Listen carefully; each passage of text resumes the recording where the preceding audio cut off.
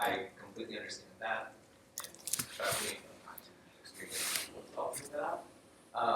But this is not a space to be comfortable. This should be a respectful space, but if we're going to actually learn about other opinions that are different from ours, like, that's not a comfortable space. We have to be open to it, and that is when we can just comfortable, we have to respect that, because these are individual experiences that we need to be respecting. So I hope you'll keep that in mind as we go forward into next.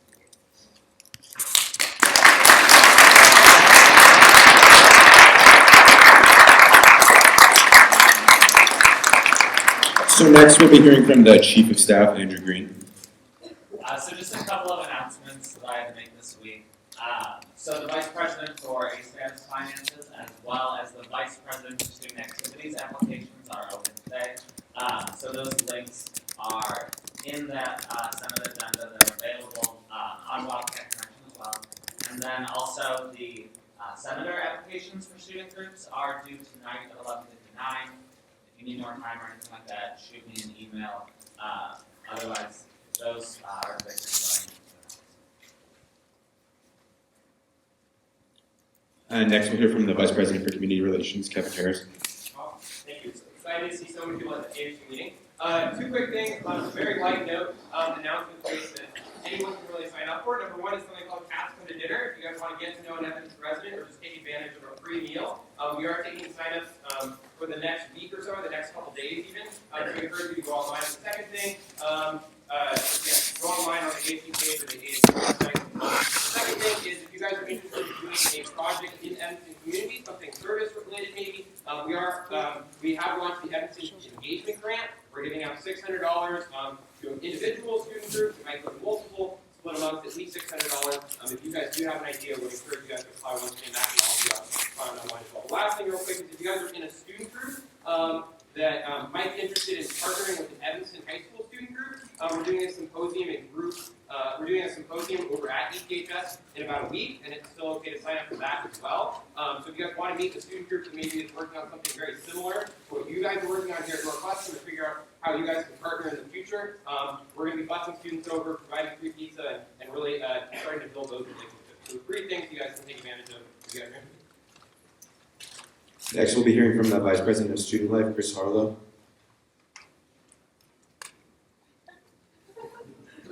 Hi everyone. Tomorrow is our last upcoming quiz class in Parag Hall. Next quarter we hope to have one in Blomquist. Spent a lot of time this week focusing on sexual assault and mental health stuff. Our ASG feedback working group and mental health working group have both met again this past week. Over the rest of the quarter, our mental health working group is going to do about 17 different focus groups with a bunch of different segments of the community that we've kind of identified, and our hope is to identify where those gaps in maybe like the services that not only the university but also the students are providing, but also understand where are resources that like NUS and Bring Extra Minds and other students might provide, and how could that be better utilized and spread across a diverse student body to better understand how we can serve students and create programming going forward, how we can best fill in those gaps that might currently exist. That's all I have. Next we'll hear from the Academics Vice President, Hannah Rennick. Hi everyone, so I'll keep it short. I just want to endorse what Austin, our Accessibility and Inclusion Vice President, is going to talk about later in the meeting, but that's the U.S. basis for the Social Inequalities and Diversities Requirement in Weinberg. We have a petition going around. We'd really like for you guys to sign it. Those of you who aren't senators and don't have access to the link, if you go on ASG's website, we have a link to this petition. There's more information on it. We'd also love to hear your concerns. Shoot me an email. Austin is also writing a point on this. Like, shoot me an email if you have questions. But like, please look into it. Thanks.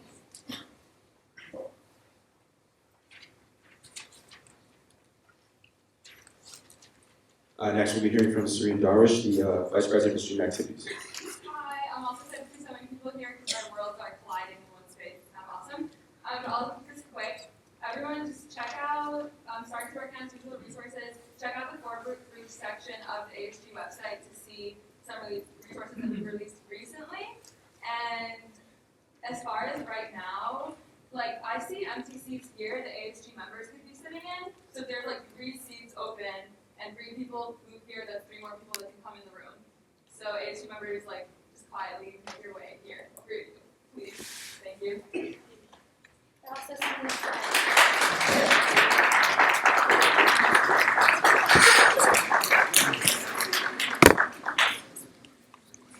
Next, we'll be hearing from the Vice President for Student Groups, Kenny Ma. Hey guys, just one thing. AHD is currently working hard to take place in the funding system better for student groups. One thing that we're encouraging groups to do right now is to get student group email accounts because every year, CSI, SOFO, AHD, we try to communicate with student group leaders with their individual Northwestern accounts, and that makes things pretty difficult. So we're really encouraging groups to go to NUIT and get student group email accounts. Next, we hear from the Vice President for Services, Christina Kim.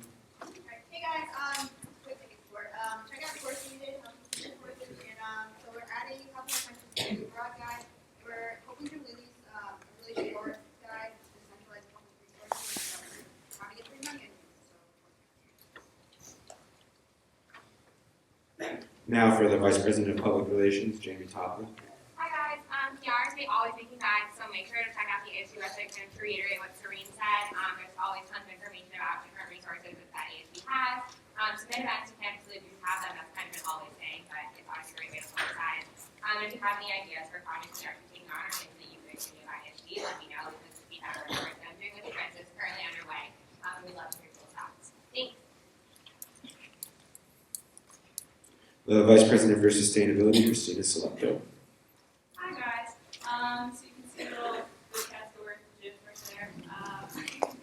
Yeah, some of the things that the Sustainability Committee is working on, we have an off-campus composting service for off-campus students as the name suggests. So if you guys live on campus and are interested in reducing your food waste, you can click on the link there in the expert report or email me, sustainability@Northwestern. Evanston is one of 3 finalists in the international campaign for the World Wildlife Fund We Love Cities campaign, which is really exciting. So it's us, Seattle, and Cleveland. You can go on to welovecities.org/Evanston. You can vote for Evanston to win, and then we get bragging rights or something. I don't really know what we get. But yeah, that's basically it. Thanks. And now the Vice President for Inclusion and Accessibility, Austin Romero.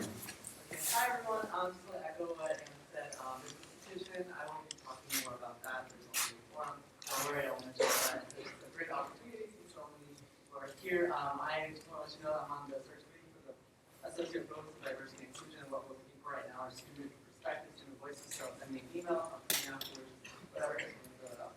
Thank you. Is Grant here? Okay. Dave, you got anything?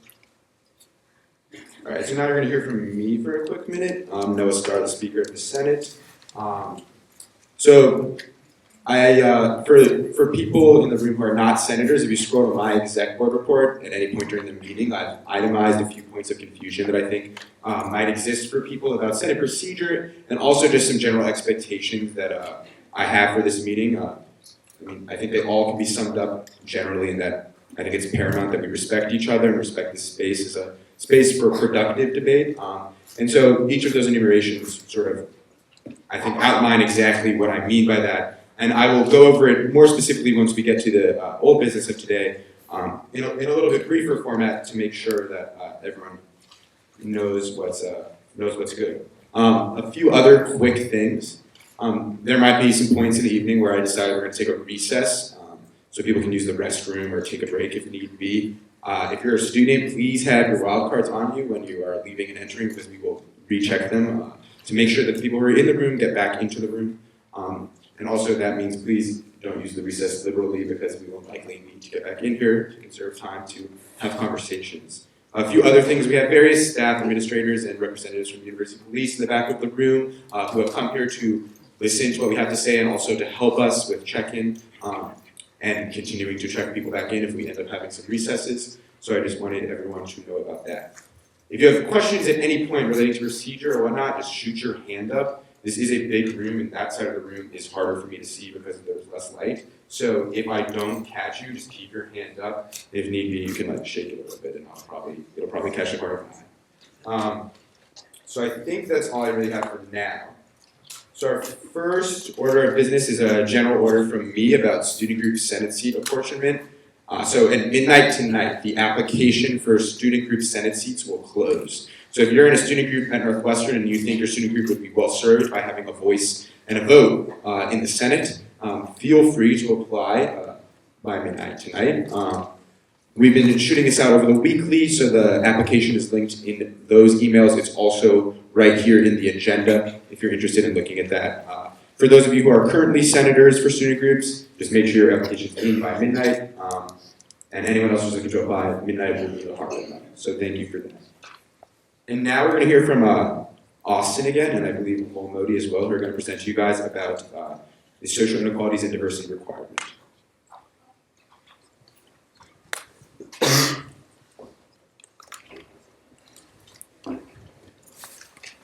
Hi everyone, my name is Austin Romero, Hi, I'm Modi. and we are from the Accessibility and Inclusion Committee. So while there are a lot of you here, so like usually when we do this, there's only like 50 people in a room, so it's a pretty opportune time. But I'll be quick, so I know there's things that you all want to talk about tonight. But so just to kind of give you an overview of what's happening, why we're here. So currently, I'm sure many of you are aware there's a petition going around that's calling for Weinberg to really strongly consider a U.S.-centric focus with their social inequalities and diversity district requirement. So as you may know, maybe some of you haven't heard of this until we sent out the petition, but this was Weinberg's and the curricular committee is currently discussing this, and they were doing it before with relatively very little student input or even awareness, and we are looking to change that. So we're really concerned with right now the way that Weinberg is discussing this requirement. ASG's stance is that it should be U.S. focused, but right now they're discussing an international focus, and Will's going to talk a little bit about that. Can you hear me off the mic? Yeah? Okay, cool. So yes, this proposal started about 4 or 5 years ago, and people who proposed it made it very US-centric. However, in the last couple of months, faculty have pushed the requirement to be satisfied by international classes. So, for instance, like a class on a group of people in like Latin America would be satisfied by this requirement. However, we don't really think that captures the original spirit of the proposal. The real focus of this proposal is to look at students to relate like our experiences in the U.S. to diversity and social inequality. And whereas it's great to learn about the international culture, it doesn't really encompass the spirit of the proposal. Exactly. Thank you. Yeah. So exactly. That's the ASG stance. Obviously, that's not the stance that you have to take, and so that's why there's going to be a forum. Monday, February 23rd, 5 p.m. in 5th. We're inviting all of the Northwestern community to come and give their perspective on what they would like the social inequalities district requirements to look like. There's a petition going around if you haven't already seen it. This is something that's really important. We're not presenting anything new here. This is something that's been going on since 2010, and then 2012, 2013 is when they wrote the proposal. So we're just trying to make sure that it's done right, it's done well, and that we can finally see something really added to the Weinberg curriculum. So thank you very much, guys.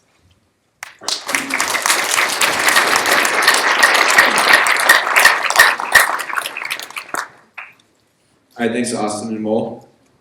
So now we're going to move into our first piece of old business today, which is SR 1415-08, Northwestern Divestment Resolution. So before we proceed into the question period and then to debate, like I said, I have a few things that I want to sort of just say to the room, and then I'll take any questions relating to those guidelines, and then we'll move into the traditional authorship and question period, which I'm about to explain how it works. So just as a general rule of thumb, I will always try to prioritize the voices of students. If you want to speak, I will make sure that I catch your hand and that you are on the list of people to speak. So the first thing we're going to do in this debate is have an authorship speech for the resolution.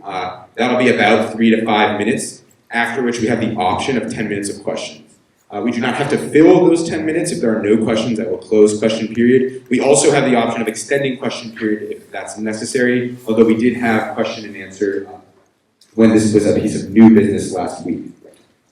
So then we'll move into debate period, which lasts 15 minutes initially, absent a motion to extend. During debate period, we will alternate con, pro, con until we run out of time or people wishing to speak. I must always ask for speakers on a given side, but if none exist for a given side, then I'll return to the opposition to see if anyone wishes to speak. Each person will speak for 2 minutes, and I'll be timing those speakers rigidly. So I have a timer up here. Once you hit the 2 minutes, I will ask you to stop speaking, and if necessary, I will use the gavel. So if we could just all agree upon sticking to the 2 minutes, I will not cut you off mid-sentence, but also do not interpret sentence to mean another additional minute of speaking, because I will cut you off at that point. You have the option of ceding your time, so you can do that to whomever you choose. But that person will only be able to speak for the remaining amount of time. So let's say you speak for 1 minute, you could cede your time to a person or another person on the same side as you, and they will speak for the remaining amount of time if they think they can fit it within that period. We can also just move on.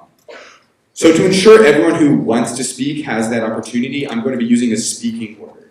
So what that means, at the start of each con/pro cycle, I'm going to need to take a few minutes to sort of survey the room and get the names of anyone who wishes to speak down. Now, I know the names of all the senators, and I might know some of the names of the guests, but chances are there are a lot of you, and I hope you'll forgive me if I ask you quite directly, what's your name? So once you give me your name, what I'm going to do is create a list that I will proceed through orderly when I'm doing each side. So, like I said, the first speech will be a con speech. So what I'm going to do is say, who would like to give a con? I'm going to go through the room and write down and take every name that I see, and then we will start with the first person on the list. The next time we go to the con cycle, I will go to the second person on that list. But before I do that, I will again see if there's anyone who wishes to add their name to the list. I know this seems kind of cumbersome, but I do think it's the best procedure. With a room of this size and with this many people wishing to participate, I think it's most helpful for me to keep track of it. So one other thing is, please forgive me if I mispronounce your name or misremember it. There are just a lot of you here, but I will do my best. So at any point, if you have a question, you can raise your hand. I basically will assume if you're raising your hand during someone speaking, that you have a question, in which case I will go to you right afterwards. So if you have a question, you can do that at any point, and please feel free to do so. One thing, though, I want to clarify is questions cannot be, they cannot be pseudo questions, and by that I mean I will ask you to stop speaking if your question is 4 to 5 seconds of an argument with a question mark at the end. That just will not be acceptable. So you need to be succinct, and you need to be genuinely curious, and by that I mean not only should you have an inquisitive tone, but your question should really be a question.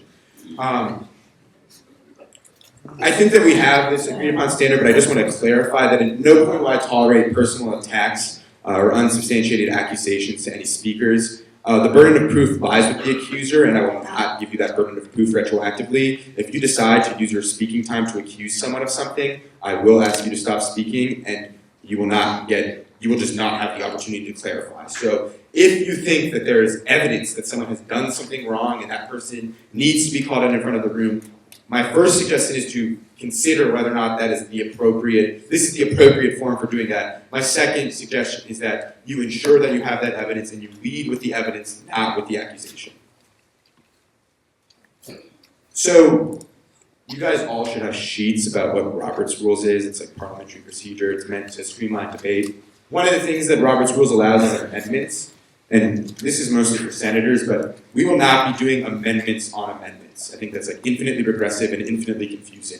So what we will be doing is if you do not like an amendment that's presented, then you should just say you do not like it as a con speech. If you want to offer a new amendment, then conclude your con speech by saying, I do not like the amendment to change line X to line Y because I think it should be line R.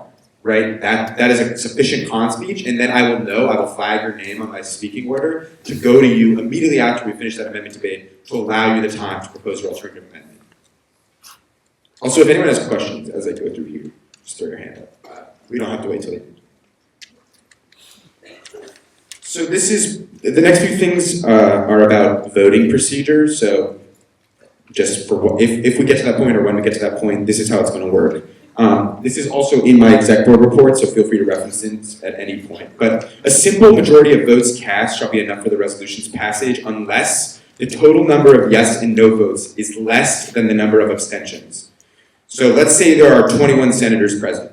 If 7 vote in favor, 6 vote against, and 8 abstain, the resolution passes. If 3 vote yes, 2 vote no, and 15 abstain, then the bill fails. I don't think the math matches up on those two scenarios, but you'll have to forgive me. I'm a history poli-sci major.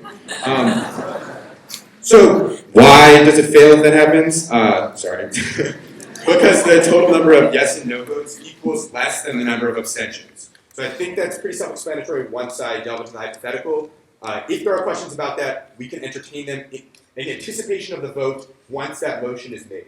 So when someone motions to previous question, which means motion to vote, I will say, is anyone unclear about the voting procedure? We'll hash out that. So then in terms of how we actually vote, senators may motion for a secret ballot vote, which means that they'll write it down on a piece of paper and then we'll tally the total numbers of yes, no's, and abstentions and then relay the results to the body.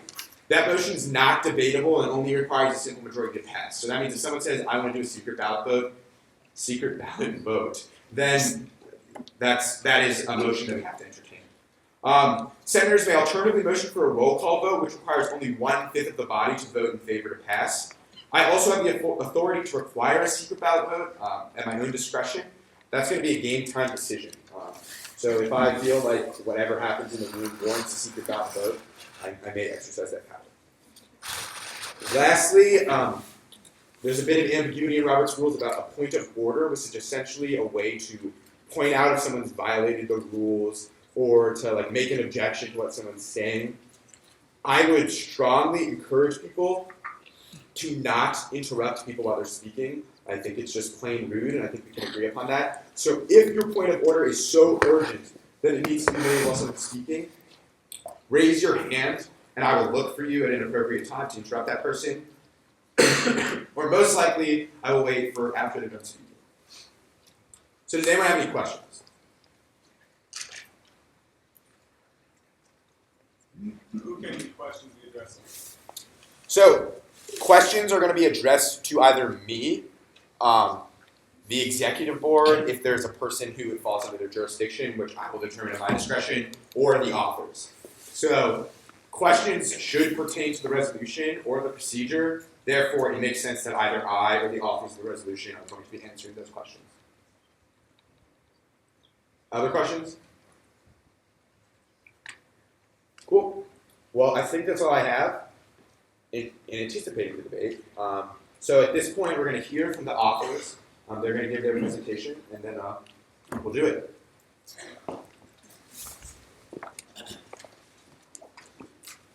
Do you want to use my microphone?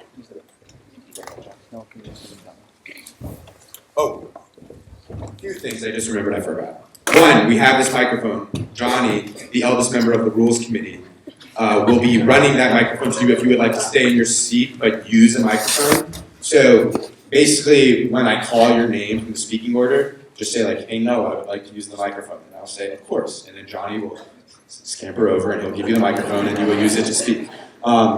If you need to use the bathroom at any point, or if you need to leave for whatever reason, you're more than welcome to do so. Just the north door, which is right over there, you can proceed in and out there, but please make sure you have your identification. Lauren, what's your question? This is kind of back to what you were saying before. If we motion to secret ballot or roll call, will we do that after we close the debate period? Is that when we make that? Yeah, you cannot make a motion about voting procedure unless there's been a motion to vote. Okay. David? It looks like there's a few committee members sitting among the senators, and we're trying to make sure that you're counting the right names. Yeah, so if you're a community member sitting amongst the senators, well, first of all, I will probably know that you're not a senator, but to make my job easier, please do not raise your hand when you're voting. I don't anticipate that being a problem. In fact, if there are other members of ASG who are sitting in the gray chairs, please come sit. We have about 2 open seats in the front. That way we can let in 2 more people from outside. Yeah, I think 1 person from the media. There are a few. We have a few options for you. So you can get up at any point to do that. Yeah, both Noah and I know who are senators. Yeah, we're not going to be counting votes then. What's the question? So if there's a... It's just the live stream. Yeah, you can use that podium. Just as well. All right, so we're going to go ahead if there are no more questions with the authorship. Oh, and sorry, I forgot. There is a live stream link if you go to the top of the agenda. So for those of you who have ways of communicating with people who are outside, one, tell them that they should look at the agenda because that orders the business for the day and it has the live stream link. Two, feel free to tell them that this is just the link to the live stream and they can watch it anywhere indoors. It looks like there's a slight lag, but that sort of comes with the internet. Niharika. If we have friends who are not part of Senate, how can they get access to the So the agenda's been tweeted out on the ASG account. It's also been posted on the ASG Facebook account, so it should be there. Everyone's also welcome. Like the agenda is a public document, so if you want to text the link to anyone or email it to anyone, you have the authority to do so. It's a viewable link, so anyone can look at it when they want to. And now I think we're ready to go with this, if you guys are.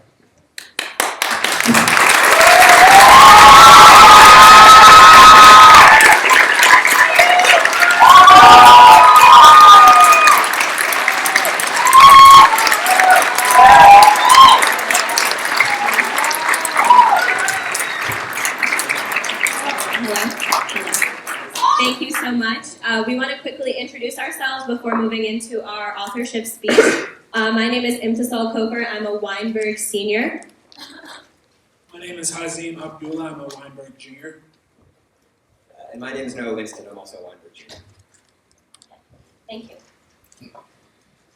Wow, okay, so it is amazing looking out into the audience right now to see how many people the NU Divest team has managed to mobilize and to see how many conversations we've started. Props to all that have built this movement from the ground up, not just at this campus, but on countless others, the ones that came before us and the ones that will carry it forward. I am here because I support NU Divest. I'm here because it matters. In this speech, we will clear up misconceptions, tell you what our resolution will do, and tell you why you should care.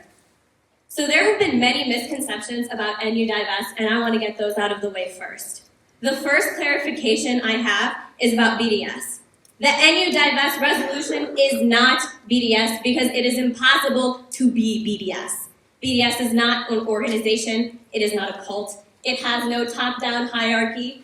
BDS is a call from Palestinian civil society. Over 170 Palestinian civil organizations have spoken. They have asked us to help end their oppression, and we are asking Northwestern University to answer that call by not being complicit. We are also not endorsing any political solution with our resolution, nor are we even implying one. The NU Divest team fully recognizes that we have no power in the Middle East. We also have no right to decide what is best for a people in a land that we don't live in. The one-state and two-state debate is an irrelevant and derailing conversation because it is premature. Before that conversation can happen, respect for human rights needs to happen, and that's what our resolution supports. Everyone that supports NU Divest does so to stand in solidarity with Palestinians against their occupation. The oppression of the Palestinians is linked to the oppression of people all over the world. Similarly, the liberation of the Palestinians is linked to the liberation of people all over the world. Now that you've heard what NU Divest is not, please listen to what NU Divest is. The 6 corporations represented in this resolution are Caterpillar, Elbit Systems, Hewlett-Packard, G4S, Boeing, and Lockheed Martin. These companies are reaping the benefits of a system of state-sanctioned violence at the cost of basic human rights, dignity, and Palestinian self-determination. So let's keep in mind that this is an urgent matter. It's urgent because today, Hewlett-Packard technology was used at Israeli military checkpoints to restrict the freedom of movement of Palestinians. It effectively dehumanized Palestinians as no more than bodies to be regulated. Today, G4S profited from prisons holding Palestinian political prisoners. Today, tomorrow, or anytime soon, it will be a Caterpillar bulldozer which comes to demolish a Palestinian family's home. This family will be uprooted and displaced with little to no notice. And let's not forget that it was a Caterpillar bulldozer, a Caterpillar D9 bulldozer, which crushed Rachel Corey's body as she was attempting to peacefully protest in 2003. Elbit Systems is a main provider of the electronic fence technology to the illegal separation barrier in the West Bank. This past summer, hundreds of Palestinian civilians died from weapons provided by Lockheed Martin and Boeing. So, senators, what I want to say to you is that this resolution is about voting about whether or not to divest from war crimes, human rights violations, and systemic subjugation. So we're well aware that the impact that this legislation is going to have is going to be limited when it comes to the Israeli-Palestinian conflict. I want to talk to you about what the impact will be on our campus. So right now, there's an institutional support for Israeli occupation because of Northwestern's continued investment in these companies. As our opposition has frequently stated, they're in favor of dialogue, and we don't dislike dialogue either. But in order for dialogue to take place, campus needs to be a safe space where there isn't institutional support for one side or the other, and divestment creates that. And I want you to look around the room right now, senators especially. Look at how many people have turned out tonight because they care so much about this issue. It is your responsibility not only to your constituents, but to your classmates that you might not even explicitly represent as senators, and to yourselves. It's important for you to care about this issue because this is something that so many people at Northwestern have devoted hours, not days of their time, to mobilize for. So, if there has ever been a question that you want answered about this resolution, now is the time to ask it. If there's ever a position that you were curious about, now is the time to ask about it. There is no further opportunity. There have been plenty of events before this where you could have educated yourself, but even if you haven't, now is the time to learn and to form an opinion and to stand up for something that is bigger than any of us in this room. And so, as I've cleared with Noah before we go into non-authorship speeches, we want to propose a small amendment to our own legislation to clarify. So if you could scroll down to the clause that says, this is in response, there should be a clause that says, in solidarity with the BDS movement. Could you find that clause? It is a whereas clause. Can you control that for that? In solidarity.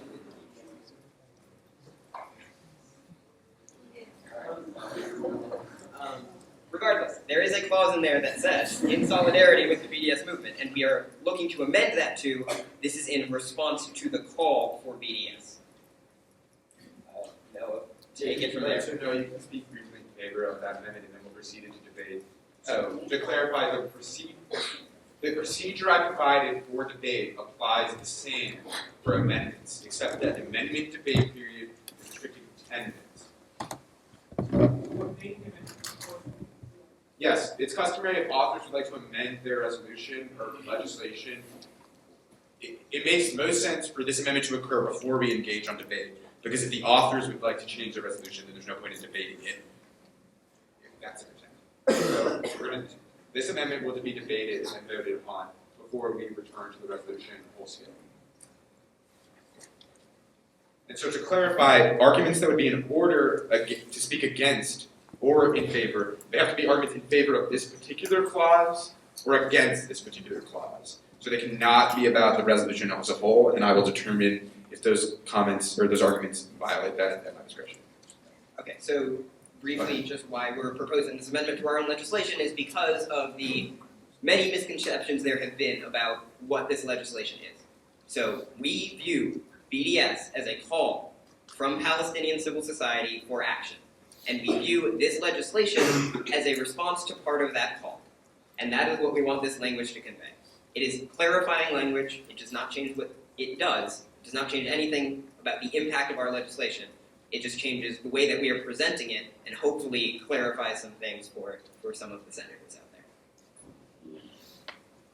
So we're going to highlight it. It's right up on the big screen. Just to clarify again, if everyone can please close their laptops. If you're having trouble seeing way over there, you can use your cell phone or laptop, but only for the purposes of viewing the legislation. Senators, you guys should be able to see, so please no laptops. Okay, so we're now in line for a con speech on the amendment, or any motion. Okay, so there was a motion to previous question. There's a question. Where? No, is that what it was supposed to say? What part of the movement or call? Yeah. Exactly what you wanted to say. So we're going to take a second to fix it.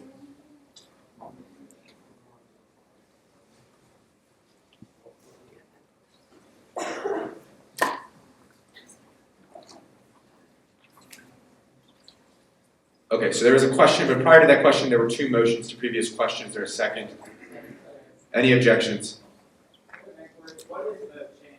Because there was one question about one word change and one about amendments that are going to be amendments to amendments. It seems like an amendment to amendment. Can you clarify? No, this is not an amendment to the amendment. Moira was, okay, I'll clarify for everyone. I understand that that's confusing. A little bit of a bumpy, we'll smooth it out. So what happened was there was a miscommunication between the parliamentarian and the amender. Okay, so there was a question, but prior to that question, there were two motions to previous questions. That Noah said, like, response. Any objections? I don't know. We will make sure that it is the right thing before we vote, but I'm pretty sure it's about to be that way. Nonetheless, those motions were made prior to the question. No, this is not an amendment to the amendment. Moira was, okay, I'll clarify for everyone. I understand that that's confusing. A little bit of a bumpy. All right, that's very short. So, all right, there was a previous question. There were no objections. We're now going to vote on this. Say aye. Aye. All those opposed? All those abstaining? Thank you. Again, if you're sitting in the senator's seats, if I'm doing a verbal vote, also do not say aye or nay, because I cannot tell people's voices. Okay, cool. So that amendment passes, which means we are now in discussion as the resolution as a whole. We will remove the highlighting. And because the authorship speech constitutes a first pro speech, we are now in line for our first con. So what I'm going to do is proceed. Sure, questions? Oh my God, I'm terrible. Sorry. We are in line for the 10-minute question period. I will now take any questions. Nathan. You said that any divestment is not in line directly with BDS and BDS movement. What about the BDS call, BDS website, and BDS handbook do you not support? Right, so I think this should be fairly obvious. BDS is a call for boycotts, divestments, and sanctions. There is nothing in our resolution talking about boycotts or sanctions. We are purely talking about targeted divestment. There is no part of the resolution that actually implements any form of boycotts or sanctions or calls for anyone to implement boycotts or sanctions. We're specifically talking about targeted divestment. And I would invite you to read the resolution a few more times to see this. Okay, we'll go back to you if we need to do follow-ups, but there are a lot of questions. Or if there are not, I'll go back to you. Other questions? I can't. I'm sorry, I don't know your name. Go ahead. You said that it's premature to have peace talks. When would the correct time be to have peace talks? We're not saying that it's premature to have peace talks. It's premature to say that peace talks are the only thing we should be doing. Peace talks have been the status quo for the last 20 years, and nothing has happened. We haven't had peace after 20 years of peace talks. Divestment is a way to uphold human rights, not necessarily a way to create a political solution, because we don't believe that we as students at Northwestern are capable of determining what a political solution should be for people half a world away. Before you speak, if you could just say your name, that would be really helpful for the minutes, and as addendum to that, what was your name? Who just asked the question? Grant. Thank you. Okay, other questions? Julia?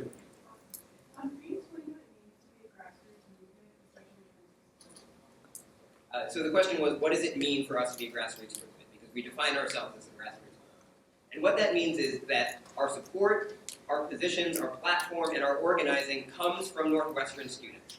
I can tell you exactly how much money we've raised. We've raised $2,640 from 41 individual supporters.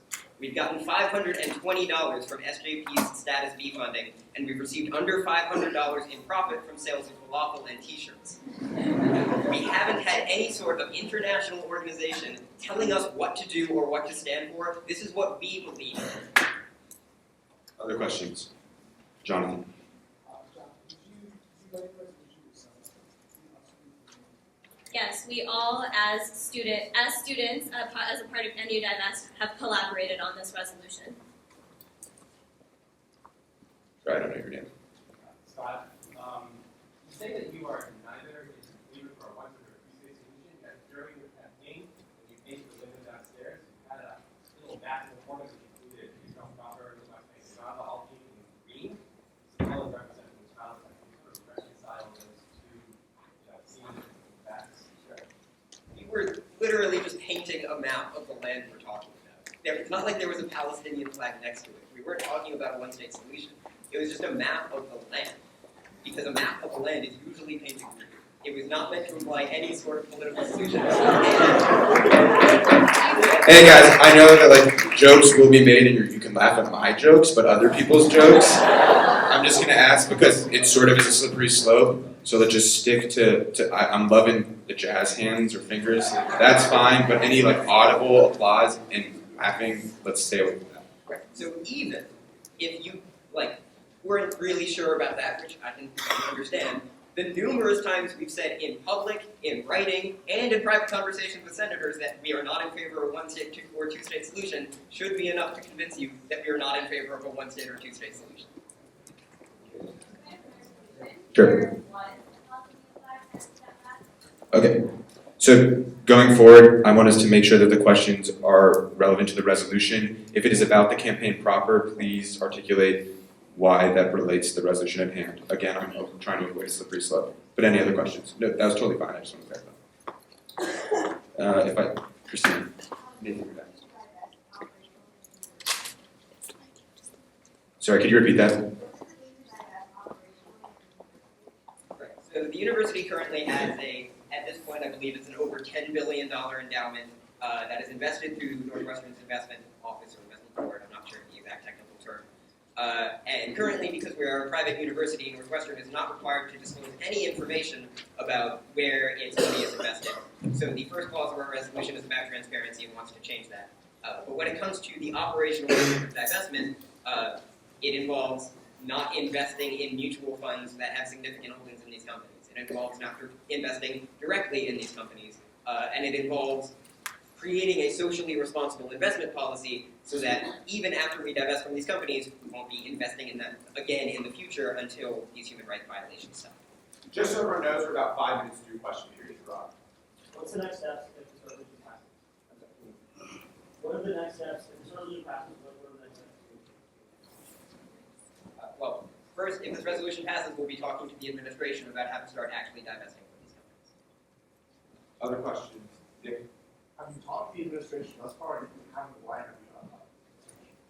We have not yet formally talked to the administration, and the reason for that is because we have been wanting to get significant support from students first. As we said, we are grassroots, so we come from the ground up. We believe in the power of the students, and and we will be talking to the administration, but I think we also have friends in the coal divestment movement that have proved that that is not easy. So. And Jacob, last week we stated that the most important part of this resolution is calling for transparent and socially responsible investment. If that's true, why do you think we're going to do only that or something? There's a really important reason behind that, actually, which is because there are other peer institutions of Northwestern that have socially responsible investment policies and have transparency clauses and have review boards. And what you see is that at schools with those policies, they will start to divest from companies that are complicit in human rights violations. But what never happens without student pressure is divestment from companies that profit off of the violation of Palestinian human rights. So this is a slightly unique case because there's never been a school that of its own accord, its administration has divested from companies that are complicit in the violation of Palestinian human rights. It requires student action and it requires student support, and that's why we're here with this comprehensive legislation. Do you want to ask your question? What's your name? Do you believe that supporting Palestinian human rights would require political legislation changes in Israel? Do you mean political solutions like 5 years worth of government? Yes.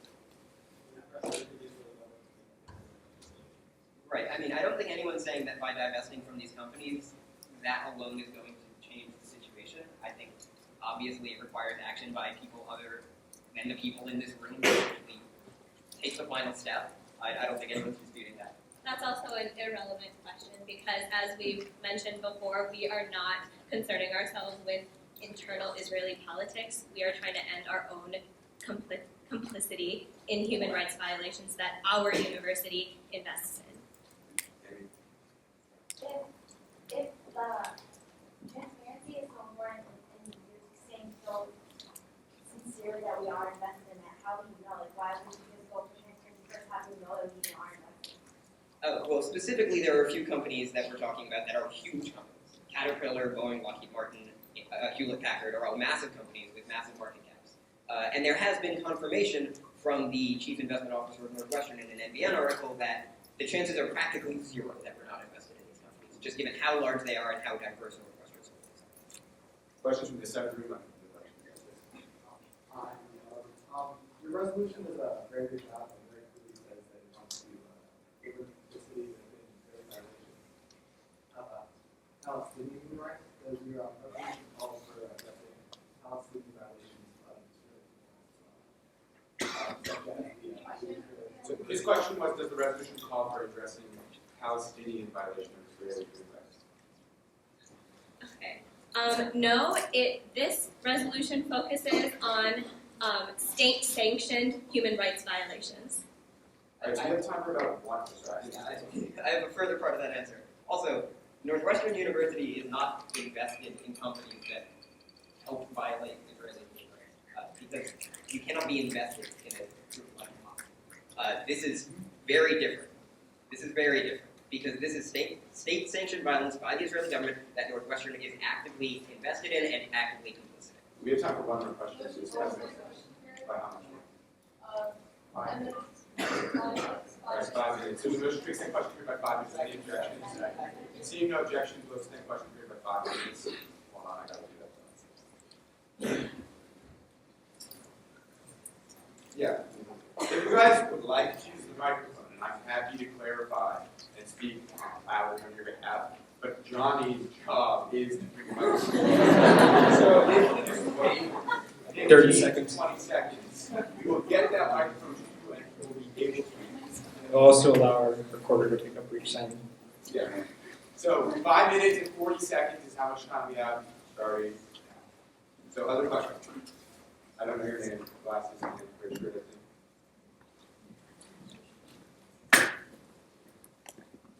My name is Elliot. Why did Divest fail to reach out to J Street U, Hillel, and Wildcats for Israel when crafting this resolution? So the answer is that we did reach out to J Street. We just didn't do it publicly. So we reached out to J Street in private. They decided they would not like to join our coalition, and that's their prerogative. As for Hillel and Wildcats for Israel, we assumed that if J Street was not willing to support us, we would not be getting more support. Hillel has taken an active stance in support for coalitions. All right, so we're not going to do follow-up questions. Other questions? Sure, point of clarification. What's up? I don't know really. Yeah, my name is Josh. An individual from NU Divest, it was Noah, reached out to me after NU Divest campaign began publicly, not before. Just a clarification. Thank you for that, Josh. Other questions? Despite what you said before about BDS, there's a BDS movement website, there's a BDS handbook for students. I am. What about those things do you not support and does this resolution not support? What we do support is divestment, which is one part of the BDS call. It's all here in this resolution. We support not being complicit in human rights violations, and that's what this bill focuses on. So everything pertinent to that, but that's how we No, guys. If you'd like to clarify your question, you're more than welcome. So this addresses the divestment part of BDS, and we're looking for a rights-based approach to divest from these corporations that are complicit in human rights violations. If you'd like to clarify your question, I think a lot of people have questions about the BDS movement, so I think it's important that you explicitly tell us what about this resolution is not completely in line with BDS. Sure. Okay, so the answer to that is that this resolution does not call for boycotts or sanctions. The name of the BDS movement is the name of the BDS movement because it includes boycotts, divestments, and sanctions. This resolution does not have boycotts or sanctions. My name's Rachel. So what about all the other elements of BDS do you guys support or not support, other than those 3 words, specifically their policy and attitudes, please? That question is completely irrelevant to our resolution. Okay, by my ears, that question has been answered. If there is a question about the campaign affiliations with BDS that can be hashed out in the debate period, but at this point, I think that both sides have asked and answered that question in different forms. This side of the room, I keep it right. Yes. Oh, that's not a question. Sorry, that's a question. So why did the organization that put their name on your resolution put their name on the resolution? So for what reasons do they support anti-Divestment? Well, I'm sure you'll be hearing from a lot of the representatives of those organizations during the debate period. But we've also seen that none of us live single issue lives, to take a quote.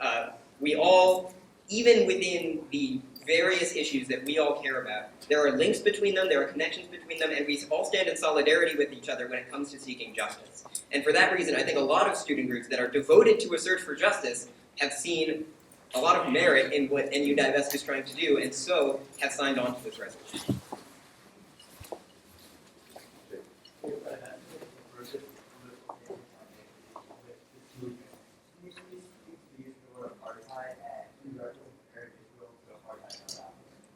Right. So our use of the word apartheid is using not to compare to South Africa, but using the United Nations definition of the word apartheid.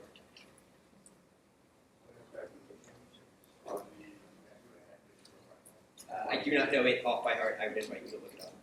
If that becomes a question in the debate period, we can answer it via those questions, but I think it's sufficiently answered. We only have 1:30 left. Okay, there's a motion to extend by 10 minutes. Yes, Nora. Will questions be addressed at any point during the debate period? Yes, so questions can be asked at any point during the debate period. But if people feel that we need to extend question period in this specifically allotted time, I am comfortable as the chair allowing those motions to be made. So there is a motion at present. I have not heard an objection. Are there any objections? An objection from the Senate body. The extension of 10 minutes. Okay, there's an objection from the Senate. Oh, sorry. You don't have to, but that way I know you're going to. So you object? Would you like to speak to your objection?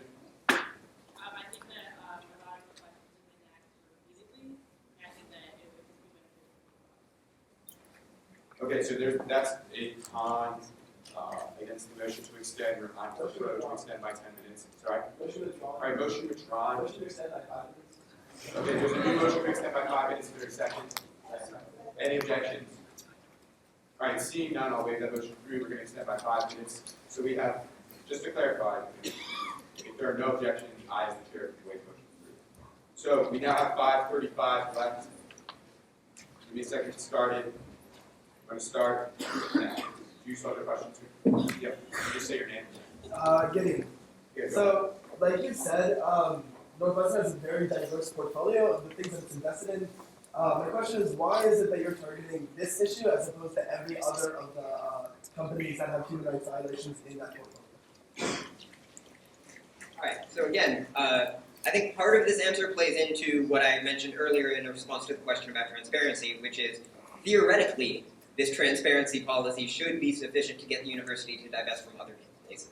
But we also want to mention that we're specifically targeting this issue both because there's been a call from Palestinians for a specific form of action, which there has not been from other countries that commit human rights abuses. And again, because even with socially responsible investment policies and transparency, universities will almost never voluntarily divest from companies complicit in the violation of Palestinian human rights. That's why we're talking about this issue right now. And it doesn't mean that we can't talk about other forms of divestment from other companies that commit human rights violations, but this is the one we're talking about right now. Other questions? You have to Can you clarify which Palestinian groups or whatever involved for these guys? Right, so there have been over 170 of them. I cannot list them 170 off by heart. Again, I would invite you to Google it and look it up. Okay.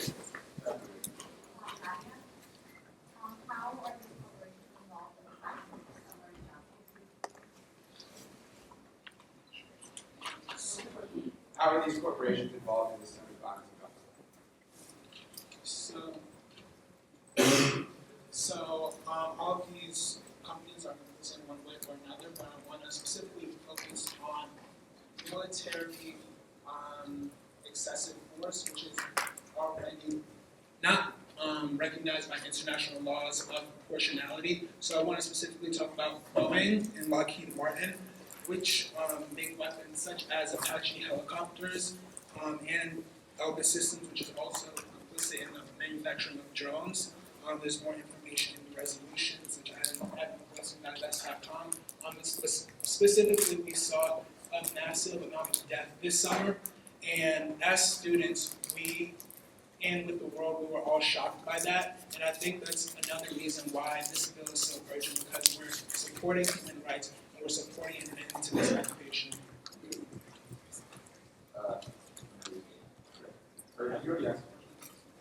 Yes, let's go.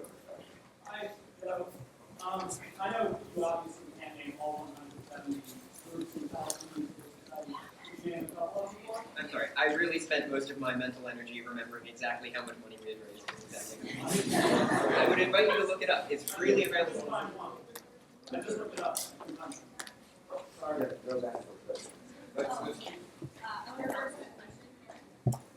Yes. Yeah, I think it's a more like well-known ones, like you find it from all Southern society. So you'll have like Pyros, which is a Christian Palestinian group that made the call. You have PQBDS, Palestinian group, BDS, and those. Those are like three of the really big ones. There's CAFD, which is about the academic and cultural boycott, and that was specifically deals with the CD and not the CD. But there are plenty of other groups. Those are some of the more. You still want to ask?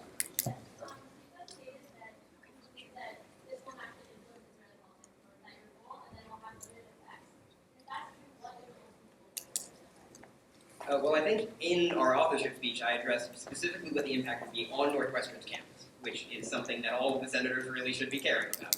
And I also think that to say it will have no impact is a little bit of a stretch. But to say that Northwestern itself, like just because this is Northwestern will have an impact, is also wrong. To achieve impact in Israel and on the occupation, you need a critical mass of public support for a certain form of action, which Northwestern cannot provide on its own, but it can contribute to. But again, I want to emphasize there's clear, tangible changes that will happen on campus that are beneficial as a result of this resolution. Okay, we have time for one more question, probably. Yes. Yeah, do you want the mic? Let me pause the mic. I can hear you. I don't know if I can. I'll say it aloud. Okay. My question is that if your ultimate goal is to end Israeli violation of Palestinian rights, why are you not calling for actions being taken by Northwestern students, Americans, anyone else, to call on the Israeli government and the occupation? Why are you not calling for a political buzz so that you believe? Sure, so there are two reasons for that. First of all, we believe that a political solution, or a sustainable political solution, cannot occur without a solid foundation of respect for human rights, which does not currently exist. And we also believe that ASG calling on the Israeli government is not really going to do anything. Netanyahu doesn't really listen to U.S. lawmakers in the actual Senate, let alone Northwestern Senate. Okay, we have 30 seconds. Yes. If this is not a political movement, how can you justify campaigns based on the copies and senators? Yeah, can you speak up? Yeah. If this is not a political movement, how can you justify writing things in chalk like Zionism is murder? That's a clearly political statement, and you've said many times that this is a political movement. Let me just repeat it.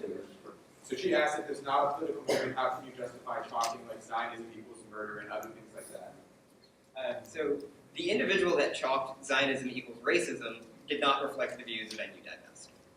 Okay, that ends question time, period. So we are now going to move into debate period. Okay, real quick. I've heard the motion to amend. I just want to clarify a few things to the room. One, for the sake of the live stream, we're going to try to use the microphone. If you don't want to use it, if you just really feel a call to speak, I'm totally chill with that. I do want to prioritize the room dynamic over the live stream dynamic.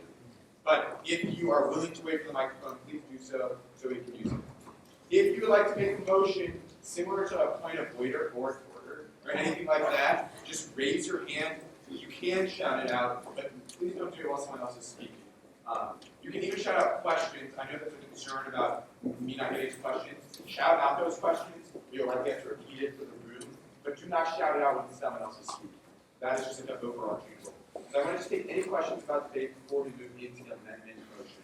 Can you post somewhere the link to the live? Yeah, the live stream link is posted at the top of the agenda. It's the Roman numeral number 1.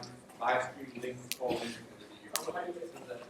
Oh, so the agenda has been tweeted out by the ASG Twitter and is posted on the ASG Facebook page. Also, all the senators have it here, so they can email to anyone. If you don't have the agenda and can't get on Facebook, it's going to be right up there. So the agenda is here. So the live stream, like, we're not live streaming it here because we're all here. But the live stream is on the agenda. So anyone can get it on Facebook. Okay, so we're now gonna go into this motion to amend that was presented by Isaac. So Isaac's gonna speak to this amendment that will be in line with Congress.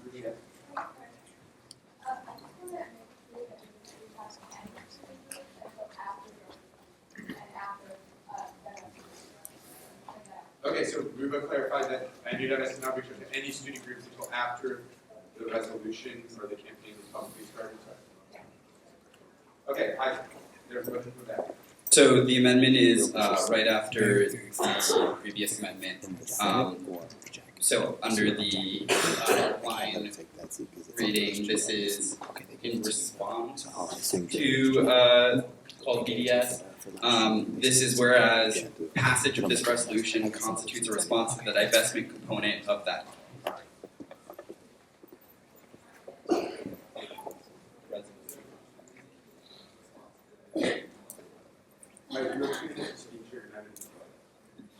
Okay, first of all, I want to say it's an honor and a privilege to stand before you all today and to be trusted in making this decision on behalf of the undergraduate students of Northwestern University.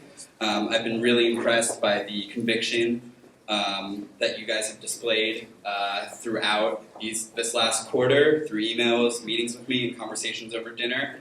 And with that, I'd like to speak to my amendment.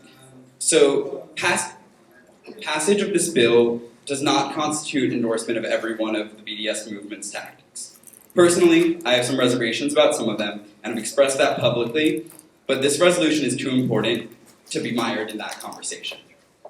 If someone would like, they can write a resolution, and we can decide that issue at a separate time with a separate vote, but this resolution, as currently written, and as amended, is about making ourselves and our institution less complicit in the human rights violations being committed against the Palestinian people.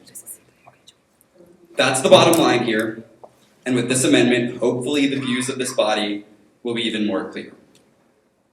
So we're now in line for a con to the amendment. So just to clarify for everyone, the amendment is, I'm colorblind, so I think that is orange. The orange highlighted, whereas was, it might be green.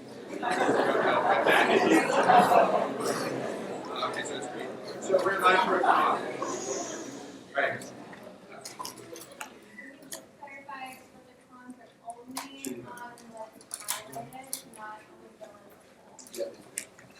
So it could be yes or senators, just so we know.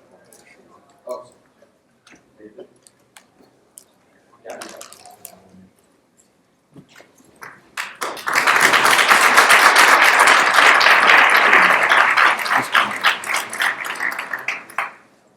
Simply removing one line from this resolution is insufficient to delink it from BDS and its one-sided finger pointing towards Israel. This resolution, even with the new amendment, is not separate from the last month of NU Divest and BDS's campaign. NU Divest has linked themselves to BDS through their events, through their website, and through their use of their handbook. And even with this new amendment, it will be a victory for BDS. At UC Berkeley, when the same amendment was added, the student government president explicitly said he did not want the resolution to stand as a pro-BDS one. In spite of this, BDS website declared victory at UC Berkeley after the passage. We are clearly, as a student body, not behind BDS, and it would be a loss for the Northwestern students to do this so. Furthermore, we are merely choosing option 3 from the BDS handbook. Right here, I have the handbook that outlines how students can execute BDS campaigns at their schools. It gives 3 options to students based on the climate of the campus. Option 1 is a blanket resolution that includes academic boycotts, like was proposed last year. Option 2 was the initial resolution that was being presented today. Option 3 is the amendment being debated now. Simply changing words does not change the meaning of this resolution. This resolution is largely about a message and a symbol to send to Northwestern administration. Is the signal that you want to send one that explicitly calls on the BDS handbook and does nothing to further prospects for a just resolution for Israelis and Palestinians? This amendment does nothing to change what I hope your answer to this question is, saying no to BDS. If this bill does pass, it should be nakedly clear what it is, and that is a firm part of the BDS movement.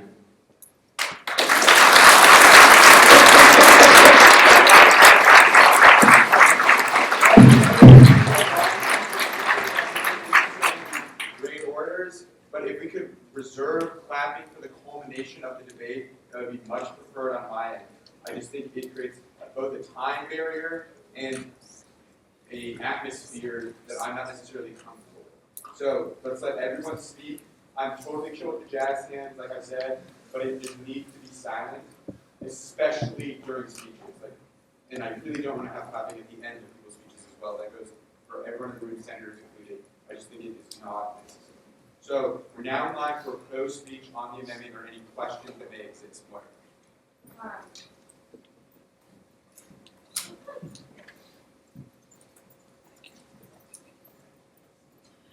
Yeah, so I guess I just want to clear up some stuff about what this amendment does. Just like the other amendment that the authors called for, this is a clarifying amendment, and this is not intended to change. Isaac made it very clear that it's not intended to change the content of what the resolution does. It's just intended to be more clear because there's obviously a lot of continued confusion about what exactly this resolution calls for. It's intended to send a clearer message about exactly what this resolution is doing. So I just want to add that this resolution should be considered for what it says and what it's trying to do, and it should be considered on its own merit. And I think that this amendment makes that clear. It makes it clear what the intention is. It doesn't change. The previous speaker was right in saying that it doesn't change what the resolution is asking for. So there's 47 seconds left on that. So SJP is one of the main groups behind NU Divest, and last winter had some events about the academic boycott, but chose not to present a resolution in support of that boycott for a reason. This resolution is about divestment. Whether or not people who support this resolution support BDS just really isn't relevant. If we do one day bring a resolution to the table about the boycott or the sanctions, even though we're a university, we can't do that, then feel free to shut down that resolution, but that's not what this is asking for.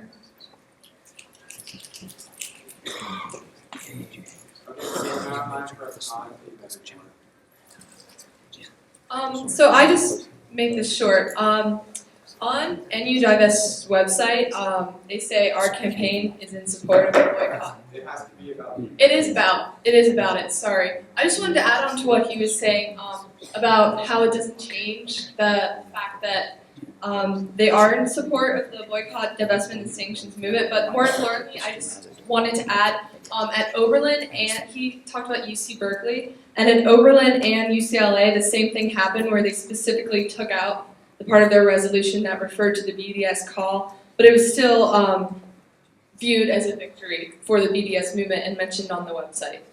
I'm just going to take a brief moment to clarify my thought process and how I think this debate makes the most sense, just so that everyone understands. I totally understand the need to make arguments or to explain why this resolution as a whole might be a component of the BDS campaign, but the proper forum for that discussion is in the debate period of the resolution as a whole. That is a debate about the spirit of the resolution. As I see it, this the addition of this passage does not would not be the end all be all of whether or not this resolution entertains the BDS movement or contain components of that. So that debate can occur once we get to that debate period, but any further arguments about why this relates to BDS have to be specific to why the addition of this amendment would somehow further its affiliation with the BDS movement, if that makes sense to everyone.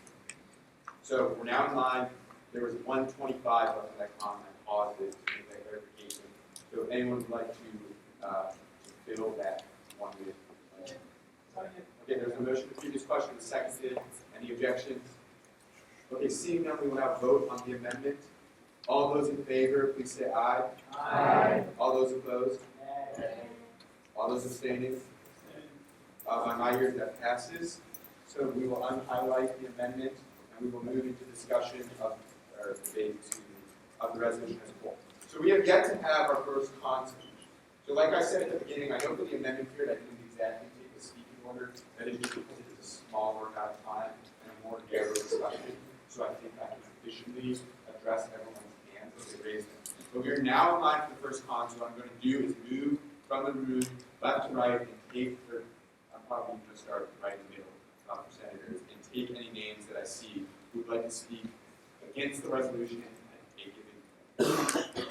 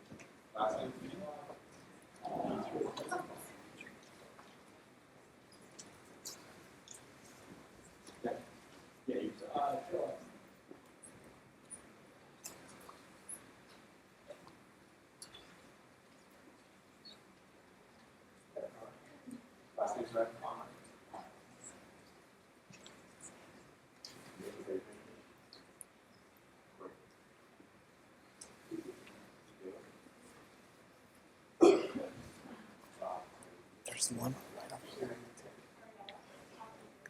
And then behind Ariel. Okay, Ariel is there. No, there's a couple more over here that you can't see behind the Oh, yeah, podium. I'll be back. Just give me 1 second. Sorry, Ariel is there.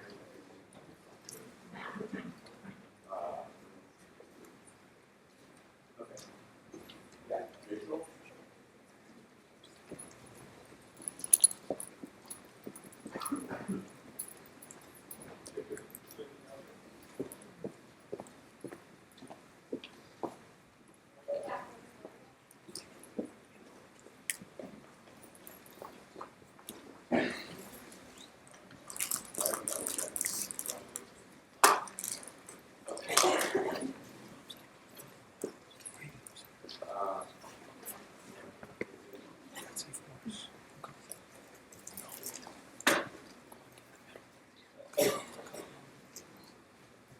Yeah, I'll take you last and I'll go over.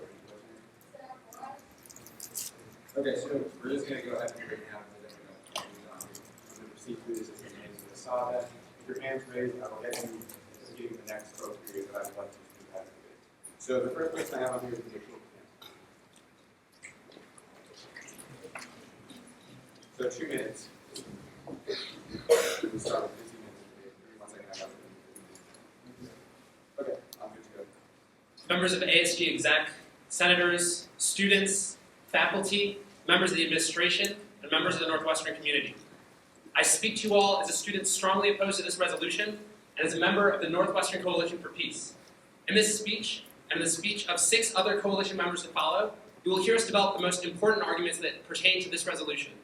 To begin, I will tell you very briefly about what this debate is not about, but instead tell you what tonight's debate is really all about. The debate tonight is not about the merits of a socially responsible university investment policy.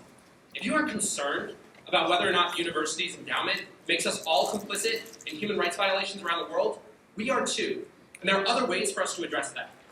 If you believe that students and other members of the NU community should have a say in the values that guide Northwestern's investment policy, let's have a talk about it without aligning ourselves with a divisive and a politicized movement.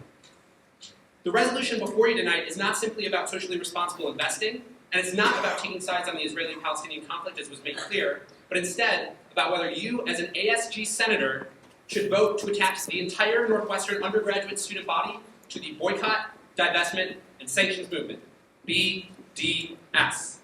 We will prove to you tonight that the BDS movement is not a viable pathway to human rights for Palestinians and Israelis. We will prove that supporting the BDS movement moves us further away from a two-state solution, the only political solution which would ensure self-determination, justice, and lasting peace for Palestinians, Israelis, and, if you'll allow me to dream for a moment, perhaps the entire Middle East. Voting no is about envisioning a future of mutual understanding and respect, not about picking one side or another in this conflict. If you as a senator have any doubts about linking all of us to a movement that will obstruct the path to a two-state solution and pull Israelis and Palestinians further apart, then you should join me and the hundreds of other students who have signed our petition in voting no to this resolution. Thank you. Okay, so we're now in line for cons, so I'm going to do the exact same thing that I did. What are you guys? You right there, sorry. Okay. Other hand? Serene. Ruba.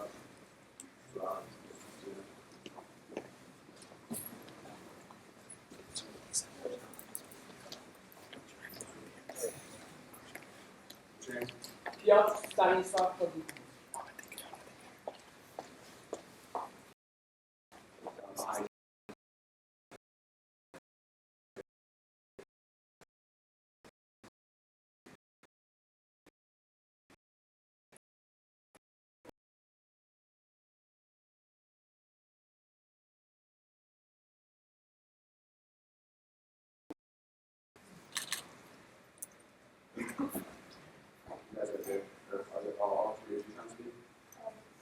Yeah.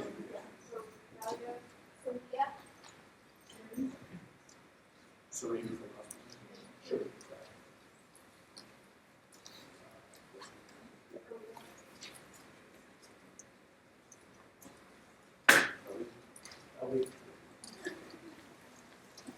The feed froze. It's not frozen. You can check. I'm going to take a few more, and then I see you guys back there. Well, I'll go to the side.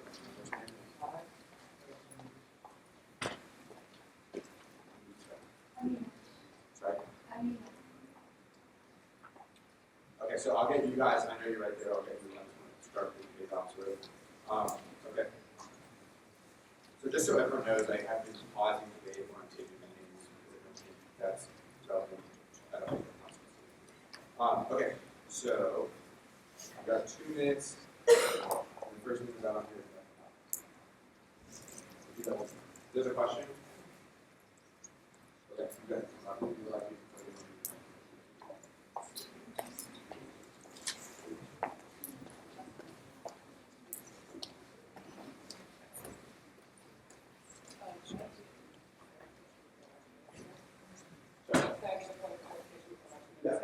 Okay, so in line with FMO's media policy, all campus or media organizations should be aware of this already. We are not to be quoted or have anything we say associated with FMO unless you have spoken to us and shown some quotes ahead of time. For those of you who are confused in the audience, it's because we've been systemically misrepresented by campus media before, and we don't want that to happen again. So if we see anything posted that quoted without our permission, there will be a problem. There we go.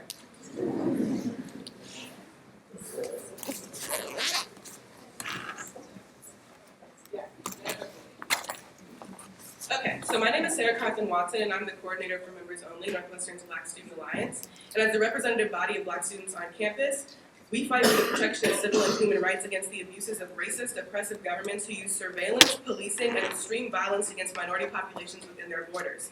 As activists, we recognize that systems of oppression are linked across oceans and country lines. Therefore, we are unable to ignore the similarities between the struggles of our people here in the U.S. and that of our Palestinian brothers and sisters abroad. We vehemently denounce the actions of Israel and see BDS as an important tactic to force the hand of justice, and therefore, we ask that the Northwestern Associated Student Government pass this proposed resolution to call for the divestment from the aforementioned companies that allow for this violence to continue. My name is Kittis Tamerly, and I'm the Vice Coordinator for External Relations for FMO, and I briefly just want to say that right now is a moment of crucial solidarity.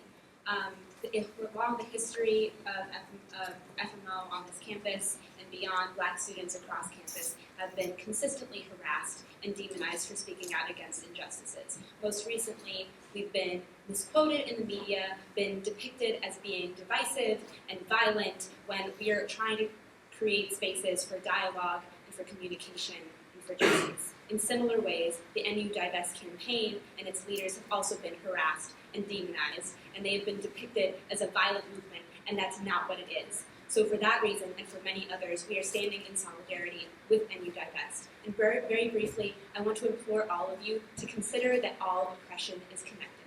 So you may have your particular allegiances on or off of this campus, but you need to consider that all oppression is connected, and if you are choosing to be complicit in this form of oppression, then you are choosing to be complicit in all forms of oppression. Thank you. Okay, so do you have any questions about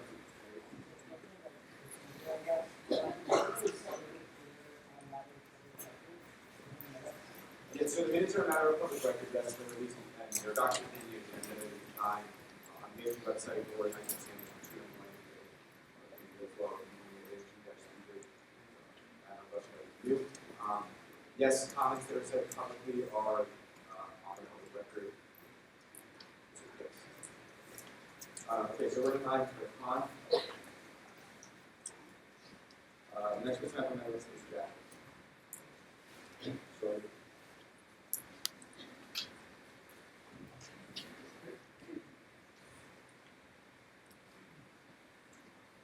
What is the impact of passing this bill? The thing is, we're not actually debating divestment. We're debating whether or not to ask the university to divest.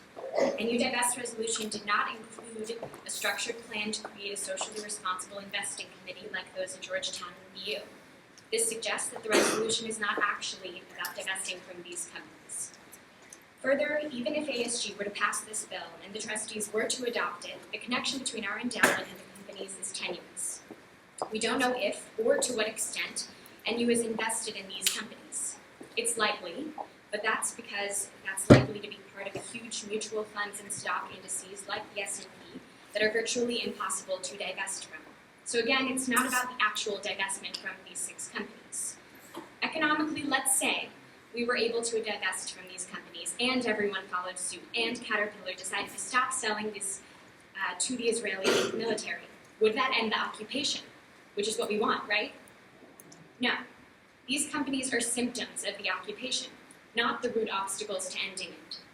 Personally, it might make some of us feel good to wash our hands of these companies, but it's a real problem when activism becomes about us. It should be about making an impact on the ground. And since it's highly unlikely that Northwestern University would or ever could divest from these companies before any of us graduate, the personal complicity piece should make no difference. So why would NU divest bring this campaign? A divestment bill itself does not end the occupation or even bring us closer to it. The only way the campaign makes an impact is by adding strength to the BDS movement overall. Adopting this resolution is not the least we can do. It's not a small step in the right direction. It's no steps in the right direction and a giant leap onto the BDS bandwagon. And therefore, this debate must be about the implications of deciding to make that leap.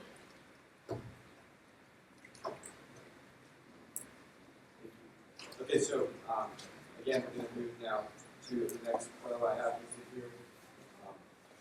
Are there any people that want to add themselves to this?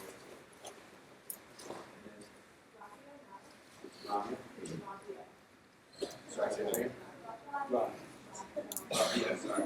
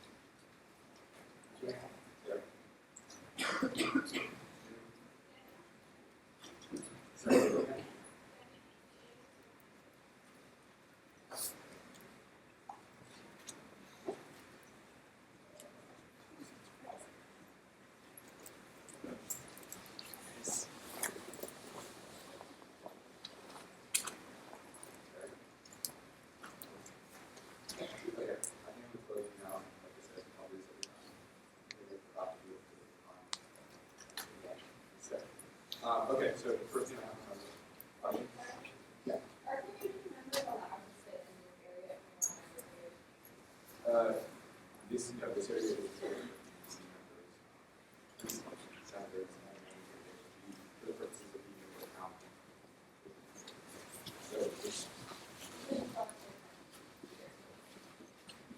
Well, there are people who end up in the media and the Senate, so I prefer how they perfectly. This is a tight space. So we're going to go ahead with the pro. First name I have here is Serene. Hi, I'll probably speak twice because we're going to let Palestinians speak for ourselves for once on this campus. I'm Serene Darwish. ASG knows me as Serene Darwish, a name that allows me to blend in a community that I have been a committed member of for 4 years now. I have given love, time, and work to Northwestern, and for the first time, I'm asking that Northwestern love me back. Today, I'm in this space and letting all parts of me be in this space. I'm Serene Darwish. I'm Serene Darwish. I'm ASG VP for Student Activities. I'm an NU Divest organizer. I'm a U.S. citizen, a Northwestern senior, a woman, a Muslim, an Arab, and a Palestinian. Today I'm referring to Palestinians as we, not as an abstract they, like I tend to. All parts of me feel called upon to speak in favor of this resolution, which is an opportunity for senators to stand in solidarity with people who have suffered for too long, a people whose time has been wasted for too long. Please use your judgment. Please use your best judgment as you were selected to do. In Palestine, I would be subject to wait in checkpoints for hours on the way to school, and it is HP technology that would help IDF soldiers recognize my nearly black eyes as those of a Palestinian. I could be thrown in a G4S-run prison at any point like Dina Khattab was. She is a Birzeit University student who was sentenced this week to 6 months for participating in a demonstration. The executive director of Al-Damir said, "They treated Lina as if she is so dangerous, such a serious security threat. I see myself in Lina and it frightens me because it begs the question, if you are willing to allow these companies to facilitate the oppression of Lina, would you be okay with them doing that to me? Would you be okay with my imprisonment, with my statelessness, with my torture and my subjugation, and are you okay with my exile?" People spoke on behalf of Palestinians for too long, and the BDS call was one of the ways Palestinians reclaimed our own voice. I will not address the members of the Coalition for Peace who have interned at the Settlers Council, who attend the AIPAC lobbies, warmongering DC conferences, or the supporters who never felt compelled to engage in dialogue on Palestine-Israel prior to the launch of this campaign, but I want to respond to those allied with them that tell us we've been working for peace, why won't you wait for us to save you? And I'll do that at a later time. Thank you.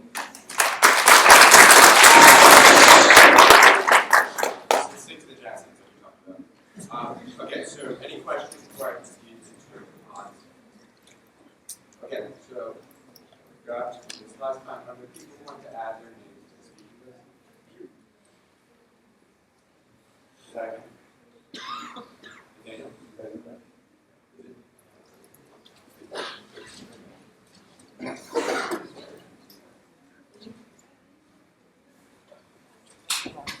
Is that a name? What's your name?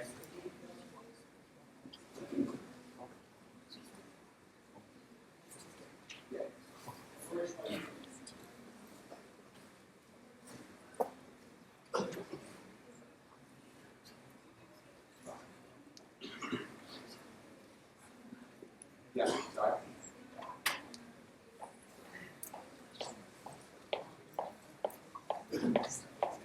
Ghassan Shamia. Say your last name again. Shamia. Oh, there's someone on the other side of the podium. Yeah. So,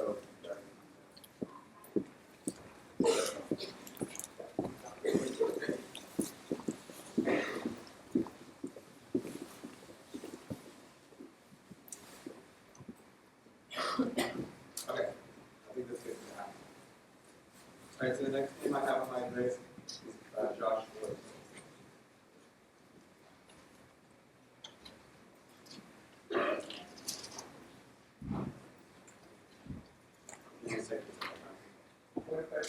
Yeah. I would love to ask questions in response to from. Yeah, questions can be entertained at any point. So I think what I'm going to do for Steve to figure out is between the pros and the cons, I'm going to open up the space for questions and try and address as many as possible without detouring from the momentum or narrative. Is that another question? So I guess it depends on the nature of the question. If it's about the resolution, that would go to the authors of the resolution. If it's about procedure, I guess every other question would go to me first, and And if I put it as a person, if the audience is qualified to answer it, I will defer to that person. So it's either going to me or the audience. Yeah. No, it can't. Yeah, okay, it can be, but let's be cognizant of how we'll questions are phrased when we're asking questions of people. But just to clarify, the reason why I say that first is those questions are usually limited to the shape. So I wasn't blind. Other questions? Okay, cool. So, Josh, I'm ready when you are. Framing its campaign as standing on the right side of history, Divestment has asked us to choose between supporting human rights for either Palestinians or Israelis, when the moral imperative is to stand for human rights for both. As someone committed to ending Israeli occupation and working toward the two-state solution, I am outraged that my progressive stance has been marginalized from the human rights discourse on campus. My circumstances expose the polarization that Divestment has instigated through its response to BDS. If we allow this partisan climate to persist, then it will be a long time before we can begin to confront the issues that divide us. BDS has not only polarized campus, it also empowers right-wing extremists in Israel by legitimating fears that the world opposes Israel regardless of its policies. Extremism and divisiveness are not what we need on campus, and they're certainly not what people need in Israel and Palestine. So what kind of precedent do we, as a student body, want to set? What kind of legacy do we want to leave behind? In my eyes, the best way forward for university students taught to think and discuss and engage critically before action is through dialogue. And I'm talking genuine conversation mediated through a sustained dialogue platform, not the debate that we saw hosted by Northwestern Political Union. If we follow this path and are incapable of reconciling our differences, that's fine. But before we reach that point, we need to make an earnest effort to listen to and internalize each other's hopes, fears, motivations, and positions. As Muslim Public Affairs Council explains in their publication Envisioning Peace, without really understanding the other's culture and history, both communities will continue to use their worst fears to judge one another and gain no insight, which will inevitably lead to more damage. This is the risk we run by passing this resolution. We risk putting a major obstacle in front of mutual understanding and empathy at Northwestern and in Israel and Palestine. I know that it won't be easy, but we're students in an open university with the free exchange of ideas. We are the perfect candidates to model coexistence. Please, give us a chance to find a better way forward. Okay, any questions? Okay, seeing none, I'm going to move. We have a long list, so I think I'm going to just get through for a little bit, and then I'll take names on both sides. So the next person I have speaking in favor is Aneesa. Oh yeah, I'd like to see that legislate. Okay. Do you want to ask a question? We can make it like this. Yeah.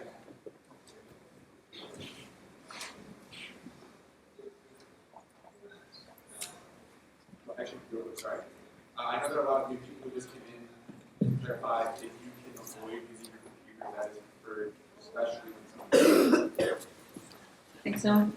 So, we've been working for peace. Why won't you wait for us to save you? That's basically what the last speech said. Why direct action? Why are you impatient and irrational? You are not the first to say that. Martin Luther King Jr. struggled precisely with people like you. These actions are because Palestinians asked.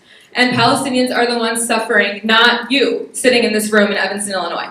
The two-state versus one-state versus three-state versus no-state debate is premature. We are not at a point in history yet where we can discuss implementing any of the above because Palestinians are still waiting at checkpoints, are still thrown in jail, and are still stuck in refugee camps. We are displaced and we are uprooted. That's why I'm in this tundra right now. And Israel, that holds all the power, has made clear to the world that it seeks no solution. It is not us that are pushing for a one-state solution. I beseech you to look up the realities on the ground. It is Israel that is the one state ruling over all of Israel, Palestine, and all Israelis and Palestinians. So I'm going to invoke another great now, George Orwell. When the general atmosphere is bad, language must suffer. And that's how you get something called the Coalition for Peace. When peace means the status quo, when peace is considered disrupted only when voices that challenge your comfort speak out, when you refuse to be moved by your peers' calls for you to listen, and more importantly, by Palestinians' calls for you to act, it is a peace that stalls, it is a peace that suffocates. There is tragic irony in positing this resolution as violent and aggressive when it is a resolution in solidarity with Palestinian non-violent resistance against very violent and systemic oppression.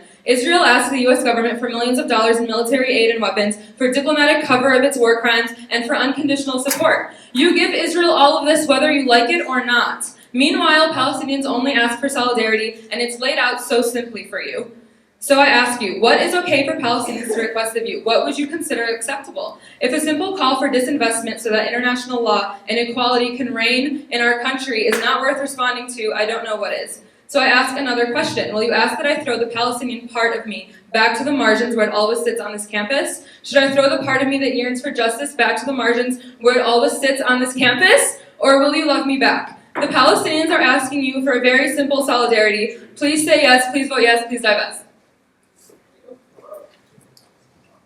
Real quick, I don't mean to harp on them again, like any sort of audible noise, that's redundant, but you know what I mean? When someone's speaking, whether it's in favor or against, it's just a slippery slope, so I'm letting people like woo or clap. I otherwise stop people who are booing or not people.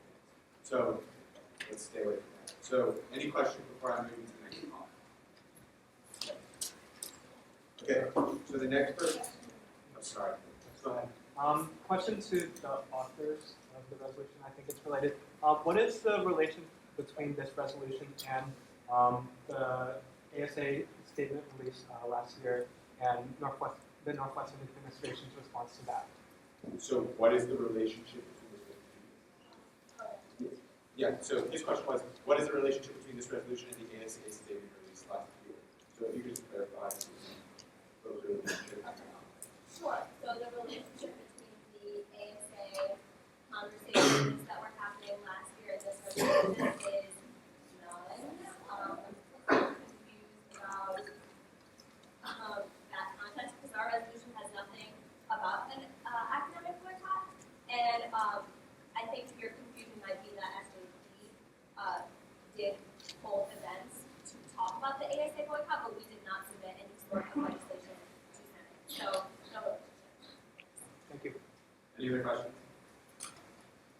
Okay. The next person I have on my list is Scott Spicer.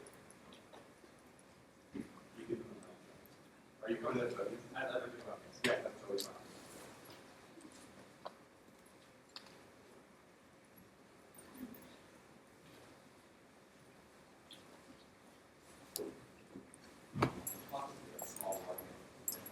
Yeah, I can do 30 seconds. I can do a minute 30 seconds. And that goes for everyone, by the way. If you'd like, I have not been doing it because I don't want to interrupt, but if you would like me to let you know when I have a minute or 30 seconds left, I will do that. But I'll leave it now. My name is Scott Spicer. I'm speaking on behalf of the Coalition for Peace. I'll be some of the key points that were mentioned earlier. I will be discussing how this resolution places blame just on Israel for the situation in the West Bank and Gaza by ignoring facts and context regarding the conflict. Divest and BDS claim that one does not need to know the context of the situation to support their resolution. They frame the whole conflict as solely Israel aggressing the Palestinians. Yes, the situation in the West Bank and Gaza is awful, and Israel is partially to blame. Yet one must wonder why it is the case that the situation is as it is currently. In 2000, Palestinian groups launched the Second Intifada, which involved suicide bombings almost daily on public buses. This Intifada continued for almost 5 years, causing almost 1,000 civilian casualties.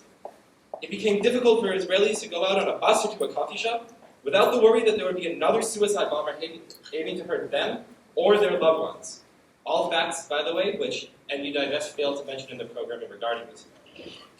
And furthermore, this summer saw Operation Protective Edge, with over 4,700 rockets shot from Gaza intentionally over civilian areas, including Tel Aviv, Israel's second largest city.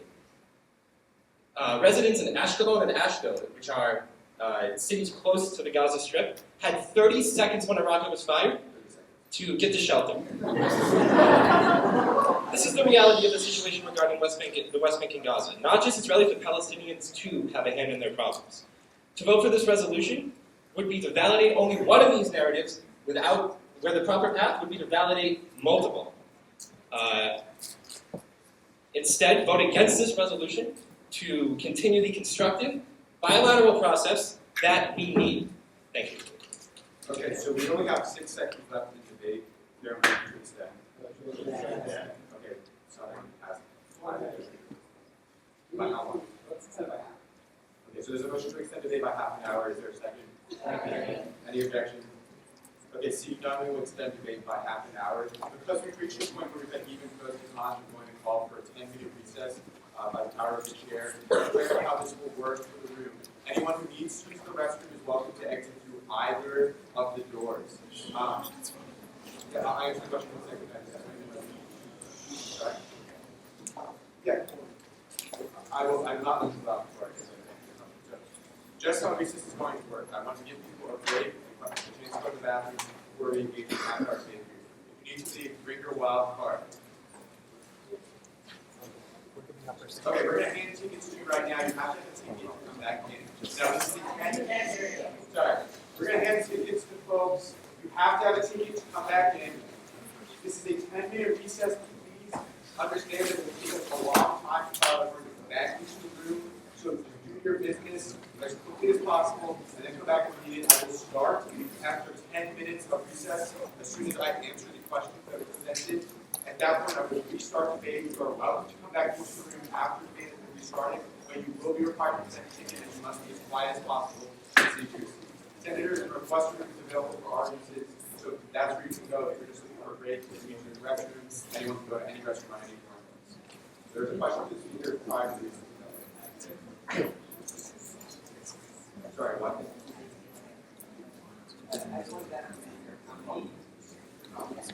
Oh, sorry. Okay, there's a question for the speakers, you, not me. No, I said the question for the speaker were allowed if you're done with the chair. I thought that was. So what's the question? How many rooms of those so the question is how many civilian residents have to be during operation? Okay, so that question was asked, that question was answered. Sorry, I misunderstood. If we could just, I am the speaker of the Senate. Everyone else is speakers. And also, if no Winston is talking, you also need to say no Winston versus no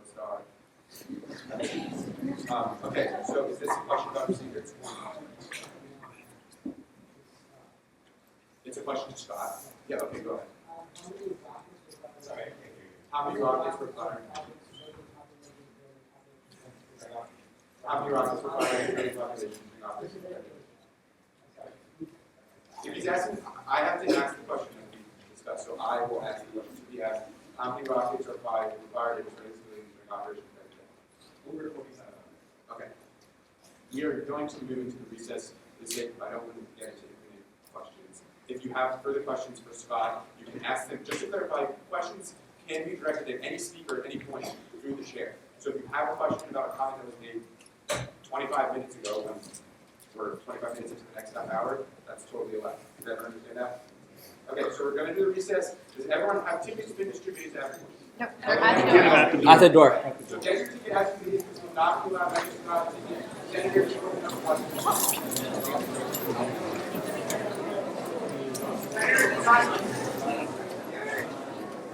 He's calling me. Who's that? Outside town.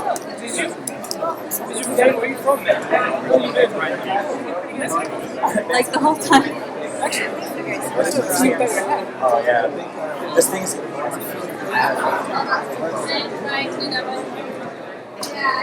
Give it up.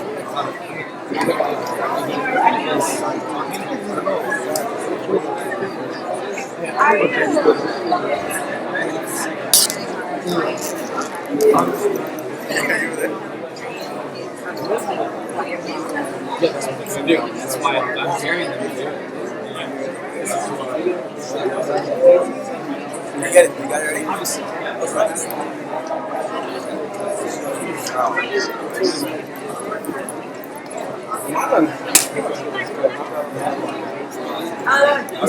Is he great? Is he good? Oh, yes, I'm good.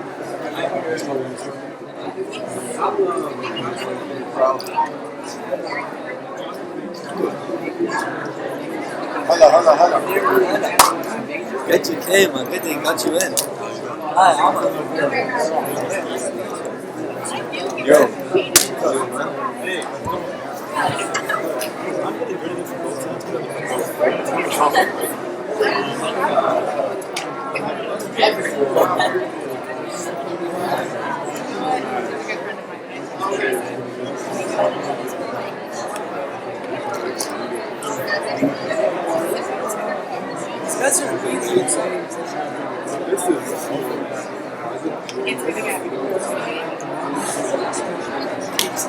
like, okay, I understand there's 1,800 civilians were killed this summer. And 6 Israeli civilians. Like, I'm not saying, I know. Because that's the thing. It's terrible. It's terrible to say. I'm not fucking this. I don't do this. No, there was drinks in my house. But it was all in the West Bank. Exactly. I mean, it's supposed to be. It's more complicated than that. Like, yeah. No, listen, I have friends of mine that were in the second intifada, by the way. No, but here's the thing. It's like bringing back the BDS. I mean, I'm supposed to kill them. I used to get them and tell them, alright, so the issue here is this is here's another thing that's similar to that. Like, why is it why are we afraid for BDS to celebrate their birthday? Since we just support people. Why is it a problem?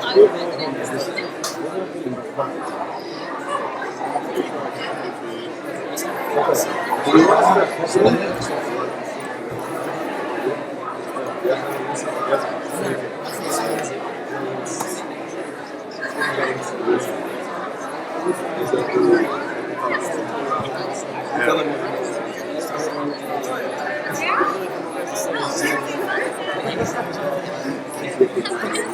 Yo, this is ridiculous. Like,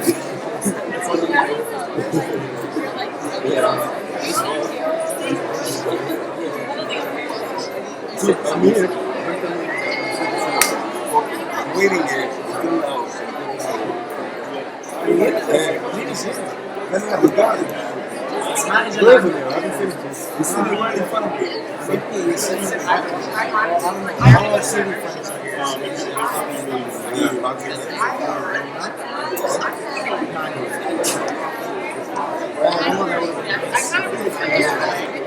Yeah, I mean, I'm waiting for it. You did? I don't know if you're sick.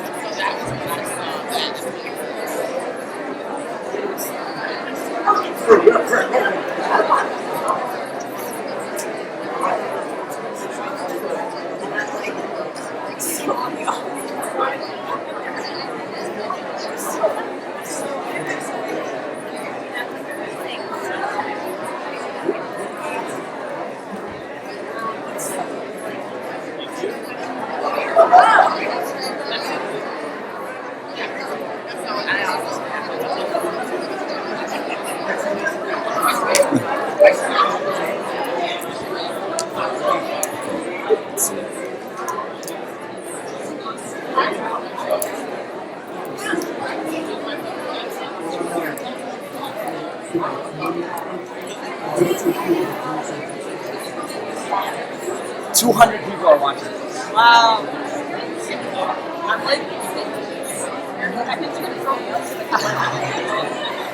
I was Sorry, you're in charge of what? Kind of, yeah. Okay, so Actually, I am. there's a comment section. Apparently it's getting ugly. I got Thank you so much. I have to find out how to do that though. Hold on. We could just turn it off. I didn't even know why I had it on. I'm sorry. No. Yeah, I'll turn it off. Somebody pointed it out to me, so we'll fix it. Thank you so much. Yeah.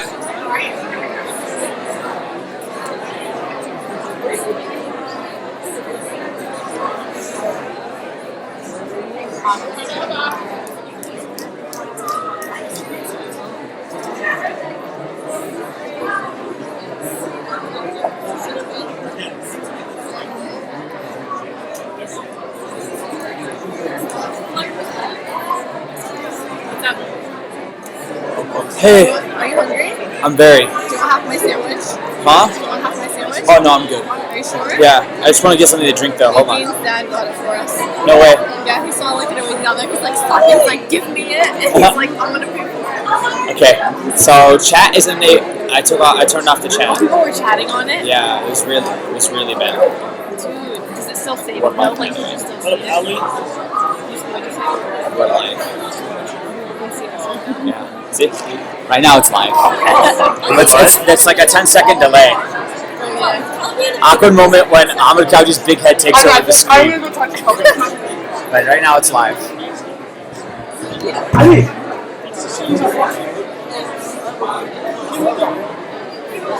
Shout out to the Bahamians. Stop, you can't.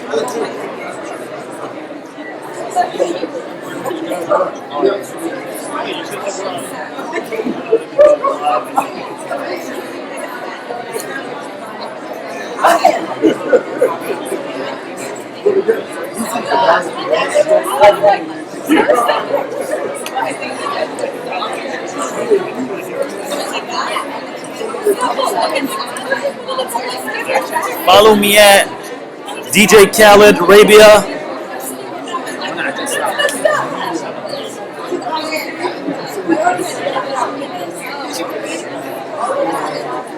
And then I was like,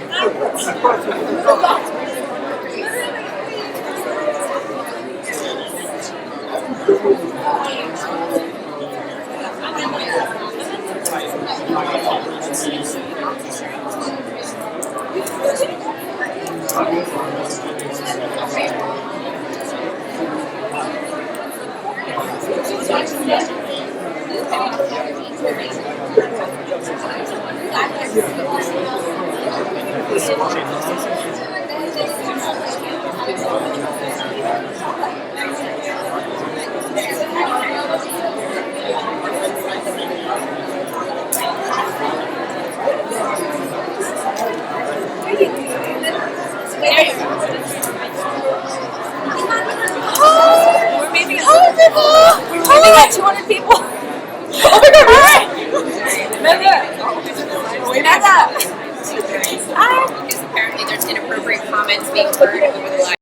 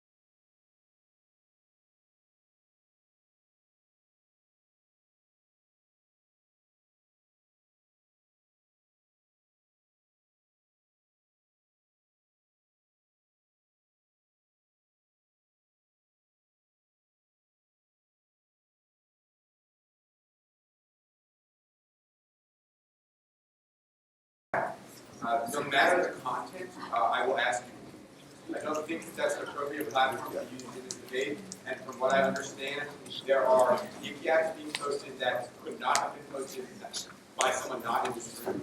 I know that there is a live stream, but if I can only control the environment here, so if it is found through our IPAC, it will be asked. Secondly, like I talked about at the beginning, not only do the senators have an obligation to respect you by hearing what guests have come to speak about, but we, everyone in this room, has an obligation to respect each other while people are speaking, which means no more laughing, no more snapping. I know that comes out of a good place, but it is a distraction. And especially not laughing if I mispronounce someone's name or anything like that, because I'm going to do it again. I honestly am in trouble reading my own handwriting, not to mention the fact that I may have misheard names in the first place. So not only is it disrespectful to me, it is disrespectful to that person, and I will ask anyone who I hear laughing, see laughing, or I'm told is laughing, at anything like that to do. And there are a ton of people who want to come in here, so there's no place here for you if you're going to be disrespectful. So please keep that in mind. Sorry to start on a negative note, but I was disappointed to hear what I thought was a fairly productive first slot of the day to hear that kind of thing was happening. You had a question about what I just said? Sure. I don't know. Yeah, we've addressed it. It's gone. Like Okay, so it's hidden. If you're commenting on the live stream, if you are doing that as well, I find that that's happening here too. That would also be controversial. I'm hoping that that's disabled or fixed. I do not. Thank you for following that. Okay, so quick changes that we're going to make going forward. We're in line. Okay, we're in line for a pro. The next person who I have as a con, I'm going to ask if you could either, if you're not going to use the microphone, you can stay in your seat, but if you're going to use the microphone, I want to come to the front. I'm going to ask if you could just come to the front. That way we have both speakers ready to go, so we can cut out a little bit of the intermediary time between speakers.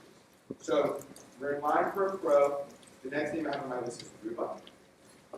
So the next con I have on my list is Nora. So I'm just going to do that every time.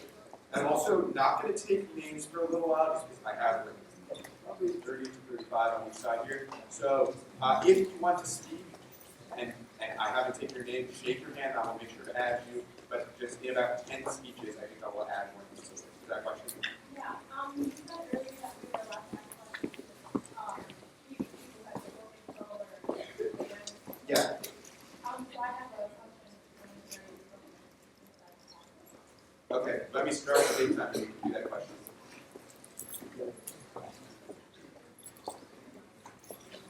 Is the sound on the live stream? Test. Okay, perhaps you're not using my. Yeah, it's working. I'll go ahead and we'll fix that. So are there any procedural questions before I commence the period? I'll have, sorry.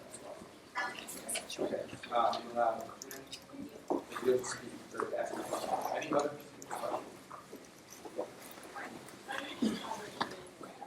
So at any point, a senator or a member of the community writ large can motion to vote. If it's a member of the community writ large, they need to have a senator second to that motion.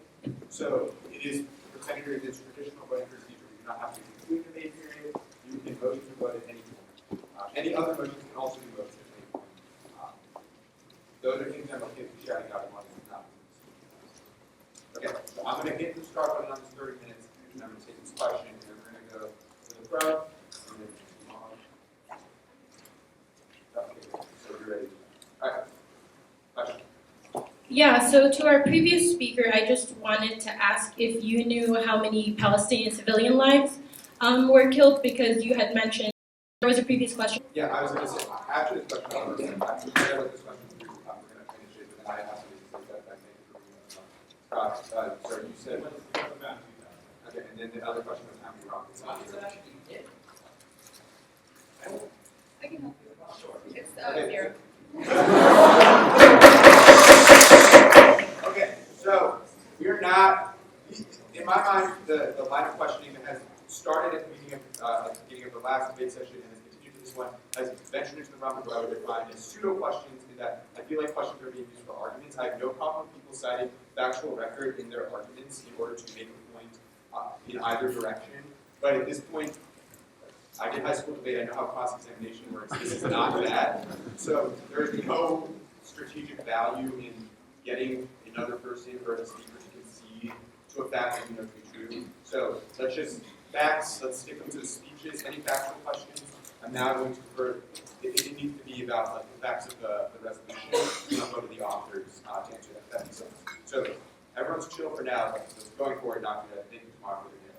Ruba. Hey everyone, my name is Ruba. I'm a Palestinian. I need you to understand this is the single most important topic in my life, so my voice will shake.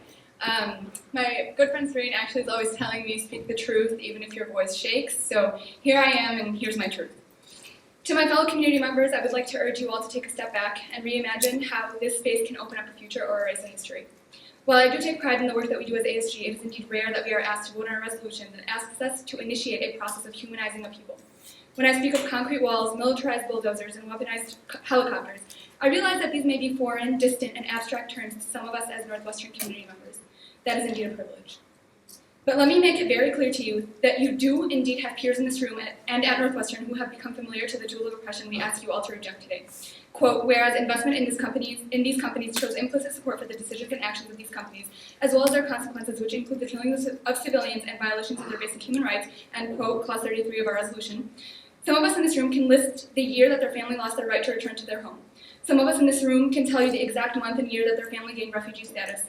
Some of us can describe the site of their half-built family home, its construction brutally disrupted by occupation. Some of us in this room can imagine their father as a 4-year-old boy, fleeing his home on foot in desperation to the nearest city, only to become another one of the displaced, a refugee in a state only defined as complete and entire loss. Yes, while some of us have inherited this loss and can feel tools of oppression, I understand that you may not. However, you do know Northwestern. You became complicit not when this resolution was brought to you to this floor, but rather upon entry to Northwestern. And as such, it is also your duty to hold this institution accountable to its mission. Quote, whereas Northwestern University has committed to engage locally, nationally, and internationally to heighten our global impact for the greater good, end quote, clause 4 of our resolution, you each represent not only a constituency, but also organizations that espouse their values. Do not forget that to have values is to apply them. Share them and live them. If you choose not to carry those values forward in this space, you are denying yourself. The way you vote will not help my family regain the right to return to our village in Palestine. It will not rebuild my family house, and it will not erase the traumatic and humiliating memories of thousands of Palestinians being forced to flee. The way you vote will also not marginalize the community on this campus in the same way Palestinians have been marginalized. Quote, whereas this resolution aims neither to condemn a country, a people, or a community, nor to determine a political solution, but is solely aimed at ending our university's support of companies that profit from human rights violations, clause 37 of our resolution. It will, however, end your complicity in some of these human rights violations and in funding the tools of oppression responsible for the maintenance of occupation that has affected so many of your peers. I know as my last. Okay. Yeah. Okay. Factual questions, we're done. Okay, so we're tomorrow, you're next. And the next con I have on here is yeah.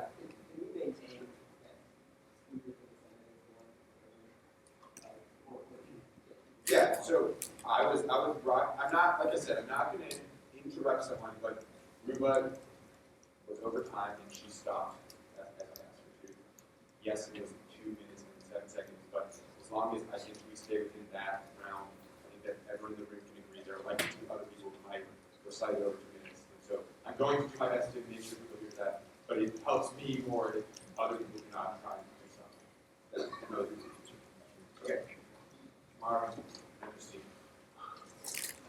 I just want to say thanks to Ruba for saying the thing about voice shaking, because I totally do that also.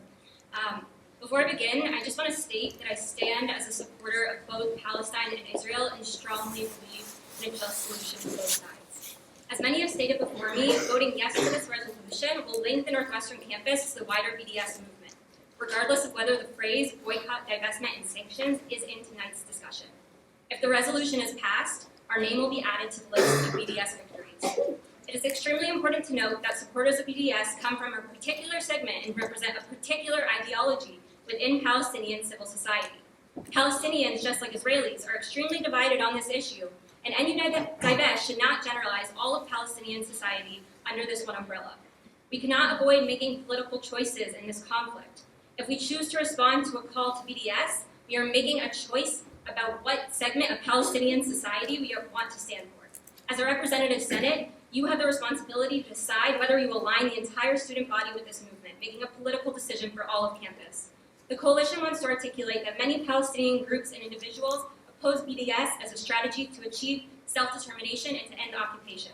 The president of the Palestinian Authority himself, Mahmoud Abbas, stated in 2013 in South Africa that he does not support BDS and the boycott of Israel. As he stated, we have relations with Israel. We have mutual recognition of Israel. Additionally, organizations like the American Task Force on Palestine oppose BDS because, quote, they do not support boycotts of Israel in general, because we support a two-state solution and believe that such boycotts conflate Israel with the illegitimate settlements.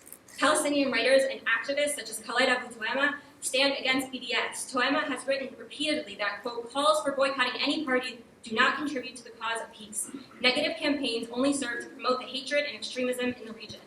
Regardless of the exact wording of the resolution, Northwestern's name will appear on every news outlet as a BDS victory tomorrow morning if it is passed. The point in me saying this is to complicate the issue. What you need to know as senators is that it is impossible to take action on this issue without making a political choice. And choosing to respond to any part of the call for BDS is a choice to work against the call for two states. Okay. Yes. What are the consequences of BDS listing? Sorry, repeat that now. What are the consequences of BDS counting the Northwestern campus as a victory? Consequences? Yeah. So the BDS movement as a whole has made several statements that they do not support Israel's right to exist, that they want one Palestinian state in that whole land. So Is there clarification to that answer? Yes, question to you. Can you talk about who are the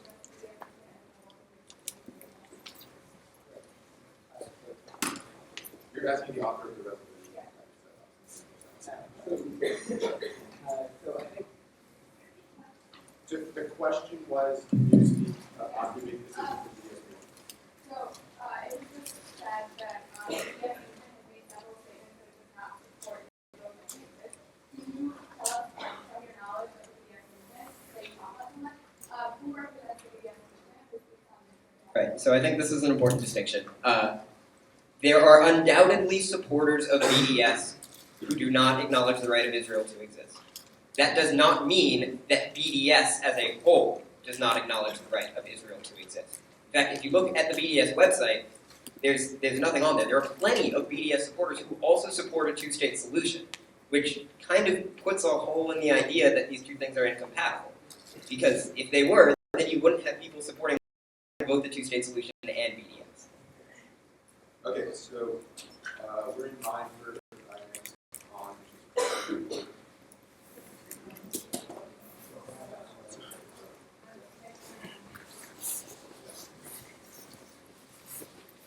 So, Christina, see your time. Yeah, is there a question? Oh, sorry.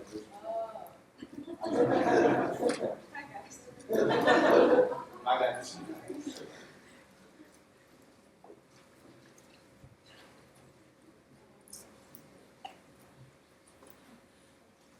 I would like to thank the person who spoke before me because your speech actually is a great example of what I'm going to talk about with Palestinians not having a voice and people speaking on their behalf. If today was truly rational, I would not be standing before you today arguing the merits of acting to end the violation of human rights. Divestment would not be a topic of discussion and SJP would not need to exist and I would not be forced to sit aside while people advocate for my own freedom. But here we are, and here I am, a fellow senator and a diaspora Palestinian doing just that.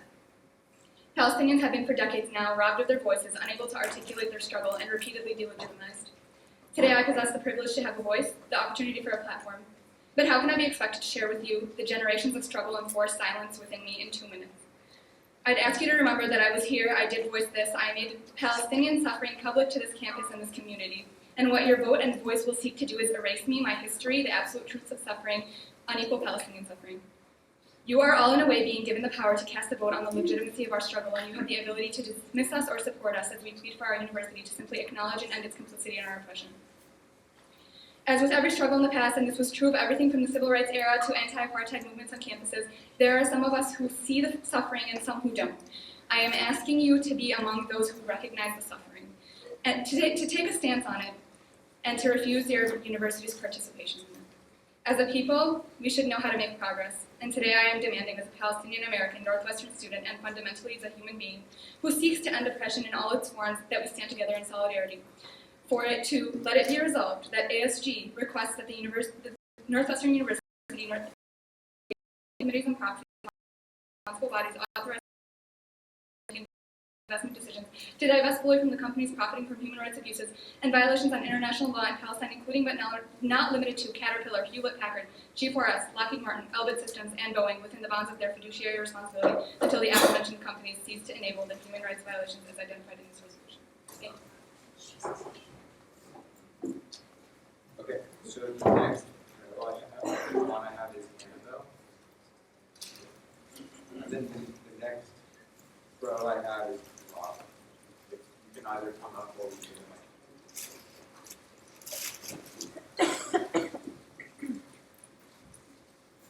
Can you give me a 30 second?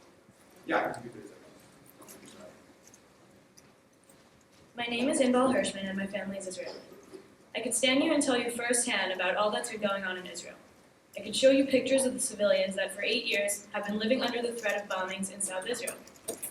I'm not going to pretend that the Palestinians are the victims.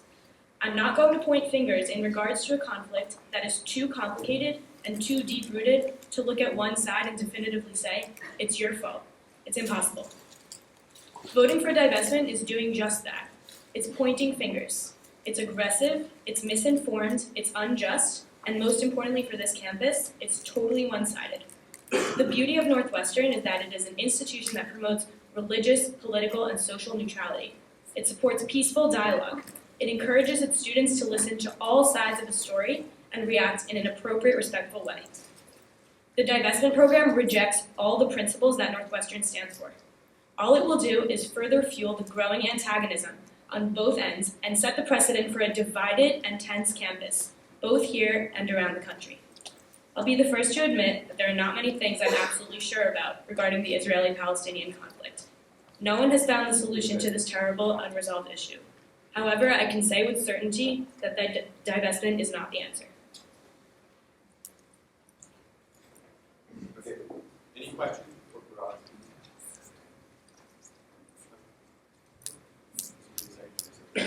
Hey guys, my name is Parag. I'm the co-president of the South Asian Student Alliance on campus, but I'm speaking here as just a member of the Northwestern community, not on behalf of the South Asian community as a whole. And I firmly believe that we should vote, that U.S. Senators should vote in favor of this resolution for a couple reasons. First, it neutralizes the narrative. So, like on this campus, we definitely have a pro-Israeli stance, and to me, that's not fair. That in terms of international relations, we need to neutralize that narrative. And standing in solidarity with Palestinians allows that to happen, because that's not what's going on currently on campus. And while, and the previous speaker talked about how we need to open up a space for discourse, that's exactly what this resolution does. By divesting from these corporations, it allows for us to have that neutral stance and open up that space for discourse. And the second point is more about our moral responsibility to vote in favor of this. By not voting, if you look at this resolution in a vacuum and take out the sides of BDS, all it's asking us to do is divest from these corporations that are complicit with human rights violations. And if you look at that in a vacuum first and foremost, we have a moral responsibility to act and vote in favor. So that's the main reason why I'm sitting up here. But if you look at this in the larger context of BDS, like Noah brought up, not everyone on BDS is advocating for a one-state solution. So to say that BDS as a whole as a movement is doing that, I think is unfair and unjust, and I don't necessarily believe that as well. So when I stand here and say that is that this resolution is not taking a political stance. All it's saying is for us as a community to recognize that this suffering is going on, this suffering exists, and for us to not be complicit in that suffering. There's 34 seconds left. There's anyone left? Okay. Yeah, okay. Just ask for it. Go ahead. Yeah, so the question is about how the Northwestern community should go about making decisions. Should they be in a vacuum or any other various options? Is that question to the speaker? Okay. So I think that we should look at it both ways. So first, if you look at this resolution, look at this resolution in terms of ASG, as ASG Senate, looking to divest from these corporations, first and foremost, and I feel like there's a moral responsibility to act. But I agree that we should look at the larger context. And even if BDS claims that this is a win for them, I don't necessarily see this as a win for BDS. I see this as a win for Palestinians. So I urge you to look in that context. So like, what's the actual outcome for BDS looking at this as a win? And I don't really see the negative outcome of that because I don't really see it as a win for BDS. I see this as a win for us. I have two items. You thought a question, Eli. BDS refers to itself as a national reference point for anti-normalization. With that being true, how is it also true that BDS would have support? I mean, like I was saying before, like voting in favor of this resolution doesn't necessarily like support the overall goals of BDS. What it does is it says that we seek to divest from these corporations that are complicit in human rights violations. So like, I think the larger discussion for BDS comes after this resolution is passed, because that's not what this resolution is. Even though we're responding to a call from the divestment portion of BDS, we're not necessarily saying that we're agreeing with the overall goals of BDS, and then we're not saying that we should or not agree with them. Like that's a discussion that comes after the resolution. Yeah.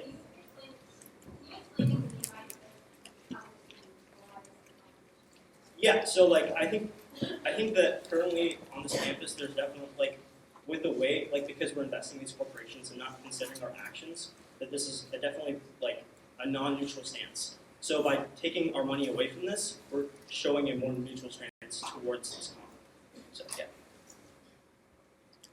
There are a lot of questions.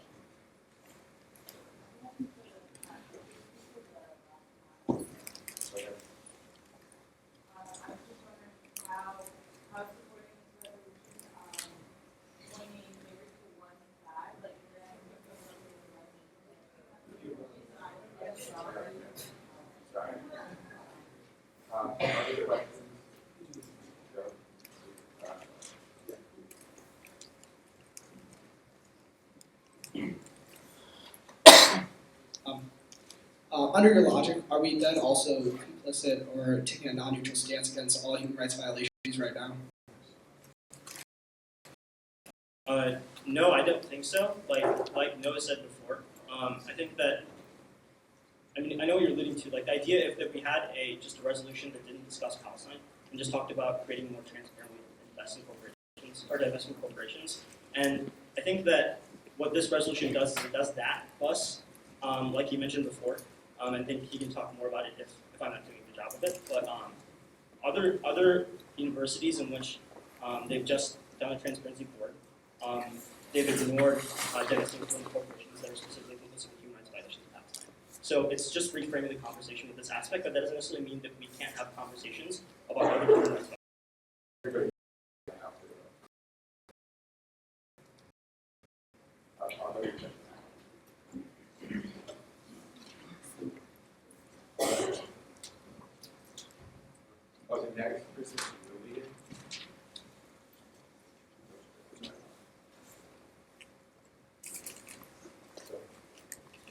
I'd like to speak further about one of the Coalition for Peace's key points in this debate, namely the undeniable link between the resolution currently being discussed and the global BDS movement.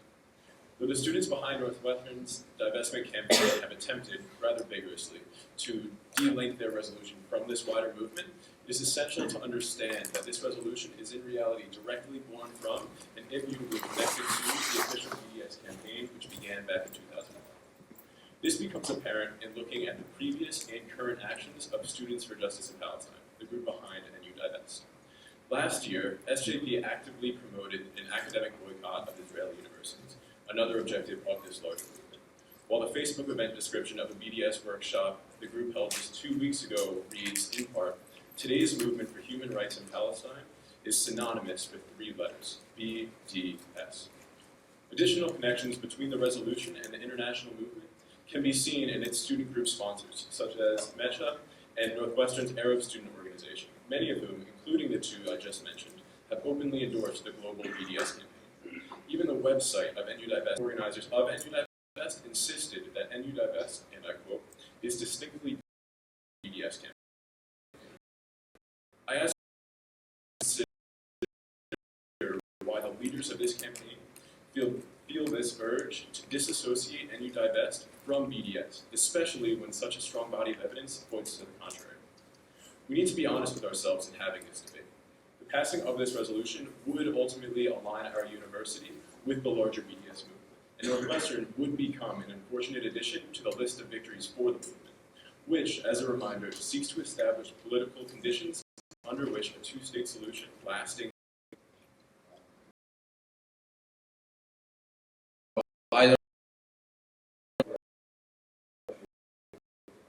Okay, what are the parallels between the resolution and BDS, and how we, like the resolution, will support BDS as opposed to what NU divested?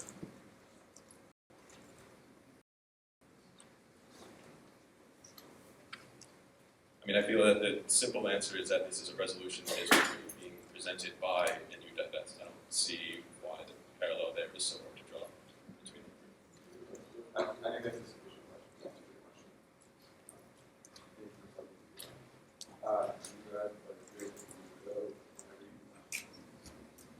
Okay. Hi, my name is Liliana, and standing behind me is some of the members of the Alianza Executive Board.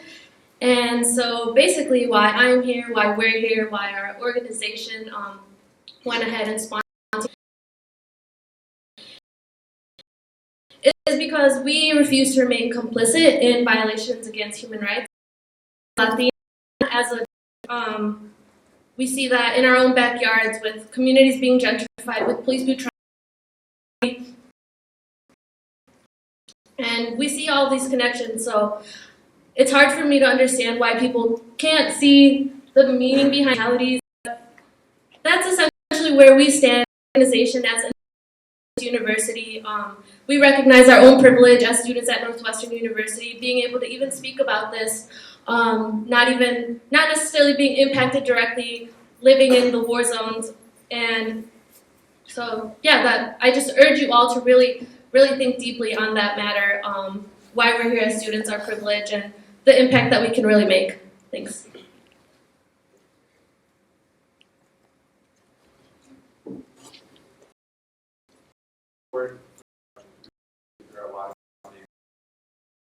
Decades of like BDS ever take no affiliation, but we reject as Several years. My students. Thank you. Okay, so we have 34 seconds left in the debate. So is there any objection? Is that an objection? And they feel like they're-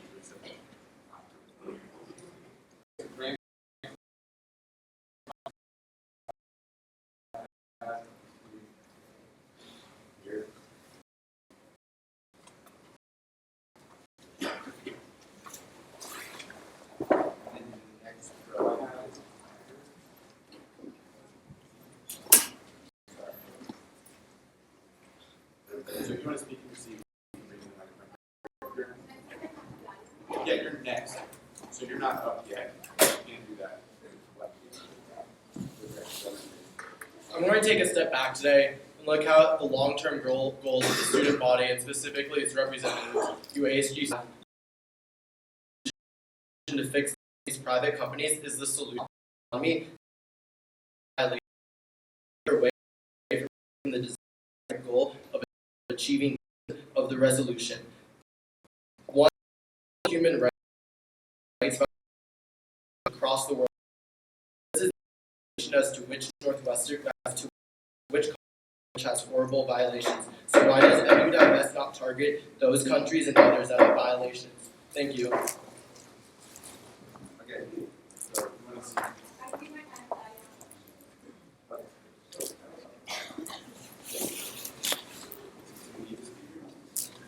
Okay, it has to be. Mentioned that there is a.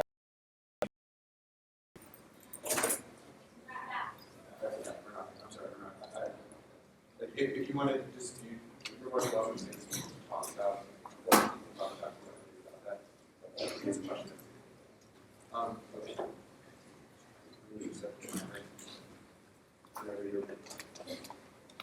My name is Dalia and I am Palestinian. To all of you who are telling us to dialogue and to put our faith in the peace process, I say your so-called process silences us. Your process falsely asserts that Palestinians only live in the West Bank and Gaza. The majority of us live in the diaspora, and your peace process silences us. The long arm of Israeli violence and oppression extends far beyond the occupied territories. It follows us wherever we go. My grandparents were forced from their homes in 1948. They and thousands in Lebanon. In 1982, the Israeli military followed Palestinians to Lebanon and unleashed a brutal military campaign and siege in order to push Palestinians further away from their borders.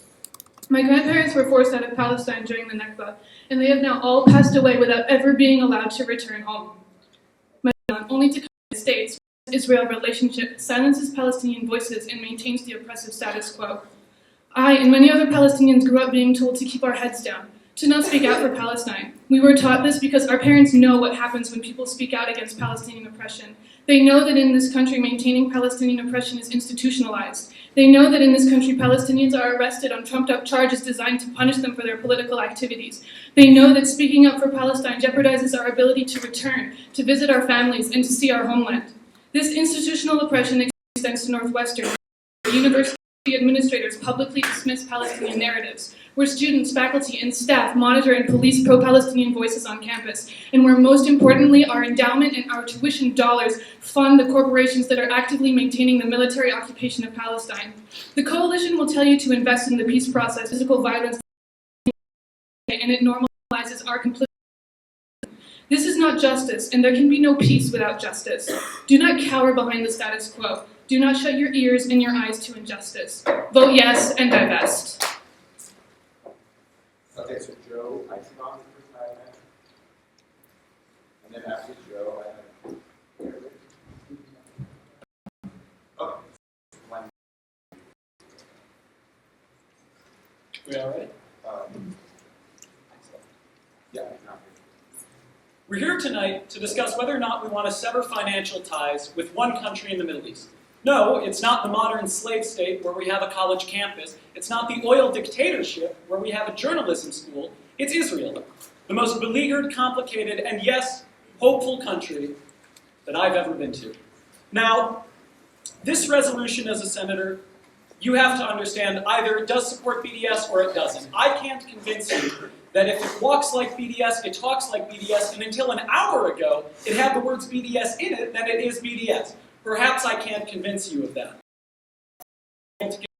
Have one crucially valued status as your ability to talk to administrators. It is the trust that you have between administrators and yourself. Now, I'm urging you to preserve your credibility. Today we have a resolution that singles out one state as opposed to a slow process towards transparency and institutional investment. If you approach the administration with a call for transparency that singles out one state, I guarantee to you it will fall on deaf ears. But my opponents have eloquently pointed out that proposals for transparency that don't mention the Palestinian struggle have failed in the past. But I guarantee you, this has a far greater chance of failure if you don't call for transparency first and particular solutions second. All of the Coalition for Peace, and I'm guessing all students in general, are in favor of transparency with our endowment. But you will have no chance of affecting change in our endowment unless you first call for transparency, learn the facts, and then act. As Julia eloquently said in the beginning, we must know the facts before we take action. I'm encouraging you to go down that road and take action as you may. Thank you for your time.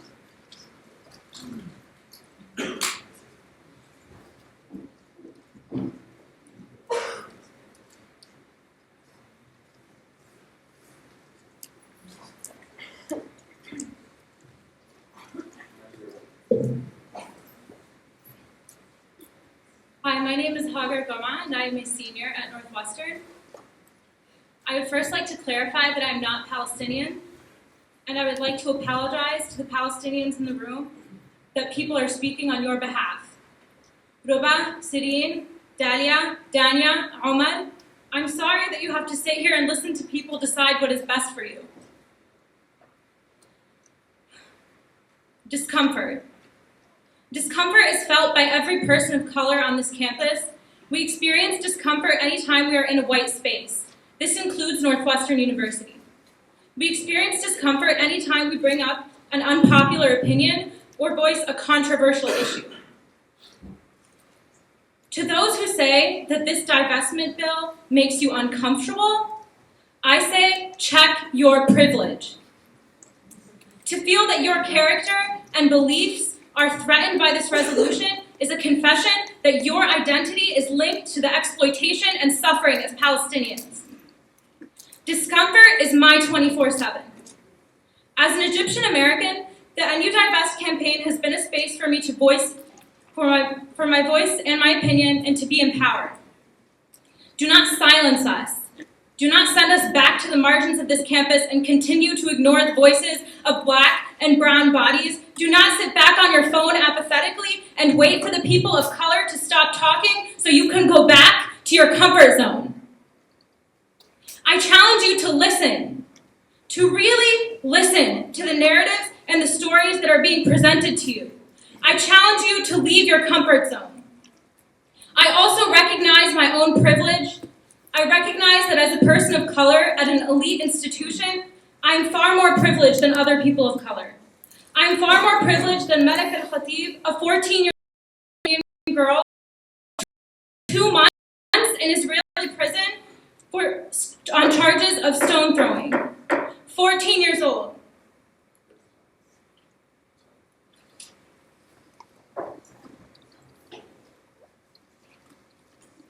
Okay, so the next I have is I believe Jeff on.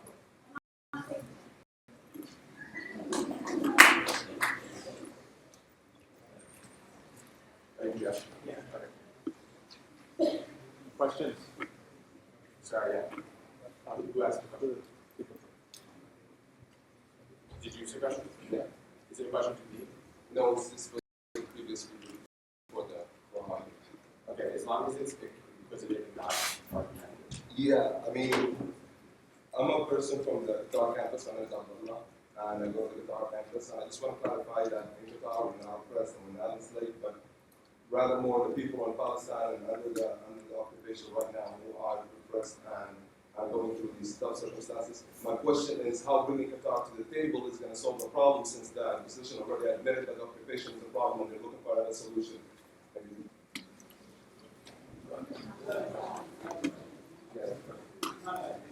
Yeah.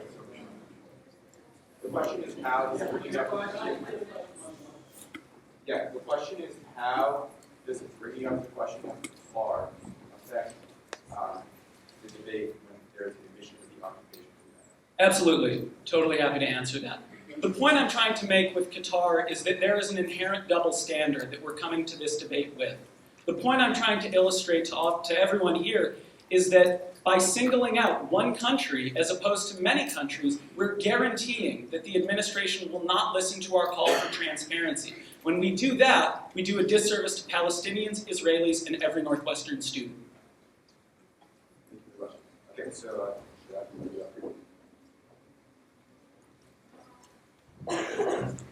what's that? Yeah. Go ahead. You want to hide? Oh, I didn't hear that. So, she has no obligation and nobody has any obligation. So yeah, she said she's not taking questions. That's that. No, the question cannot be asked if the person does not answer. I heard about the actual question based off of arguments that have been previously made and how those arguments interacted with the argument made. Joe, I gave an appropriate answer, and that's why I was allowed to speak. So yes. Yeah, I'm making the call here, and I'm not going to be. It's not going to be a 50-50 split. Every question has facts in it, but curiosity, not argument. In terms of you cannot. The question is understand. Going I'm not calling you because I allowed involved on, seeing the yik-yak, seeing the Facebook posts, living with roommates that are super engaged in this. And I just wanted to share one piece of wisdom from someone who has actually been able to ensure some lasting peace in sort of an embroiled region. And that person is actually past Egyptian President Anwar Sadat. And this is actually a few words that he spoke on the floor of the Israeli parliament. So if you can imagine yourself there in 1977 and picture me as Anwar, as hard as that may be. There's a psychological barrier between us, a barrier of suspicion, of rejection, of fear, of deception, a barrier of distorted and eroded interpretation of every event and statement. Today, through my visit to you, I ask, why don't we stretch out our hands with faith and sincerity so that together we might destroy this barrier? And so the reason that I'm standing here today is because I think that we need to support more appeals like this. We need to support appeals that are calling for construction, for breaking down barriers, and for dialogue. And I think that supporting the divestment is just a step in the opposite direction that we want to be taking. Thank you. Okay, there are 48 seconds left on that. If there's someone from the side. Sorry. All right, if there's an audience. Okay, so we're going to move to, I can't read my handwriting. Okay, sorry, it's Commissioner Christina Selector.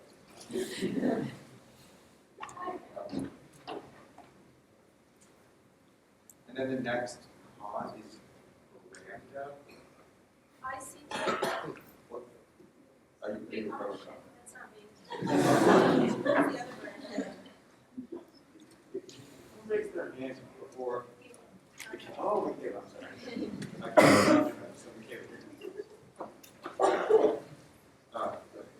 Okay, hi, I'm Christina. I'm the VP for Sustainability at ESG, involved in a bunch of environmental things, including the coal divestment movement. So I just want to say really quickly, someone said earlier that divestment may not solve everything, may not end the occupation. That's absolutely a possibility, but I think the divestment is an important place to start because in the coal divestment movement, we are not under any delusion that divestment from coal companies is going to automatically stop pollution, automatically stop climate change. The idea behind divestment is that when these movements are all put together, it's going to affect change. And I think that NU divest, I was getting confused, it's going to be a huge part of that. So now as an environmental activist, I think the intersection between human rights violations and environmental justice and environmental injustices is particularly interesting, and I think it's something that's especially pertinent when we're talking about Israel-Palestine. International treaties and agreements call for a basic level of human rights as well as environmental equality guaranteed to all people, and under occupation, Palestinians are not granted those rights. 200,000 Palestinians in the West Bank are currently living without access to plumbing, running water, and drinking water, or if they are afforded this right, they're highly overcharged with these resources, which should be guaranteed to all humans. Israeli settlers use 242 liters of water per person per day, while Palestinians in some places consume as little as 20 liters per day. And the World Health Organization actually says that 100 liters per day should be the minimum consumption. So the right to clean running water, a necessity for life, is being denied to Palestinians under this occupation. Deforestation of trees is another huge issue. Caterpillar bulldozers are not only responsible for uprooting Palestinian homes and lives, but also hundreds of thousands of trees, many of which are olive trees, which Palestinians depend on for their livelihood for the sake of building settlements and military bases. This isn't just an occupation that's going on in Israel-Palestine of people, it's an occupation of land and resources and withdrawing of basic rights like running water for Palestinians. The intersection of environmental issues and human rights violations in Palestine is a topic that doesn't really get a lot of coverage and may seem kind of out of place, but I think that this relationship proves that none of us live single-issue lives. Environmental injustices are not okay with me. Human rights violations are absolutely not okay with me, and that's just one of the many reasons why I support NU Divest. So Michaela is next. And then, yeah.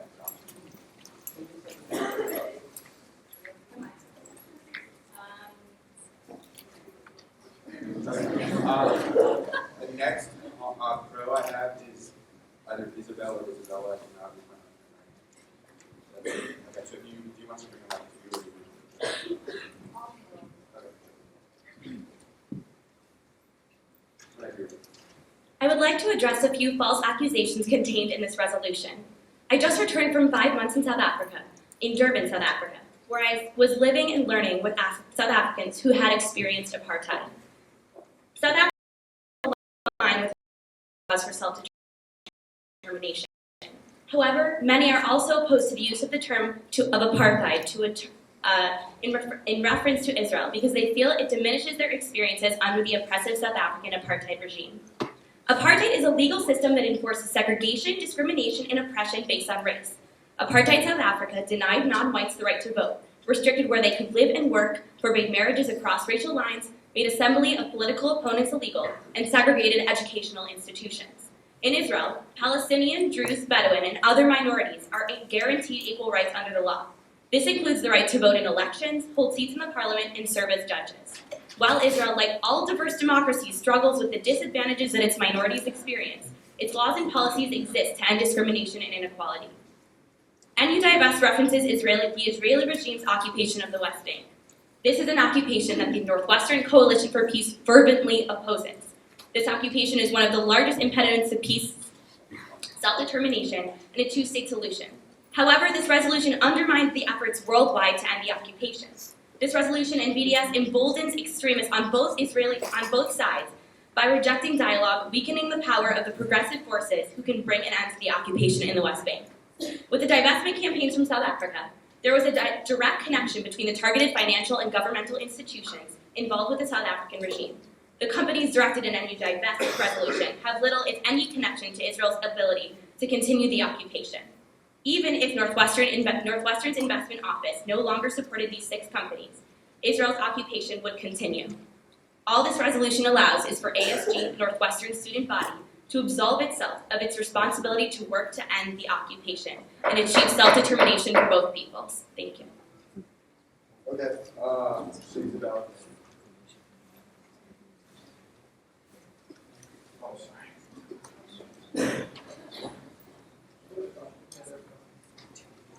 Yeah, I'm going to stick to questions. Like I said, I'm going to stick to questions for the second.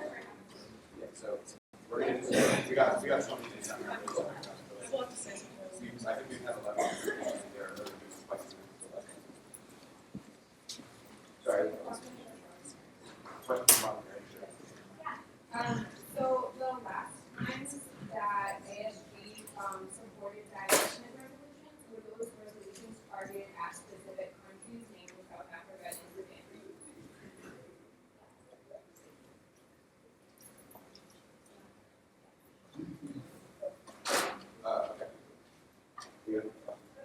I'm here to tell my story because I believe it is a story that is being completely left out of this conversation. I have a Jewish grandfather who I've grown up with tell me stories about the anti-Semitism he's experienced, such as his fear of the Nazis coming to the U.S. and the fact that he barely made it to medical school because Feinberg had a fine maximum number of Jewish candidates they would let in.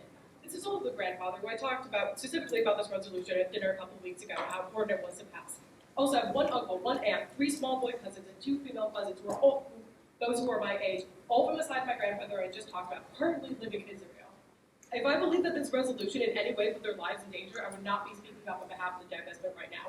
If anything, it makes me even more passionate about protecting human rights since my own family has been denied them, and I honestly don't understand how those in the opposition are just as passionate about it as I am. This isn't about taking sides, but rather what we're willing to tolerate as human beings should have fundamental empathy for the suffering of others and what kind of university policies on transparency that we're going to have moving forward. Look at the student groups supporting this. Mecca, FMO, just to name a couple. They represent different marginalized groups, people of color, people from all around the world who understand what it's like to be systematically oppressed. I think their participation that speaks largely on this resolution. In fact, I am an immigrant from Argentina with family across the world. I understand the want for our dialogue. I think it's extremely important to have it. The times are too desperate to wait around and talk about things while there are people being treated inhumanely and in unthinkable ways. Senators, you have the power to make history today. You have the power to join countless of other universities who've also decided not to support the illegal violation of human rights. Choose wisely. I will not be taking questions because I, 1, cannot articulate this on this issue as well as those who worked on this campaign, and 2, have mentioned my family and I want to protect their identities as much as possible. Thank you.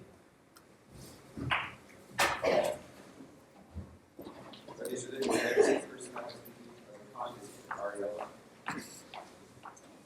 And after that, 8 minutes and 50 seconds. You ready? Yep. Okay. There's a motion to extend. There's a motion to accept. Yes. How much? 30. About 30 minutes. Any objection? Okay, seeing none, we'll add 30 minutes. So it's 38. 40. Just to clarify, the motion to vote can be called at any time during the debate period. Not required to debate period of the last or from the motion. Okay. Divest has asked for support in the name of human rights. I see myself deeply as a human rights activist, and have oriented my campus life around social justice and global change. And yet, I cannot be on any Divest's side. It pains me to even talk about sides. I don't want to oppose my fellow students, but I feel like I have no other choice. I believe that any Divest's alignment with the larger BDS movement is key. I want to stand in solidarity with Palestinians' rights to have their own independent state and better their lives. I'm doing this as I stand here for the Coalition for Peace because we condemn the occupation, the Israeli settlement expansion, and believe that working towards two states is the way to achieve human rights for both peoples. However, it's BDS's political intention to focus only on the faults of Israel that keeps me from being able to take any Divest's side in the name of human rights, as they suggest. BDS distances us from achieving a two-state solution, as it alienates those who are working hard for justice on the ground in Israel. 2 years ago, I participated in a social change program in Israel. Just like us in the US, Israelis care about social justice. Just like us in the US, NGOs pop up for every cause, whether it be about religious and secular debates between Jews, refugee health care, or in the name of bettering the lives of Palestinians.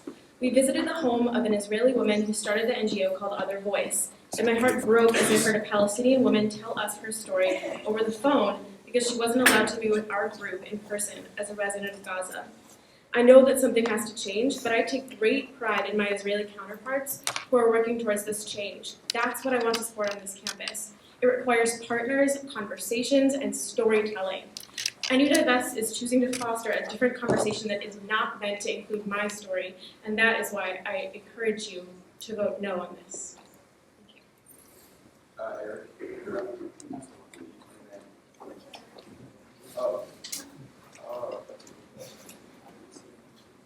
Oh, yeah, no problem. Yeah, okay. To answer your question, the motion to extend the Senate is already been addressed by the motion to extend the period to imply extension of the Senate, and then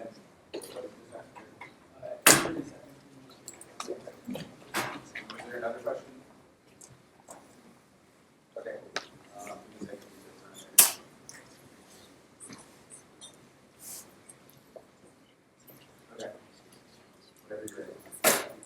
Hi, I'm Erik Baker. I'm a junior. I'm a white American, so I'm going to try not to speak for Palestinians or, say, South Africans. I do want to address a couple of arguments the opposition has made. So first is, if we pass this, we won't be able to. Why aren't we addressing human rights abuses that other regimes commit? So first, I'd say that this is not mutually exclusive, logically, practically, or morally with doing that. And I, in fact, more than welcome you to lead movements advocating that Northwestern do that. I would be more compelled by these arguments if the people involved in the opposition to this resolution were leading movements trying to get Northwestern to distance themselves from other oppressive regimes, but they're not doing that. The second argument is that this represents us taking a side. It's a political choice. It's pointing fingers. I don't know how to make this more clear. Investment is taking a side. When you put your money into Caterpillar and Caterpillar takes that money, buys bulldozers, and wrecks Palestinian homes, that is taking a side. When you put your money into Hewlett-Packard and Hewlett-Packard uses your money to buy technologies that allow you to ethnically profile people at checkpoints, that is taking a side. So if you don't like taking a side, you should probably support divestment. And the next argument is that they are supporting that this somehow opposes talks for two-state solutions. That's what their advocacy is. This has been the status quo for multiple decades, stretching back into the Clinton administration, and nothing has changed because Israel has all of the power in the region right now. Israel has the support of the United States government. So they say that one state won't resolve decades of conflicts. That's decades of inaction. They advocate for a slow process of transparency, but instead we have no process. There's no process right now that can lead to a viable outcome that will actually improve the lives of anybody in the region. We need divestment to shake things up, to inject the voices that are Palestinians that have traditionally been silenced and marginalized. When you ask for dialogue, you should ask dialogue for whom, because dialogue means dialogue for a very specific set of people right now. I have Meredith.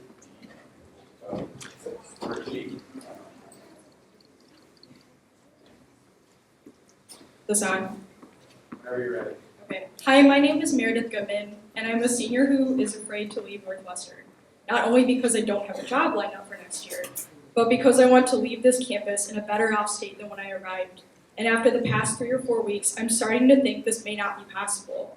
Over the past 3 or 4 weeks, we have seen flyers, chalking, and social media posts from both sides, yet the only time the two sides came together was at a formal panel that ended up being more like a debate.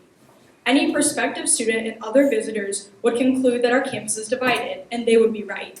I've never seen anything like this during my time at NU. I'm scared that our campus is divided beyond repair. So how do we fix this? How do the seniors in this room leave campus feeling uncomfortable that our campus isn't falling apart? We need to wipe the slate clean and start over. And how do you, ASG senators, wipe the slate clean with your fellow NU students? You vote no, and I want to clarify, voting no doesn't necessarily mean you support or oppose either side of this resolution. It can signify a number of things. Maybe you've been too overwhelmed by these four weeks worth of activity to process the argument. Or maybe you don't feel comfortable voting on a political conflict that has lasted for so long. Maybe you just want more dialogue, more peace and calm around campus to actually respectfully discuss this issue over the long term instead of a lightning-fast, divisive showdown. Maybe ASG isn't even the best place to discuss this issue. Maybe it's in our res colleges, our classes, our extracurriculars, or other mediums. So ASG, as a senior who will graduate in 4 short months, I ask you to stop this hurtful fighting on campus. I want you to vote no on this proposed measure so that together we can all wipe the slate clean and discuss this conflict peacefully and with respect, like I know that NU students are capable of doing. Thank you. Okay, next I have, forgive me, I can't. Oh, it's Petros.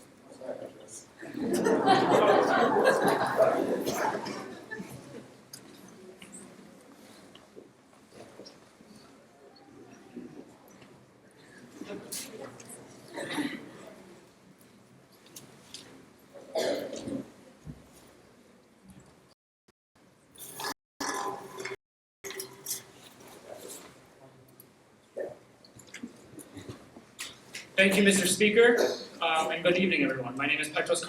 I'm the former senator for Rainbow Alliance. I am not Palestinian, and I cannot speak for Palestinian students here at Northwestern.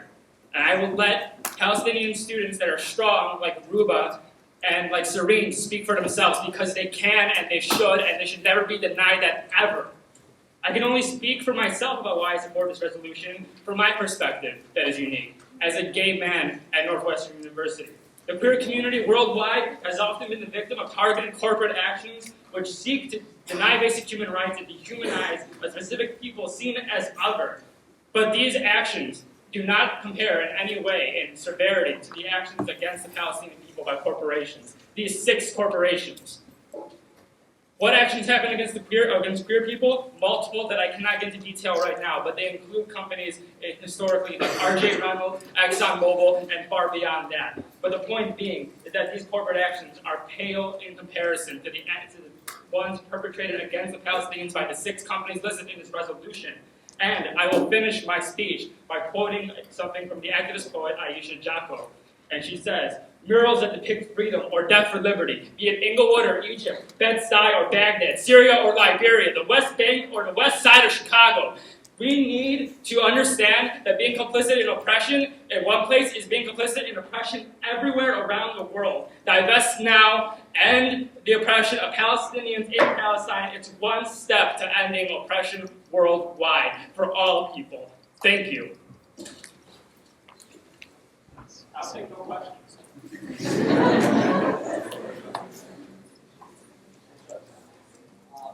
Alright, so I'm going to talk about a few things which you probably already mentioned, but it's the Senate, so I won't be here.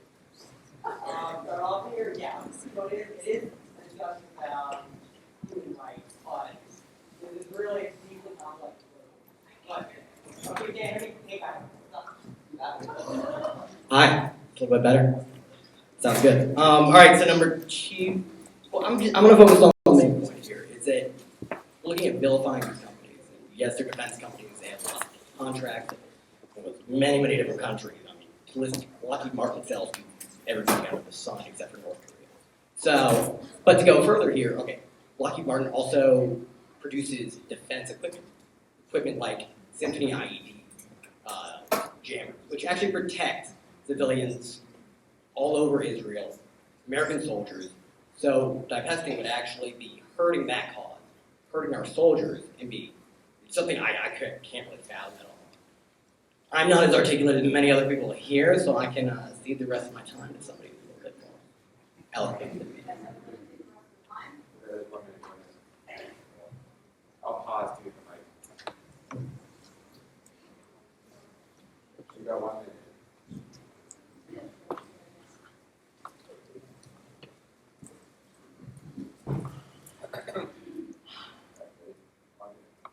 Hi, I'm Sarah Torres, and I'm a lesbian. Big shock. Recently, I listened to other members of the queer community discuss why they support divestment and BDS as a whole. Many of these members equate the struggle of the queer community in this country and those of the Palestinians. These two struggles are not the same. In the US, granting rights to the queer community does not take away rights from anyone else. Supporting this resolution would support a movement that seeks to dissolve the only country in the Middle East that currently protects the queer community. It's well known that the leadership in Palestine imprisons and kills members of the queer community, which violates basic human rights. In 2011, Mahmoud Zahar, a co-founder of Hamas, stated, "Are these the laws for which the Palestinian street is waiting? For us to give rights to homosexuals and to lesbians, a minority of perverts, and the mentally and morally sick?"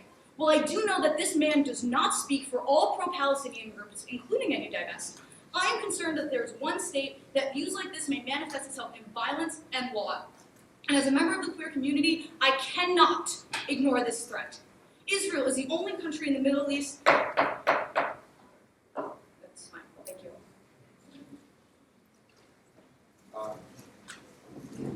So green line for row. I think what I have to do here is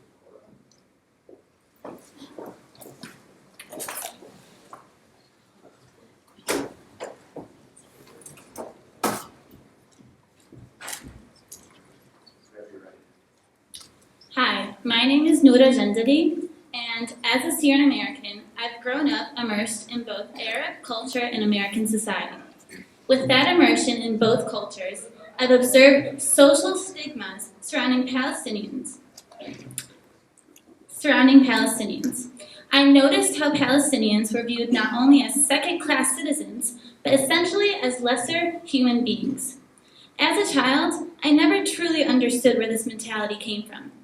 I was both naive and not ready to think critically about the matter. Over time, I realized that this stigma is inherently tied to the occupation of Palestine. A portion of this planet is under occupation. With this occupation, Palestinian people suffer human rights abuses ranging from the denial of health care, being becomes internalized by not only has originated from. I'm understanding more and more why Palestinian suffering is so important to me and why it should be student body. This is why I fervently support the divestment from corporations, which provide the tools of oppression in the occupation of Palestine. there are 43 seconds left.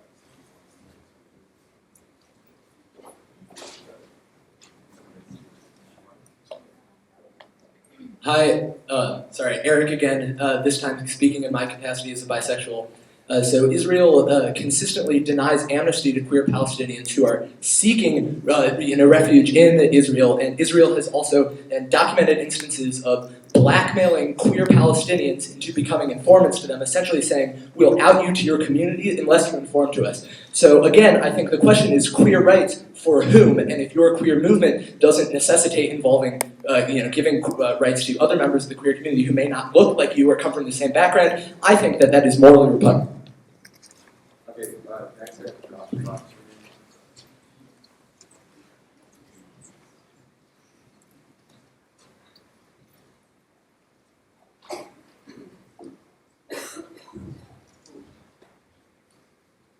My name's Josh. I'm a senior. I come to you as a lot of things.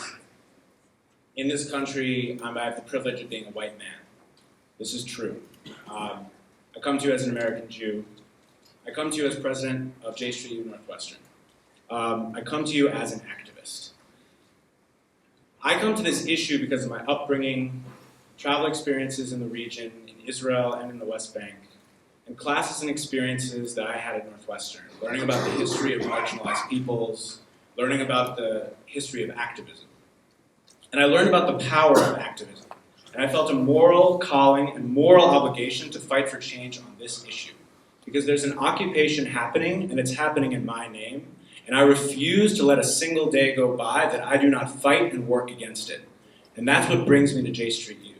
That's what brings me to the Coalition for Peace, and that's what brings me to fight for a progressive answer on this conflict.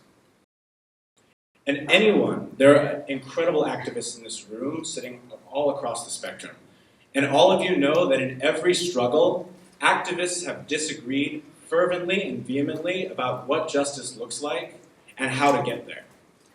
And I would argue that the conversation that we've been having tonight has been missing that point.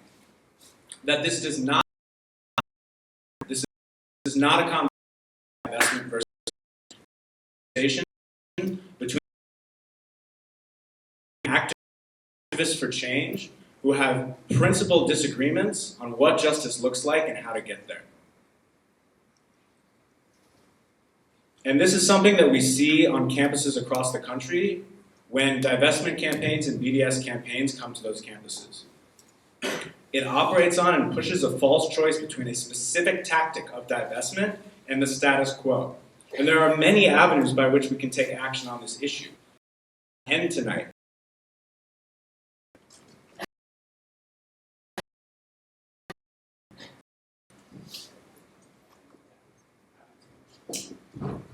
All right, so this is in two parts. First, could you walk me through how divestment makes your form of activism possible? And secondly, could you walk me through your form of activism and your theory for change about how that changed in the status quo? Okay, absolutely. Ooh, do I have a time limit on this answer? Oh, wow. Thank you so much for that question. So the first part of the question is, how does divestment prevent the kind of activism that I'm talking about, correct? So I think a lot of that has been said already, but I would want to lift up what Jacqueline said towards the beginning, which is that we're not debating divestment here. We're debating like the action of asking or calling for divestment, right? And then what Jacqueline said in her speech kind of like laid out all the points about why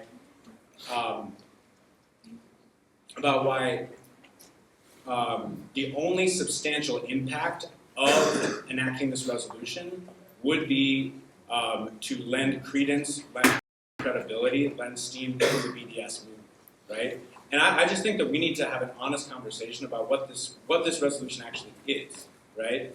That it's not a question of like funding the occupation. It's a question of, is this an action that actually gets us towards ending the occupation? And my fervent belief is that if we want to take action against human rights violations, we need to look at the root causes of the occupation, root causes of why the occupation continues.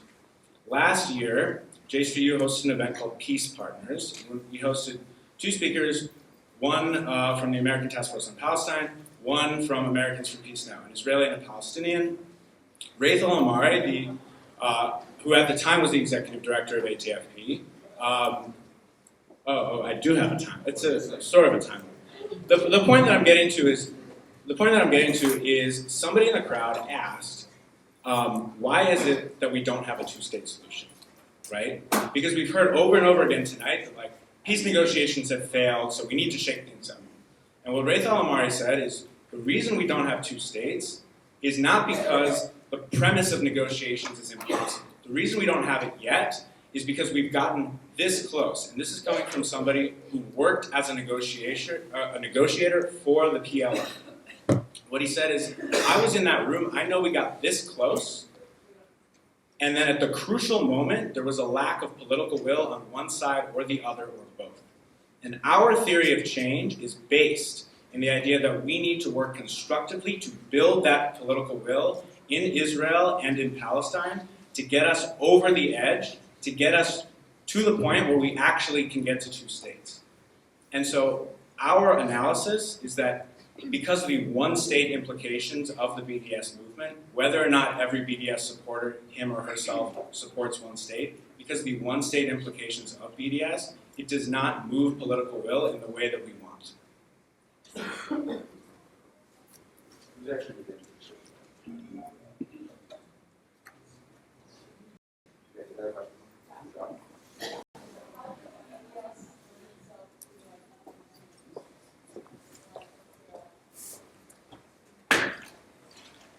Okay. So I mean, I kind of like want to backtrack a little bit and say like, my primary work on this issue is not about BDS. My primary work, and J Street U's primary work, is about focusing on ending the occupation, focusing on ending American money and political cover that flows in settlements, right? That is our primary work, and I'm happy to sit down with any person in this room and tell you, literally talk your ear off about our work. That being said, answering your question about BDS. So the calls of BDS, the movement's goals, are inconsistent with the actualization of a two-state solution. And I think that like to get into the weeds of that would probably be, is there an interest in me going into the weeds? To clarify, the traditional timing for answering the question is how long you're not here to drop homes for 6 7 not take 12 of that. You're well within your time. So like I said, the three calls of BDS, pretty much any, if you look up any, there's been extensive journalism written about the fact that the three calls of BDS are inconsistent with the actualization of a two-state solution, meaning that if all three calls of BDS were fulfilled, right? If we got to the point where BDS is no longer necessary under the logic of the BDS movement, you actually would not have a situation where you could have two states for two peoples. You could not have a Jewish democratic Israel alongside a secure and recognized state of Palestine. That's the short answer to that question.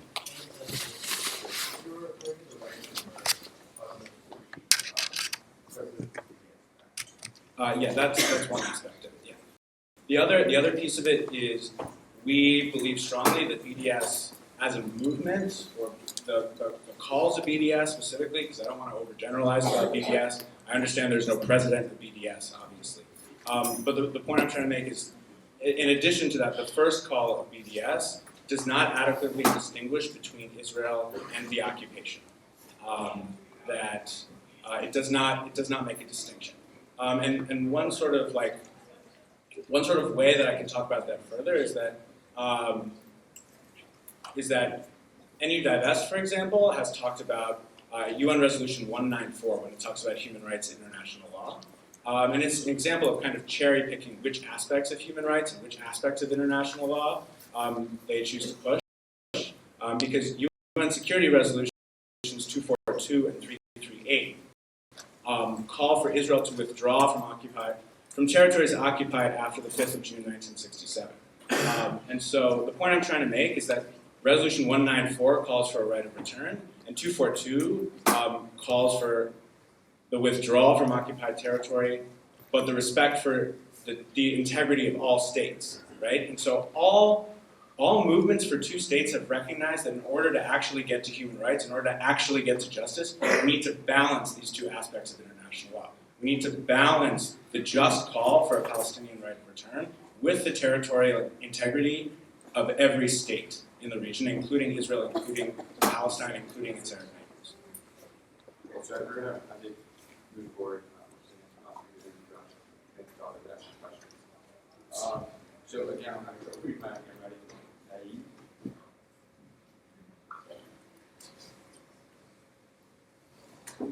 Naib.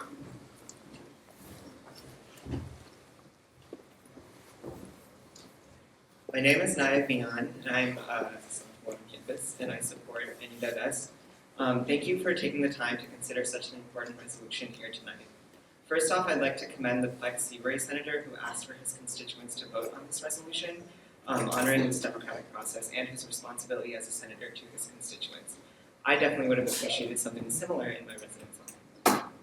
Over the past few weeks, some have said that ASG and the university should take a stance on something so political. But I ask you, what's more political? To simultaneously endorse the Coalition for Peace's unwavering stance on the two-state solution and fund corporations that assist in the occupation of Palestine, or to simply remove our investment in these corporations that oppress the Palestinians and leave the political solution to the people there whose lives and futures are at stake. It is not our place to dictate the solution, and even if it was, where is our legitimacy if we actively fund corporations that assist in Israeli oppression of Palestinians? Our responsibility here is to critically analyze our situation and involvement in the oppression of Palestinians rather than dictate a solution to a different society. We can either maintain a society that is political and oppressive, or remove our complicity in that oppression.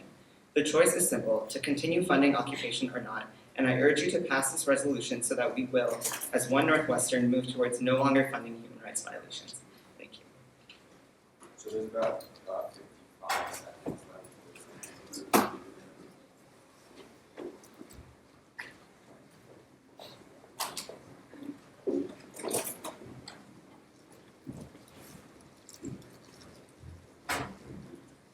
I was not planning on speaking tonight, but as a co-founder of Sustained Dialogue on this campus, I feel obligated to. So, for those who are liberally blabbering about dialogue and solidarity from the NU Coalition for Peace campaign, I have one simple question for you. Where were you? Where were you when Kellen Lewis, Dallas Wright, and Paul Jackson were being demonized in the Daily Northwestern for standing up against a culture of racism on this campus? Where were you when two Asian women were egged playing tennis? Where were you when Tanansin was harassed on the Evanston Loop for her Latina identity? The list goes on. Where were you? Too often during my time at Northwestern, as a Sustained Dialogue moderator and co-founder of the overall program, I saw dialogue used as a public relations tool to further silence students of color from speaking out against a pervasive regime of racism and institutional discrimination on this campus. I have seen almost always predominantly privileged student groups and communities pleading for dialogue whenever the status quo or prevailing privilege experience is challenged or even simply inquired about. So again, I ask, where were you?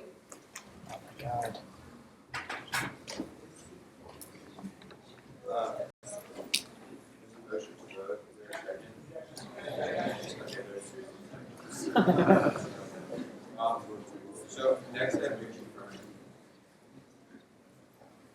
sure. It depends which woods. I haven't taken names for a while. There are about 15 left in UConn, and I have not counted how many are left in Ruba, but there are certainly more than 15. I would say 21. Motion to take a recess. Is there a second? Second. How long? Okay, are there any objections? Okay, seeing none, we'll take an 8-minute recess. Same thing as usual, you must have a ticket on you. Just wait, you guys wait a second, because there are a lot of no tickets? Okay, so then just bring your wild card with you. It is now, it is 8:37, so this time it's 10:45.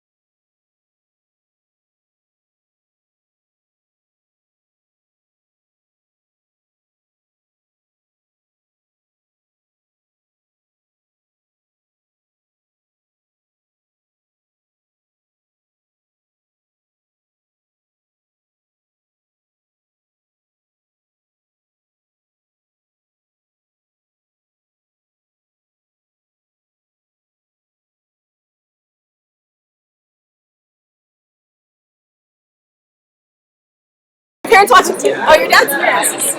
Your dad, Serene. No, someone's trying to. No. There's a charger over there. Here, come here. Meeting outside with us, so actually would be 5 minutes. What are you listening No, here? but it feels like It's not gonna not. It's not. Hey. People on my floor. Listen, your dad said he had to leave. And then he goes. Oh, really? Guys, if you're there, hang on. I need a fast to see me. Hang on. Is this like live streaming right now? There's a 10-second delay. Yeah, yo, Serene, do we know who's next? Go ask Wait, what? Can you ask Noah who's next so we can get all the Palestinians to get their compensated? Yeah, but first we should give. City.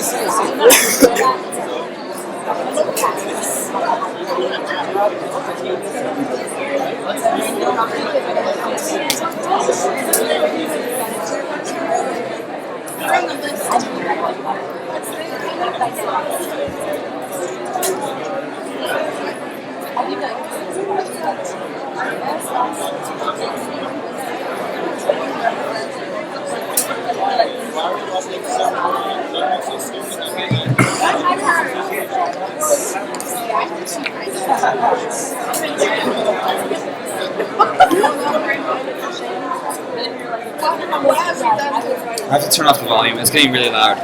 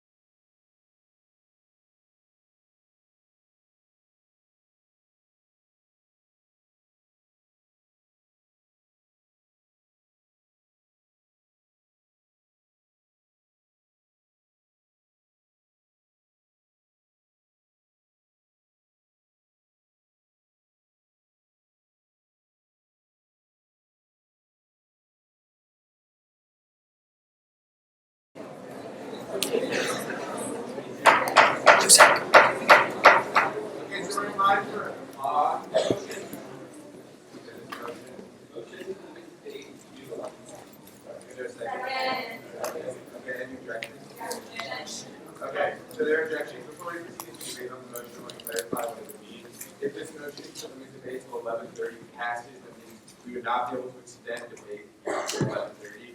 That means debate would end at 11:30 and we would vote at 11:30 unless there's a motion to vote. Entertained prior to that. Question for Do we have to be out of here by No. Great. Right.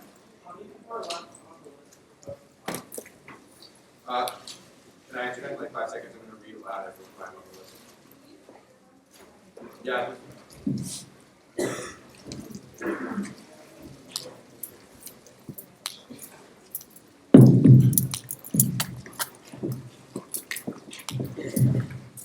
Okay. Other questions, Matt?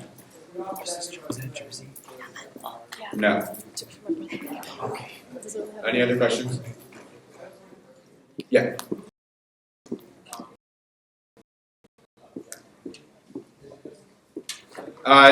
Yeah, it's really just senators, because an objection would constitute a no vote on a motion, and only senators can vote no. So, yeah. Other questions from Sen? So just to clarify a few things going forward. One, I'm going to read the order of the speakers I have at present, so that both people willing to speak as pros and cons understand where they situate on the order, and I'll take more names once we finish the debate on this motion. I'm no longer going to be taking questions from people who aren't senators. I think we've reached the point where the people who are voting in the room should have the opportunity to ask questions, and there is technical limit. Been awake since 3 a.m. So let's just keep that in mind. Okay, the motion's withdrawn. Sure. Okay, there's a motion to end debate at 11.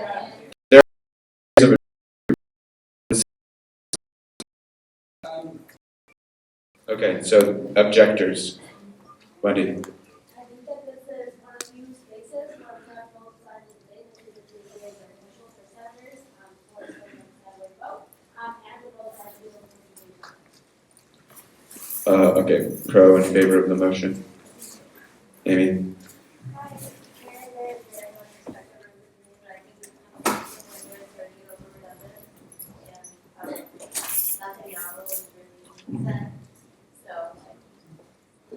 Okay, so cons, Moira. Yeah, so just to speak to that, I don't think that both sides of the debate are getting redundant. And, we all expected that this would take a very long time. We're not, stepping on anyone's taking a long time to do this. The most important thing, a lot of people, and more importantly, a lot of Palestinian students have poured a ton of their time and energy and work into this campaign for the past several weeks. And to limit the amount that people get to talk just because they want to go home or because they're tired, I think is really disrespectful. Generate a lot of dialogue. A lot of people have a lot of things to say. And furthermore, a lot of people put a lot of work into what they were going to say tonight, and they really want to have the opportunity to be able to say that. And like I said, it's not just putting work into a feature tonight. People have been working on this for months, literally. So I think that we should all have the respect to be able to sit here for one night and go through that. I have more questions for the authors as well. Sure. Is there a time at which you would feel comfortable? Because I think that it's important to have a deadline so that people don't get repetitive, so that people are aware and prioritize their points. And I'm afraid that if we keep going, we're just going to keep extending because we want to hear from people. So if there's a time that you're more comfortable with, I'd be happy to withdraw and propose that. But I do think it's important to have time. I think that having time is, I don't think it's important to have time. I think that there's a point in the debate where everyone recognizes that it's getting repetitive. At that point, we can go to the vote and on that. I don't think we have time. We don't know what everyone is going to say yet. So I don't think that we should prematurely put a deadline on not being able to hear what people have to say. If the debate got to the point where people were still saying new things and we hit a deadline, we would be taking away people's chance to speak. To add to that, speaking as a sponsor,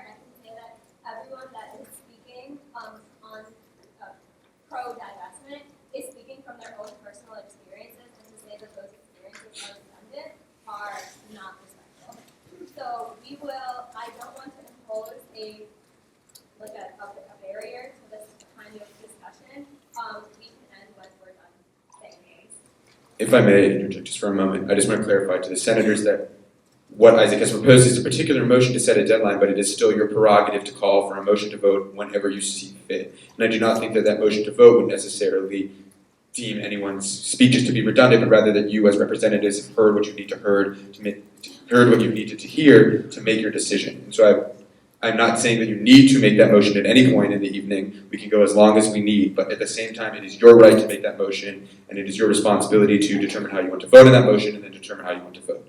So we are in line for a pro on the motion if it stands. The motion's withdrawn.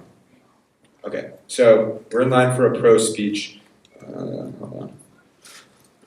We have 11 minutes and 52 seconds left in debate. I have Rachel Fern on here as my next pro speech. Con.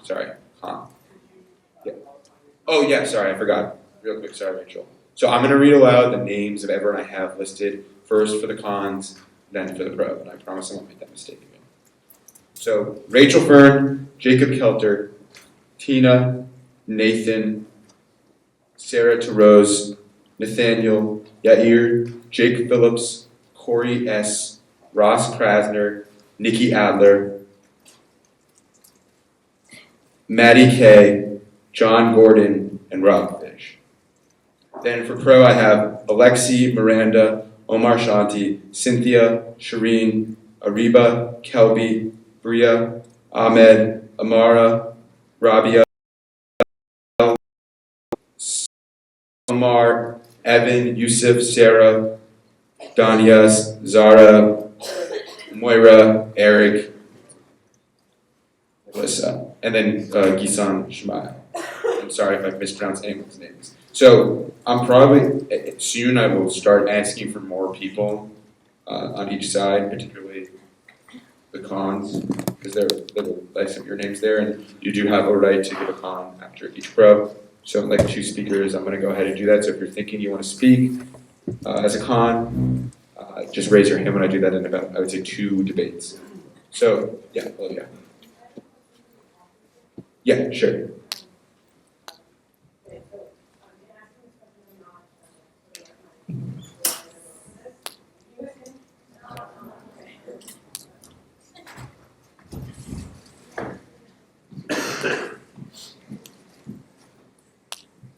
There have been a lot of compelling arguments tonight for both sides, and as a representative of students on this campus, I'm concerned with the well-being and the happiness of everyone.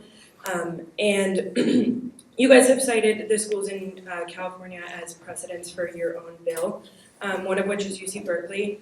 A week following, I think a week following, I'm not exactly sure on the facts, I didn't have a ton of time to research it, but I think a week following the passing of their resolution, there was a swastika spray painted on a fraternity house that was affiliated with Jewish things. And I'm just wondering how you would address my concerns about that.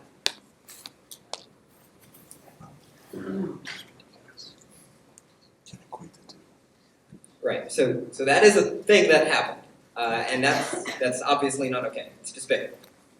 But I don't think that the thing that happened is a symptom of the resolution that was passed. I think the thing that happened was a response by someone who is already anti-Semitic and already had a predisposition to committing anti-Semitic acts. This resolution is not going to make people become anti-Semitic. They're already there. There are people who are anti-Semitic on this campus, and I hope to never run into one of them because I will have a huge problem with them. The idea that this resolution in any way impacts their actions or impacts their beliefs, I think is ridiculous. Okay. So, you mind for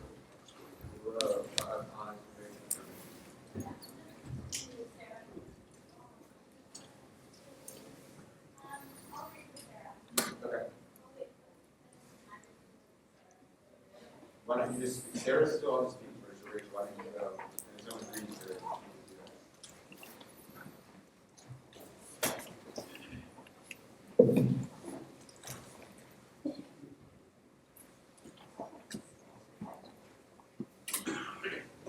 Hi guys, so I think we're all here because we care very deeply about the suffering endured by both Palestinians and Israelis in this conflict, and we're all here because we are entirely devoted to ending the suffering and bringing forth security and justice for both sides. In our minds, however, the only means to be able to do this and ensure this equality for both sides is through a two-state solution, which the divestment movement rejects. Now, there is no disagreement. I think that Northwestern should align itself in every possible way with human rights. But it is absolutely deceptive for the BDS movement to be presented as the singular means of attaining human rights. Through divestment, the resolution seeks to destabilize Israel. Through its campaign, framing Israel as an oppressive colonial monster, it demonizes, misrepresents, and unilaterally blames Israel in an extraordinarily complex and two-sided issue. These actions aim for the ultimate dissolution of Israel and specifically and intrinsically violate the right of self-determination for Israelis, Arab, African, and Jewish Israelis alike. The stripping of Israel rights and the termination of the state of Israel is not a solution and not something that Northwestern should support. We ask that you senators are not swayed by this rhetoric of human rights and minority empowerment because it is not unique to the NU Divest movement, and we believe that a two-state solution is far more conducive to achieving these goals. Relieving Palestinian suffering and empowering minorities should not have to mean shifting this suffering onto Israel, and it is a deceptive shame that NU Divest is presenting it as such. We ask you to understand the goals of human rights, BDS, in aiming to delegitimize, demonize, unilaterally blame, and ultimately eliminate the existence of the State of Israel is absolutely incompatible with peace, and that is what we must know when voting on this resolution tonight. This approach is inflammatory and manipulative. The author of the resolution stated that Northwestern needs to be a safe place, and this is absolutely correct. However, the passage of NU Divest, which solely blames Israel, will only sharpen divides and hostilities and reinforces misconceptions that serve as the barriers to reaching this reconciliation. As Josh stated, we must look at the underlying causes, not the symptoms, and address these. This resolution is a failure to advocate for universal human rights. It's a failure to achieve peace. Thank you. Okay, the next row I have the next. I'm only taking questions.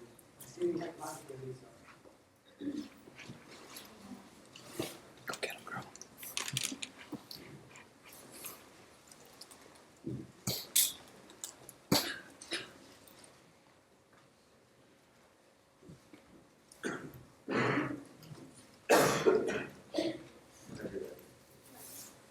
Hi, my name is Aneesa Abdul Fatah Johnson. I'm a freshman here at NU. I come from an African-American father and a half Palestinian, half Dominican mother. Growing up, my parents made me acutely aware of the struggles that come along with having those identities. From my dad's stories of being a young black man in a predominantly white high school, a frequent recipient of racial slurs, to my grandmother's struggles as a young Dominican child immigrating to the United States, to the stories of my Palestinian refugee grandfather who suffered great difficulty in his life. From the days when the British came to his home in the West Bank, took his family's farmland, the only source of livelihood for a family of 11. To his years as a captain in the Jordanian army after joining at only 16. And the activism of my entire Palestinian family.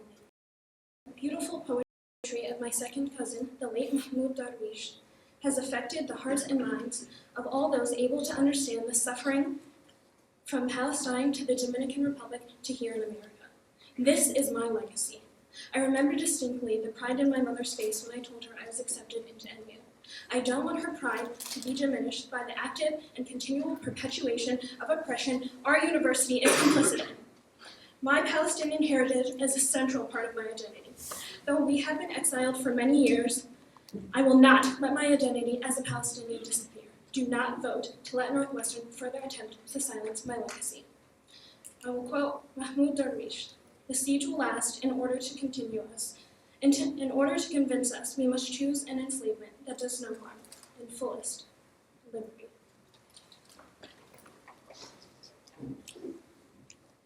So the next on I have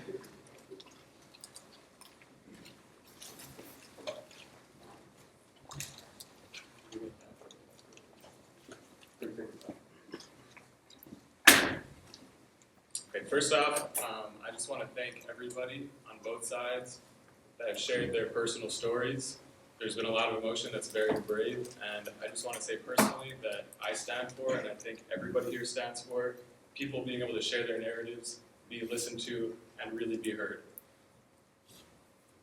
Now, this resolution has been characterized as making Northwestern neutral on this issue, and I think it is pretty clear that this is a very one-sided resolution. And after listening to people, what we have to decide is, will this resolution actually help bring peace? That's the only win that any of us should be fighting for, is peace in this region, which is the only way that there's ever going to be justice.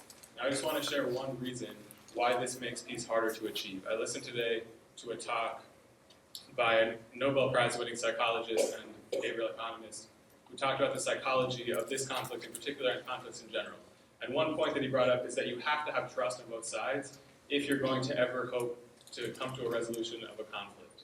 Now, Israelis have legitimate fears of peoples and countries that want to wipe them off the map. When a school like Northwestern passes a resolution that's completely one-sided and does not recognize that there are wrongs being committed on both sides of this conflict, it legitimates those fears and destroys trust. Unfortunately, here in the US, we cannot do much to build trust. Building trust is very hard to do, but we can, by actions like supporting a completely one-sided resolution, just further destroy trust, and that is further going to perpetuate this conflict and make it harder to achieve peace and justice in this region. Thank you. The next guy. I see Dalia.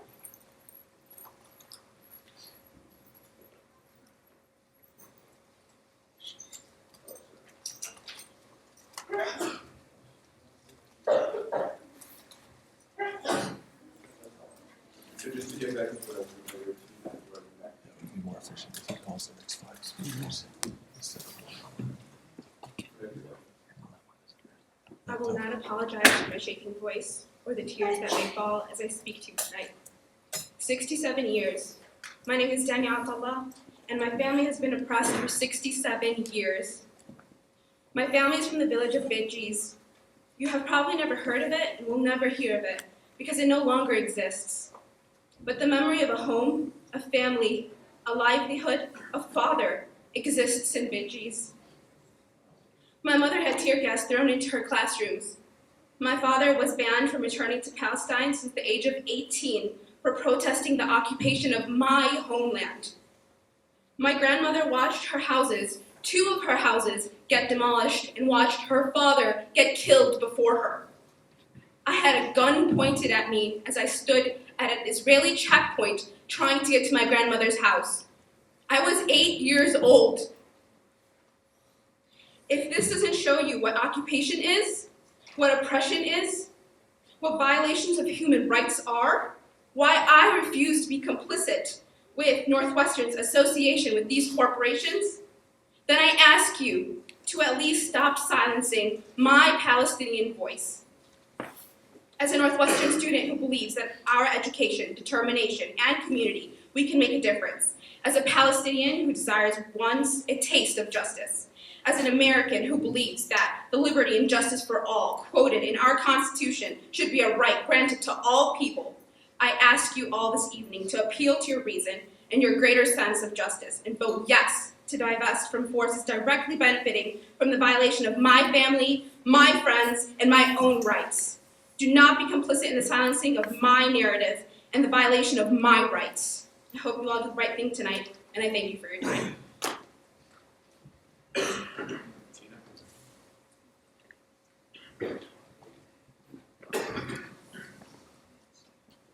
So we have discussed why the two-state solution is the only viable solution, and now I'd like to stress how the global BDS movement, which NU Divest associates with, is incompatible with the two-state solution. NU Divest has explicitly said, quote, divestment does not constitute a complete political solution to the current Israeli-Palestinian problem, end quote. NU Divest has made clear that they are unwilling to offer any solutions, only criticisms. NU Divest and BDS are the wrong remedy for a very real injustice. BDS does not provide any practical or realistic paths to justice. What BDS does provide is a continuation of the status quo. Right now, there is an occupation. If this resolution passes, there will still be an occupation. In addition, the BDS measures delegitimize Israel, pushing the average Israeli away from the center and weakening the constituency for a two-state solution, which is the only path to ending the occupation. I agree that it is not my place to impose a political solution on people thousands of miles away, but I disagree with NU Divest as a part of the global BDS movement that eliminates that solution from the negotiation table.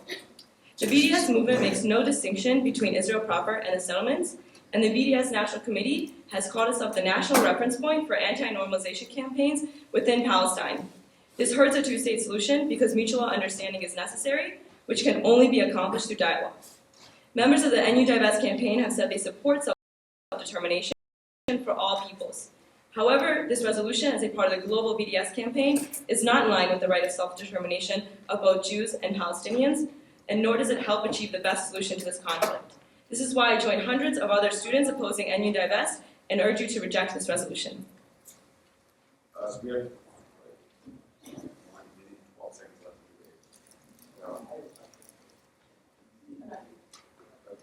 We have 1 minute and 5 seconds left. Okay, by how much? 30 minutes.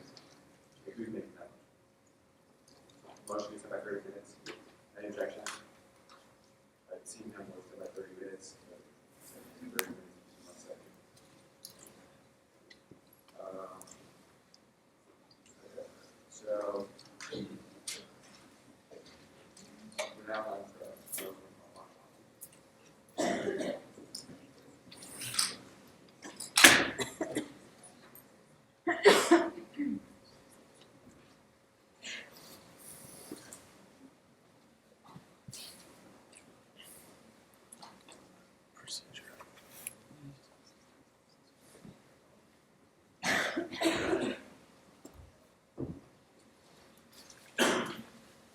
أنا فلسطيني. I am Palestinian. وبيت الشنطي, my family, has lived in Palestine for over 15 generations. And though many have been forced out, uprooted from Jaffa, Jenin, and Jerusalem, much of my family continues to live in Palestine today under an illegal Israeli occupation. We have remained in Qalqiyya, a land in the West Bank now surrounded on over 300 degrees by the illegal Israeli apartheid wall, and where your movements are under constant surveillance from IDF forces. But it could be worse. We could have settled anywhere on over 40% of the West Bank, only for it to be demolished, annexed, secured, and constructed upon, leaving those who call it home homeless in their homeland. Over 40% of the West Bank has been taken illegally since 1967 by Israel, and more continues to be taken day by day. We are told by our opposition to discuss politics and to discuss solutions, but it is evident that right now this would be pointless. The institutions for justice have not been built yet. Why should Goliath look to please David when instead he could directly benefit off his harm with no consequences? Why should the whites of South Africa or India have negotiated with the indigenous people when they could export their suffering? It is firms such as the ones we're looking to divest from that directly benefit from the marginalization, the oppression, and illegal occupation of the Palestinian people in the face of international immunity. Our movement is a way to hold these firms accountable and ensure Goliath will no longer be tempted to batter David, and as a result, reach a stage where meaningful peace negotiations can be held and each party can be satisfied. And I beg you, everyone in this room, please, if you're coming from the side of anti-divestment movement, do not speak in the name of the Palestinian people. My grandfather did not fight his whole life to die outside of his land and to have his whole family's work taken from him under Israeli force. Thank you. No question.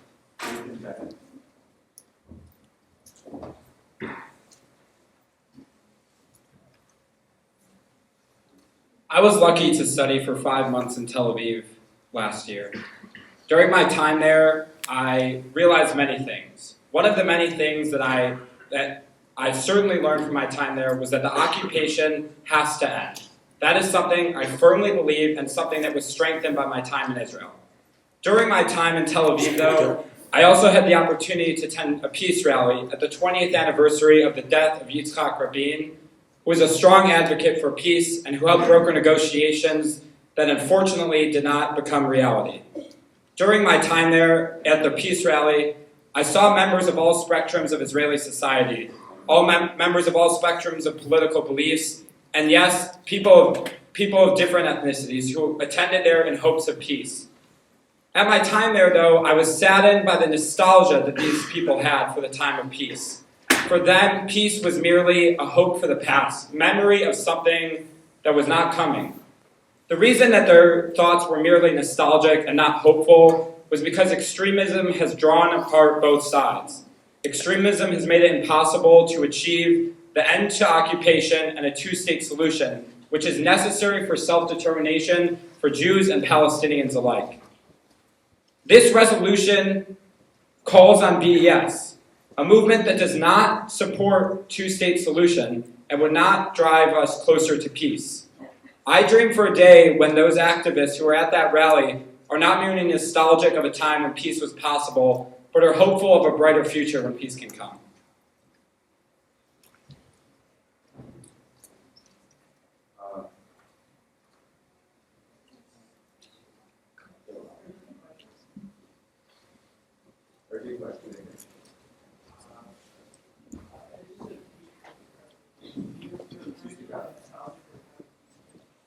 A nostalgia when there was a real opportunity to broker peace between two peoples.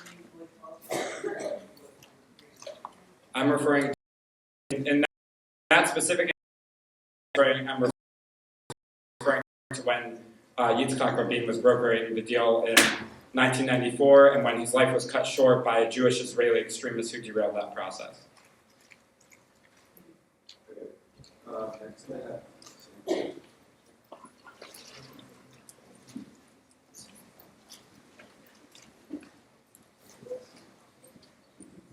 Just a reminder, who's that yourself.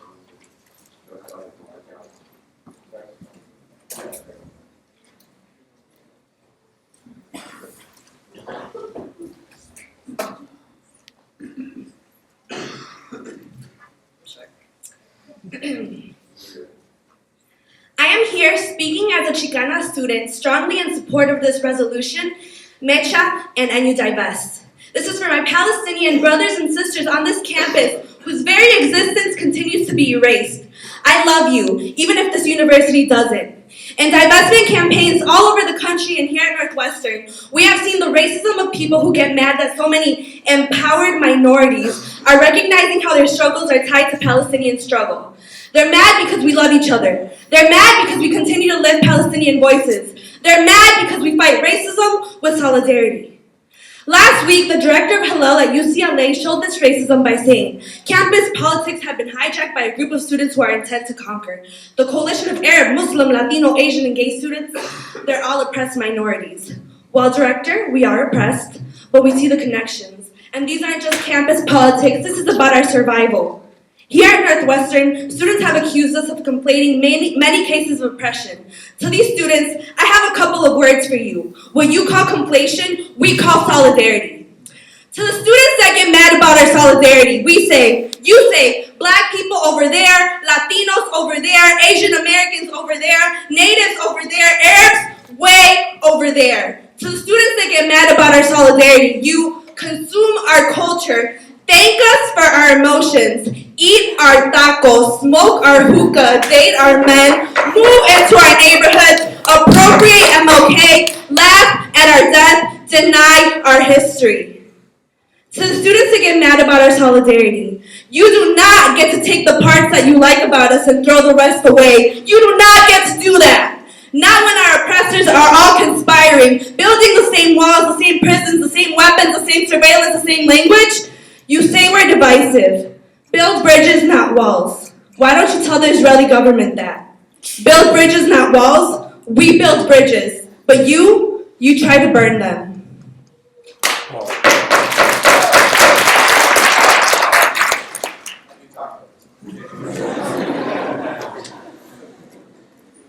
Okay, so I said I was to speak for Ahmad, like the so are there more people who'd like to speak for Ahmad yet? We're not taking questions, we're not taking questions.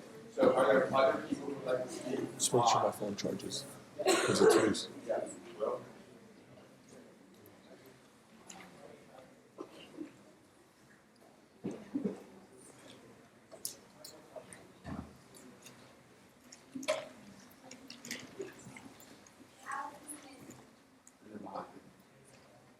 Sorry, what's your last name?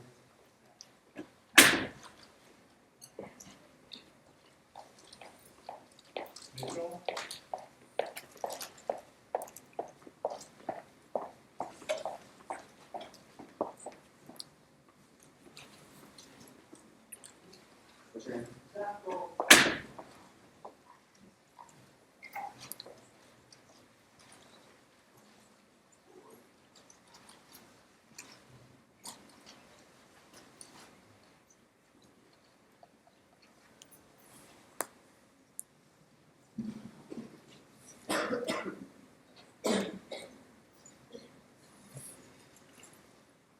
Enough. Okay. So, the next person I have is Daniel.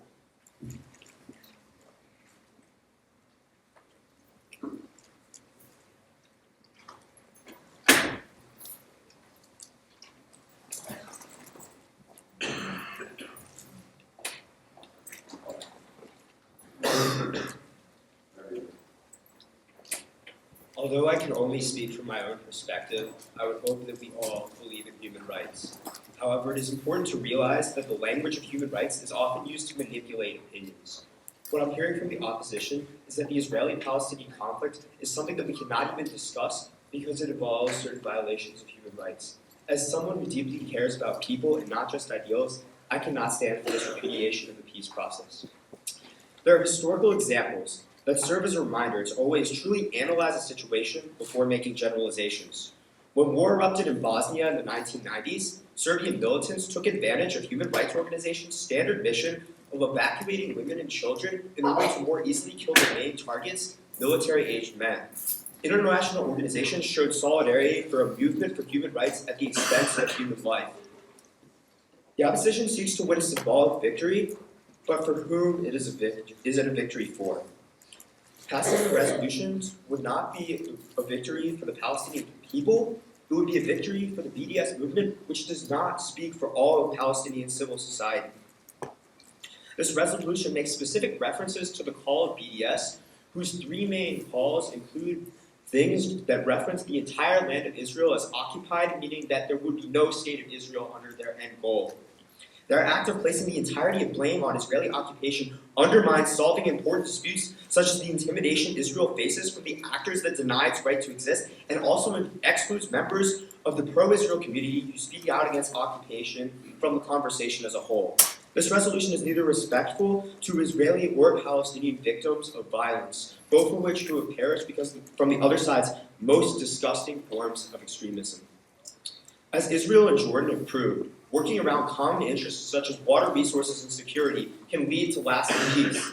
If this body is really interested in the welfare of people, they should not be dealing in absolutes when the solution is somewhere in the middle.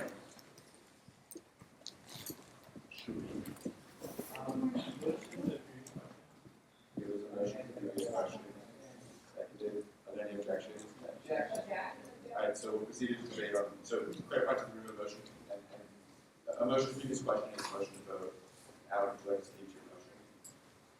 Yeah, so after conversations with some people, the general consensus is that people pretty much know how they're going to vote. And while we do really want to hear everyone and hear them talk, it's not really constructive to sit here when we don't kind of know that we're ready to vote. Yeah. Okay, so on to the motion to vote.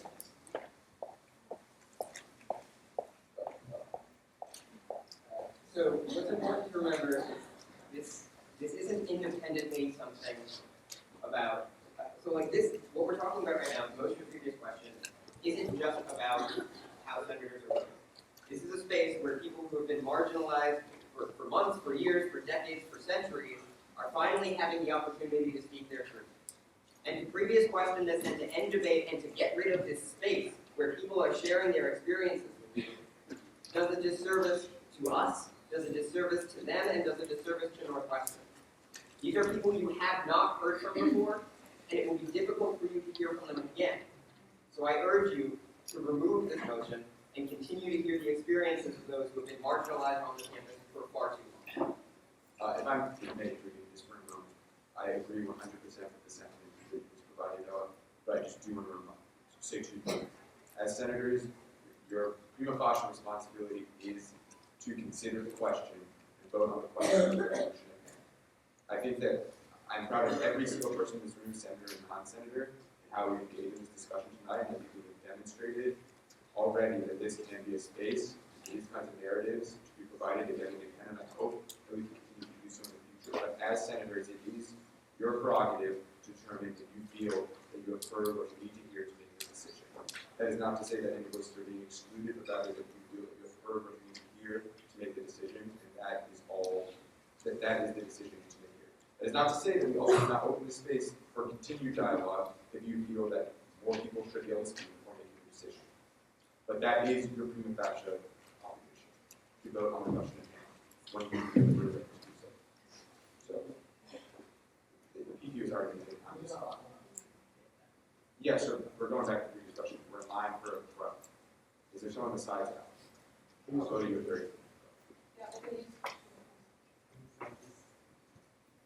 Okay, Cal, go ahead. Yeah, I just wanted to respond to that, and I definitely agree with what you have to say. I think it's good that we have this space. And I would encourage any senator, if you're undecided, like speak up, let us know that you're undecided, so we can continue to listen to these stories. If there isn't anyone who's undecided, I don't really see the value in going forward. How do you guys Speaking of contemporary stuff in senators, I just want to say that kind of logic there, you have voted resolution, you can see how resolution, and it is, that's done. I mean, that's very antithesis of what's going on here. We're supposed to dwell on these questions, these arguments, from both sides of the issue. I am surprised, stunned by what's going on here. 300 people in one room. This is unprecedented. And we can't have just stop one day. I don't care how long it takes. I want to make sure it takes as long as possible because we need to get this dialogue going. That's the only way we can ensure this process continues. Okay, we're in line for a I would just like to point out that while Senate and this sort of democratic speech is necessary for sustaining dialogue, it's actually not the proper forum for having dialogue. That's where debate panels and open discussions and forums hosted by other student organizations on campus come into play. This, in fact, is a vote on a resolution. And the debate that's taking place here is either for or against the resolution. And if the senators in this body who are voting feel that they're ready to vote on that resolution, that is, in fact, our purpose in being here tonight. And so if we feel that we're ready, and I don't think that the dialogue that we have right now is necessary any further. Okay, there's a motion to vote. I know, a motion to vote, yeah. I would prefer to keep the line speaking. But I will say that there's only 3 pros and cons after Yeah, the wrong one. I just want to remind most senators that the you are not directly elected. So to say that you get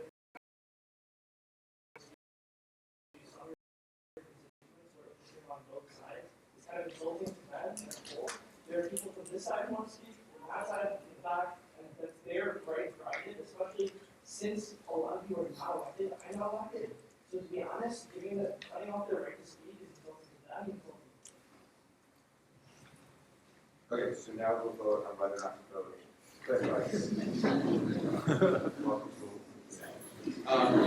So it's a simple majority.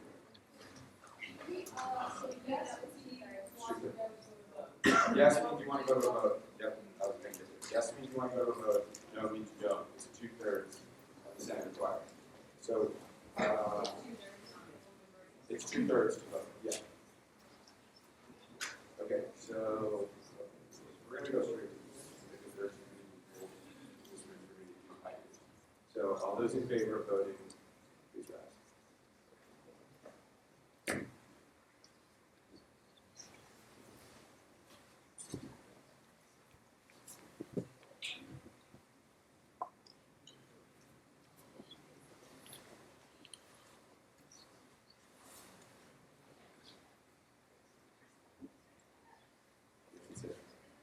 All those against voting?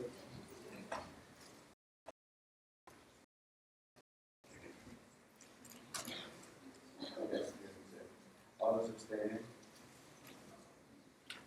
Okay, motion goes.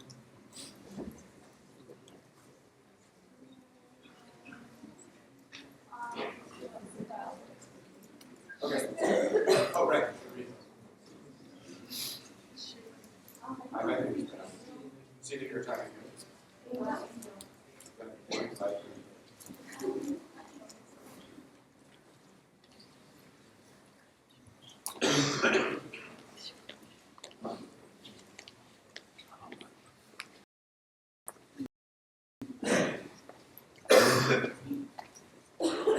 Hi, I'm Angel, a genderqueer Chicana and a privileged Northwestern student.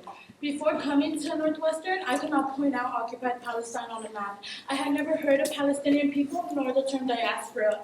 I did not know a group of people were forced out of their homes only to take their keys in hopes of return.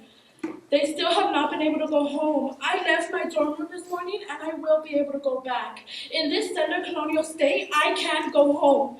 I cannot say this for my undocumented best friend. She can never go back to Mexico unless she wants to struggle to cross the border again. The same border that's undergoing surveillance by Elbit systems. I did not choose to answer the Palestinian call for divestment. I must answer it. I would like to read a passage by a leading Palestinian thinker on the call. Is this campaign counterproductive? Is it? Who is to judge? A call signed by more than 170 Palestinian political parties, unions, non-governmental organizations, including peer groups, and networks representing the entire spectrum of Palestinian civil society under occupation in Israel and in the diaspora cannot be counterproductive unless Palestinians are not rational or intelligent enough to know or articulate what is in their best interest. This argument smacks of patronization and betrays a colonial attitude that we hoped was instinct in the liberal West. Voting yes on this resolution is using our place of privilege for good. I would like to take the rest of my time for a moment of silence for all those who had suffered and died because of colonialism and settler-colonialism and all that other bad.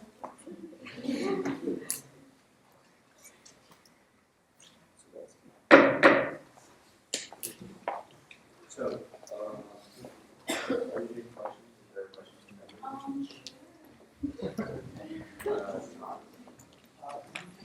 from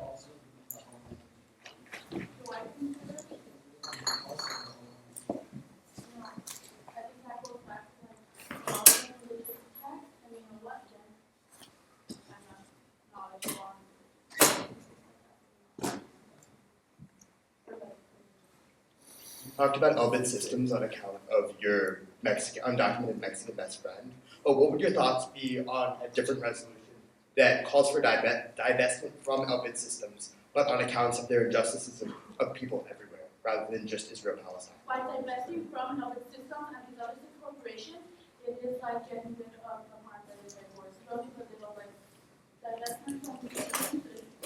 Our passions are interconnected, y'all. You fuck up one, you fuck up them all.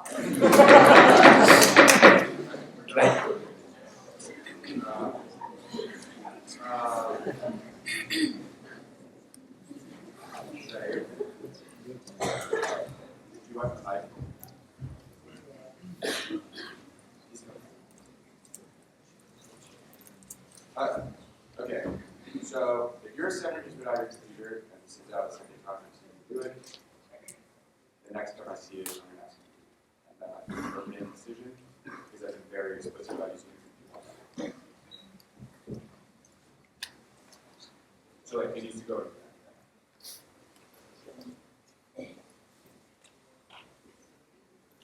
Yeah,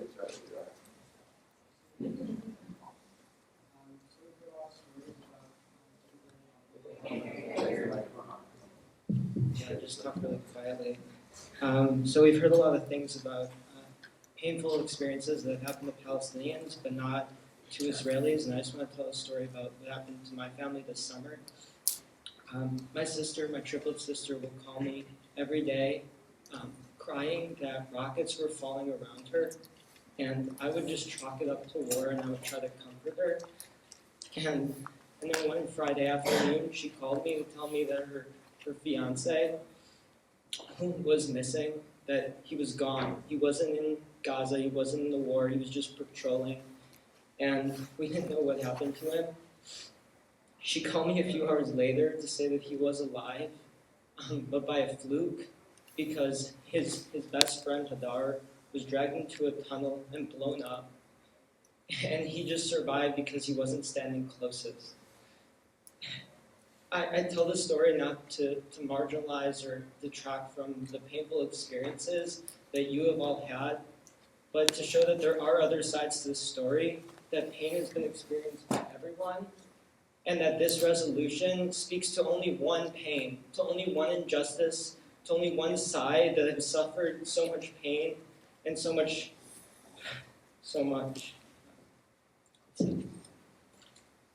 There's 40 seconds left.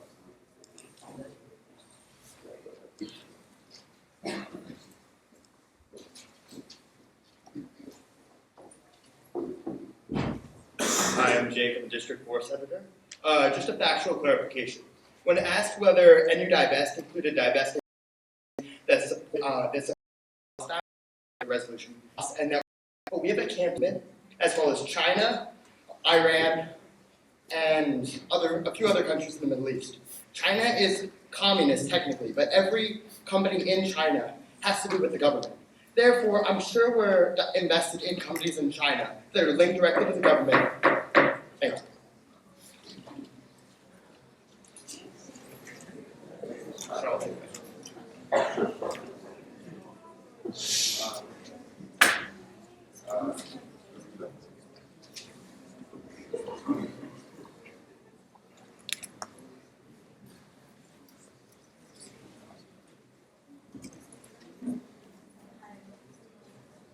Sure.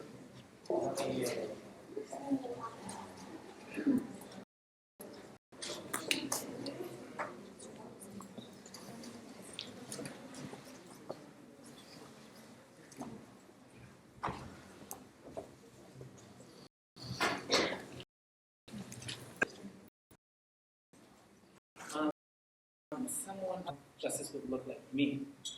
Palestinian. And my ID number is 80108127. Come my blood, it will fall. It will shape itself in a revolutionary that would stand up and say, free Palestine. I'm not European. I'm from Gaza Strip. My blood is Palestinian, so is my parents.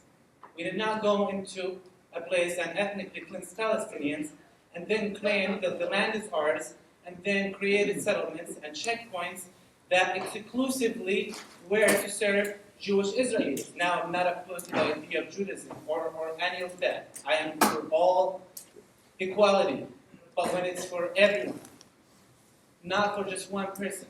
I'm from Gaza Strip. You all heard about what happened this summer in Gaza Strip? You want me to tell you what happened this summer in Gaza Strip? 2,200 Palestinians were killed heartlessly and senselessly. You're talking about intentionally thousands of rockets that fell into Tel Aviv, which is called Tel Aviv. You know that? Yeah, it was called Tel Aviv. They came and took the towns and they renamed them and then they started creating all types of terrible things to make the life of Palestinians hard. But here we are. I lost 6 family members this past summer. My cousin's daughter, Dina, who was 21 years old, was killed with her father, her uncle, and grandmother in their house by a drone. Where did that drone come from? It was killed in 2003 on February 13 with 6 American-made bullets. My friends Muhammad and Muhammad Ibrahim were killed by a drone when they were basically just growing onions in a farm. 40% of my hometown was completely demolished this summer. I can go in detail. I can give you every inch of detail about all the terrible things that happened to the people of Gaza Strip. All the things that could have led to me becoming a monster. But here I am, standing in front of you, and I'm saying, please divest.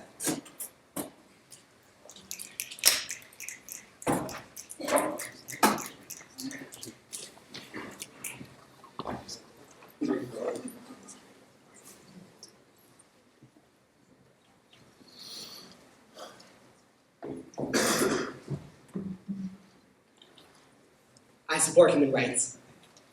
I think that everyone here supports human rights. That's not the issue at hand. No one is going to stand up here and tell you that they don't condemn atrocities created across the world, especially those in Palestine. So that's not the way we should frame this debate.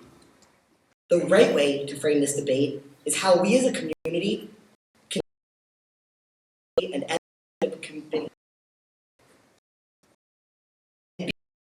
BDS and divestment are not the right avenues by which to do that. Should this resolution pass and the university divest from these companies, it would do nothing to end the conflict between the Palestinian and the Israeli peoples. Instead, all it would succeed in doing is demonizing a nation that's worked since its inception to create a homeland for a persecuted people next to a Palestinian state. By singling out one side of the conflict, by oversimplifying and placing unilateral blame on one group in a conflict that clearly has a much more complex background, makes no one, neither the Palestinians nor the Israelis, any more willing to come to the table and talk about achieving a two-state solution.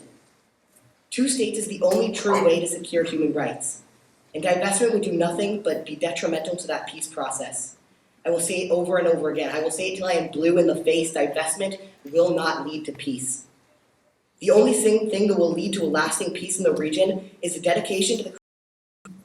Thank you. We have a minute left to debate. So, any objections? Okay, seeing number of debate by half an hour.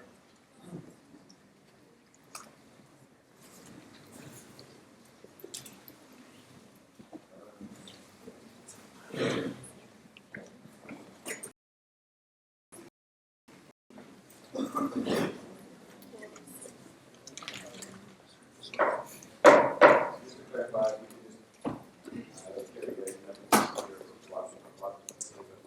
the less side conversations you have, faster you can speak in, the easier to hear them, the better.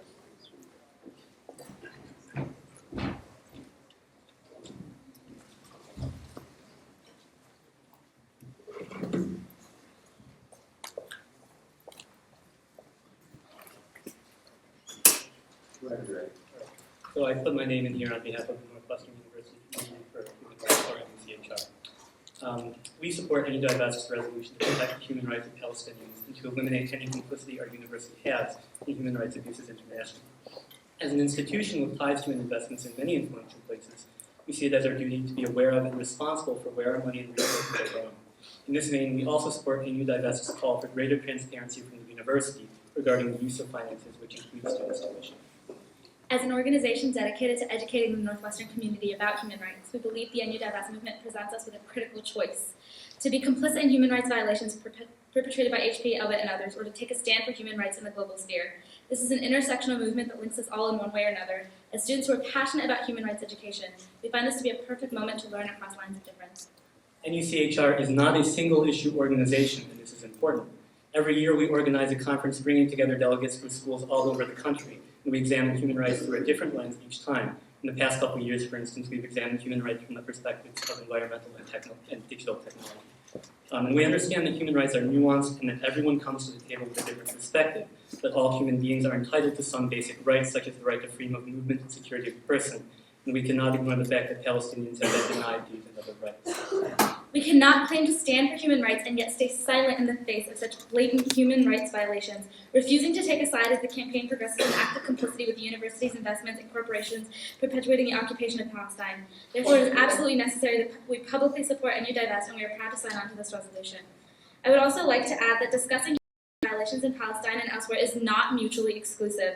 NUCHR strives to create an intersectional framework for the discussion of global human rights, and I personally think co-opting the struggles of other global marginalized communities solely in the face of this resolution is not a productive way to foster social change. And I'd like to add one thing on my own behalf of NUCHR about what it means to speak for Palestinians. We've heard a lot about how the conflict is more complicated than any divest portrays. And while it's true that the conflict is extremely complicated, it's frustrating with so many.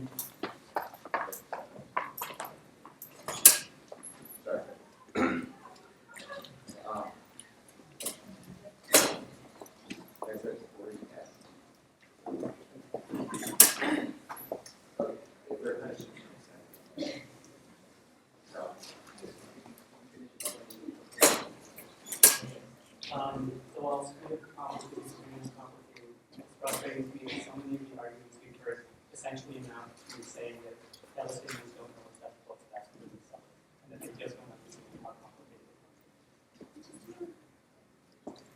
That's all I have.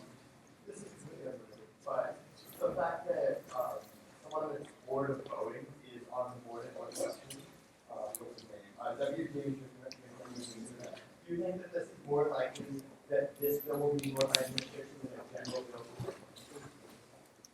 I don't think that this should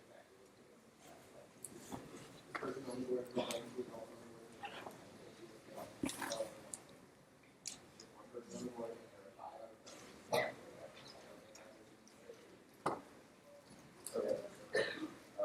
Or yes.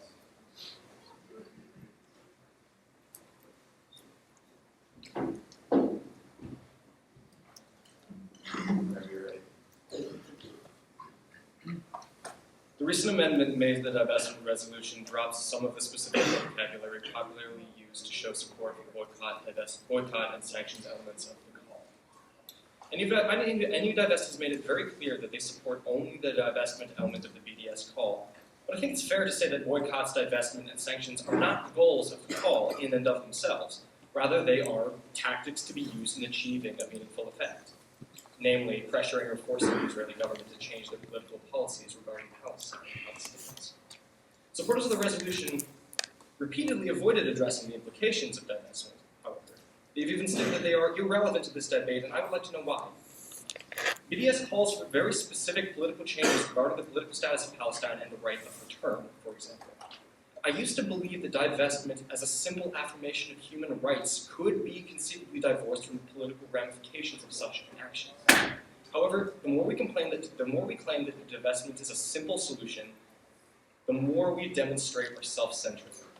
Middle Eastern politics is many things. One thing it is not is simple. Portraying it thus is at best ignorant and at worst dishonest. Claiming that the changes you wish divestment to inspire or force are irrelevant reveals an unwillingness to get your hands dirty, to deal with treaties, negotiations, policies, legislation, committees, that is, the ugly machinery of politics that somehow actually produces actual change.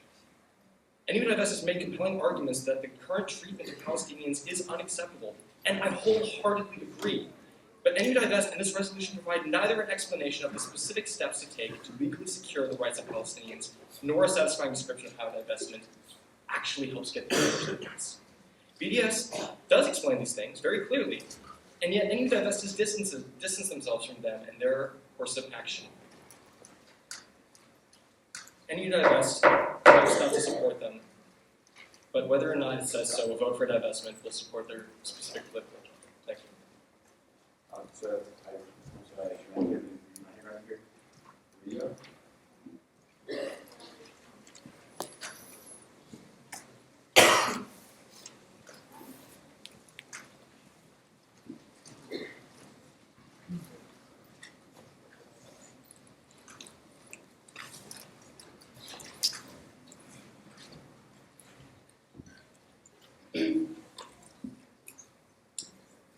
My name is Bria Royal, and I'm here today to remind us of some things that go forgotten in this Northwestern bubble, behind this Northwestern shield. Colonialism is not dead, but people are dying at the hands of colonialism. Oppression is not dead, but people are dying at the hands of oppression. And I should note that it shouldn't take spending thousands of dollars to travel abroad to understand that. Oppression is not dead, but it has gotten really good at camouflaging itself. A lot of people like that. It makes them comfortable. Please do not be comfortable. Oppression is a condition, a state of being driven by power from institutions like this one. Oppression has not only made itself nearly invisible by partnering with this consumption in a world driven by institutions that consume. Oppression has made that consumption its fuel. Our participation in that consumption, whether it be directly or indirectly through our affiliation with institutions who consume, is more than just being complicit. It is fueling oppression.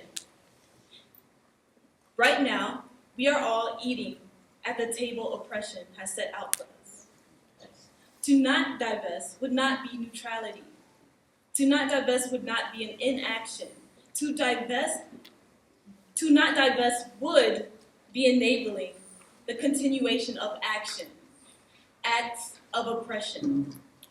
We are here today with so much passion because we are refusing to remain seated at the table that oppression has set out for us. Instead, we are standing in solidarity with Palestine and oppressed people everywhere. Please stand with us. Please divest.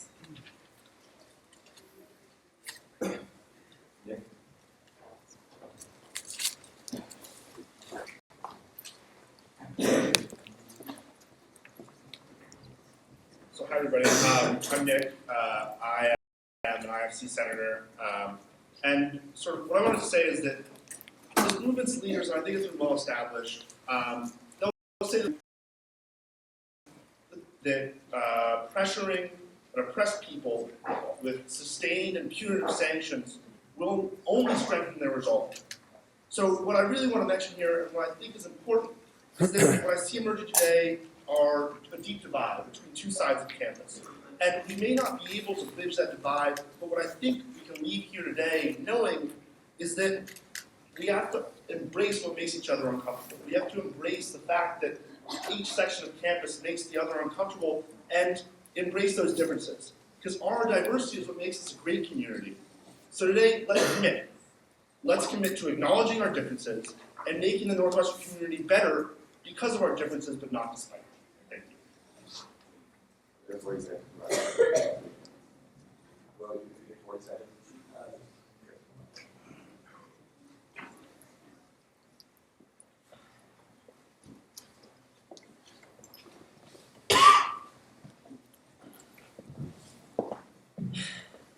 Just to quickly address the colonialism argument, I find that to be as oppressive and offensive as I'm sure many on the other side find the actions that are offensive and oppressive of the Israeli government.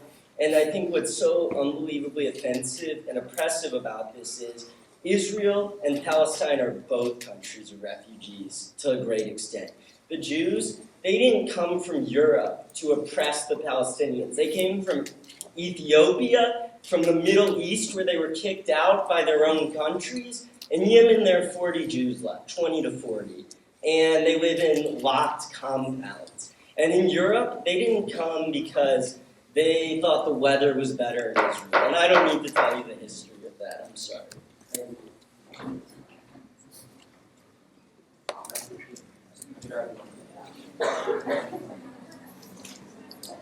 You're next. Yeah.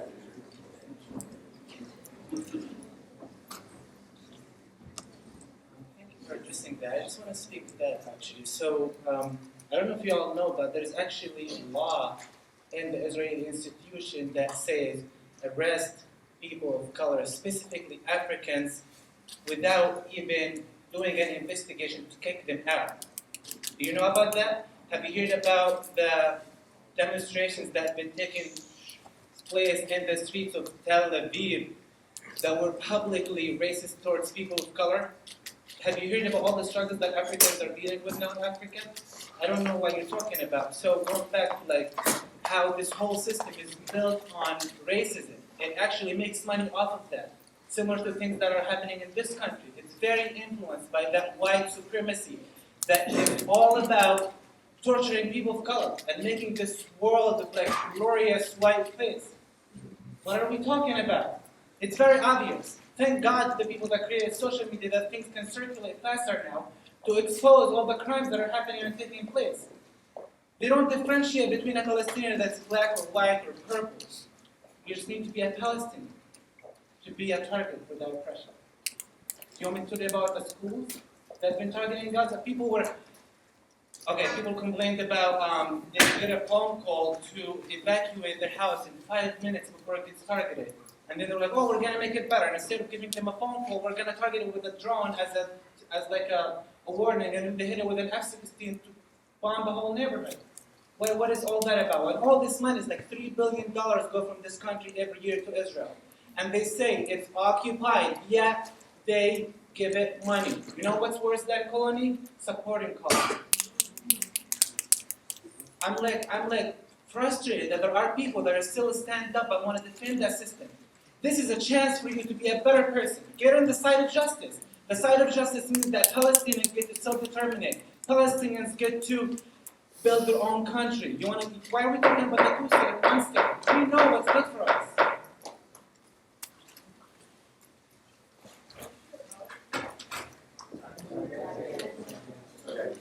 Are there any objections? I can't hear the senators with this high conversation. I heard an objection. Who would like to speak to the motion? Go ahead. Okay.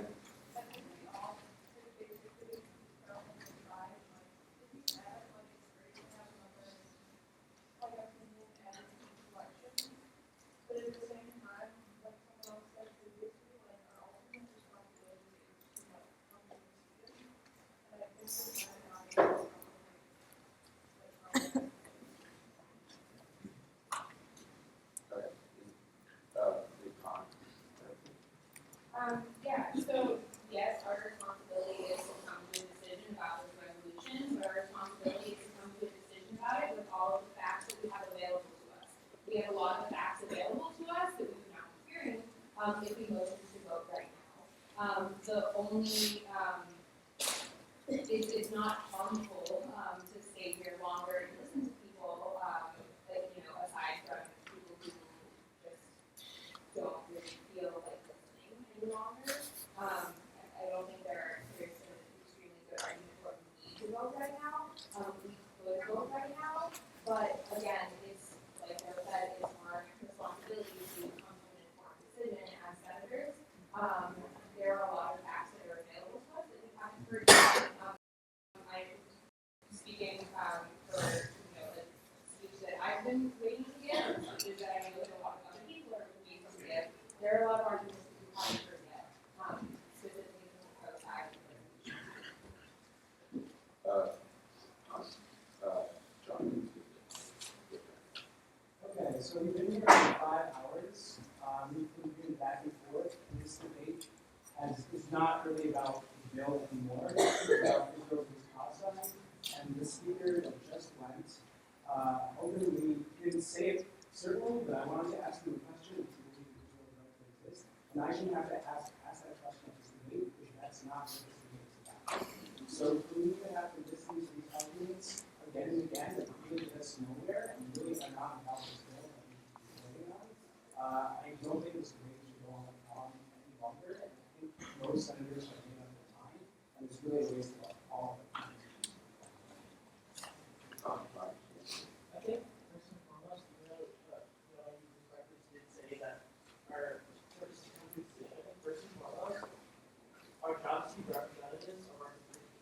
Regardless if we think their arguments at this point are redundant or repetitive, I don't care if 20 people go up there and speak nonsense. If they're right to come up, and it's our duty to allow them that voice, that will be not the record to give them.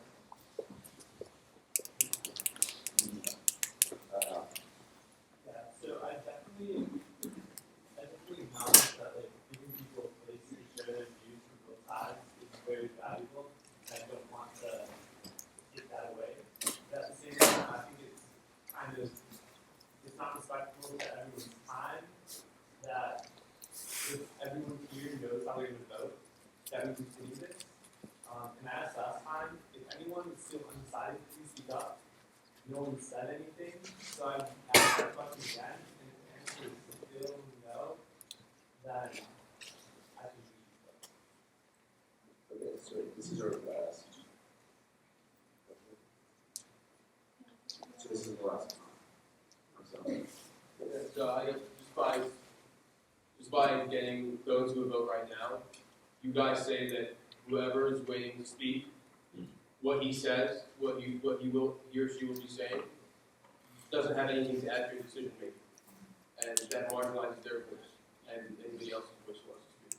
So I'm saying that you shouldn't say that you made your mind up if you haven't heard what they have to say. Because that means that they have nothing to say. There's about 25 seconds. I also want to say, as a senator, I'm asking you to shift your focus away from us and focus on the people that we represent. There are still Palestinians in the room who have that vote and wish to speak. And out of respect that we need for months and sacrifices that people have put into this campaign, let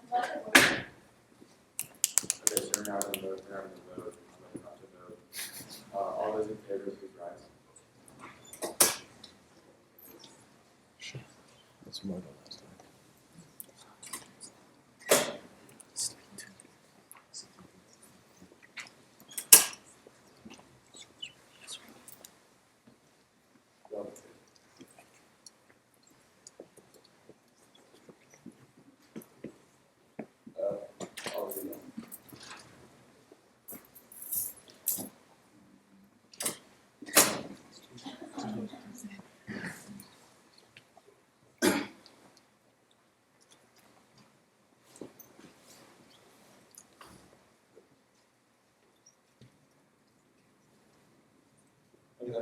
Or all those abstaining.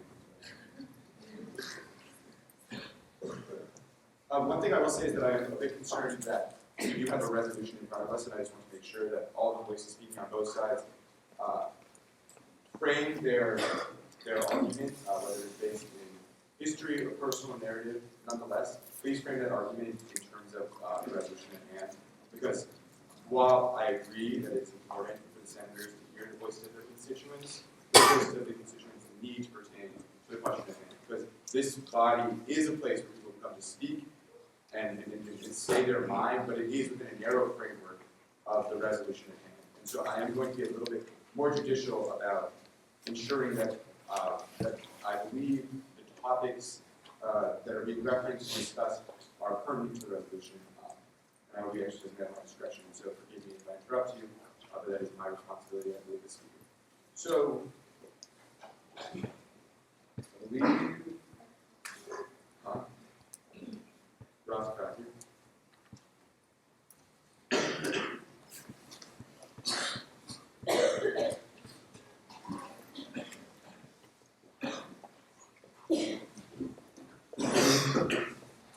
So we've heard a lot of arguments, and after our vote tonight, a few things are clear. If this passes, no fewer Palestinians will be living under occupation. No fewer Israelis will be living under the constant threat of rocket attacks.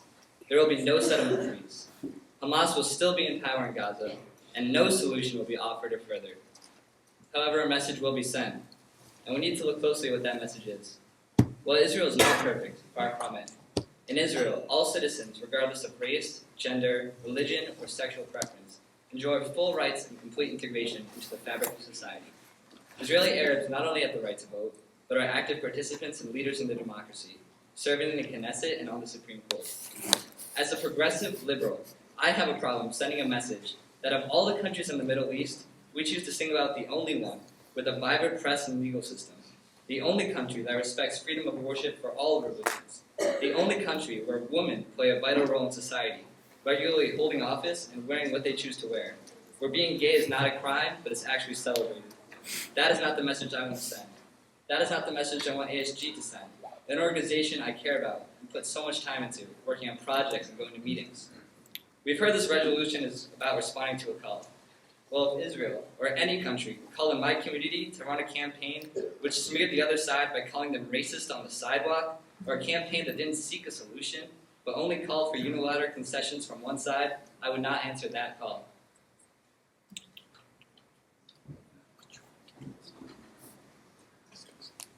We're going to have a recess. People can reconvene at 12:15 a.m.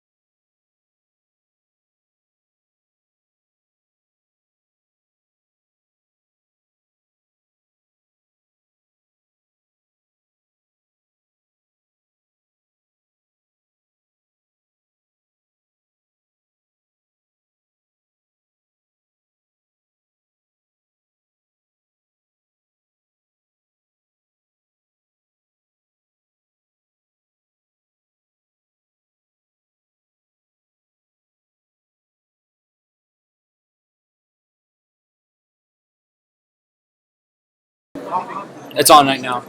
It should be working. So we're in line for a pro. And again, I can't read my handwriting. Ameena or Amira. Okay.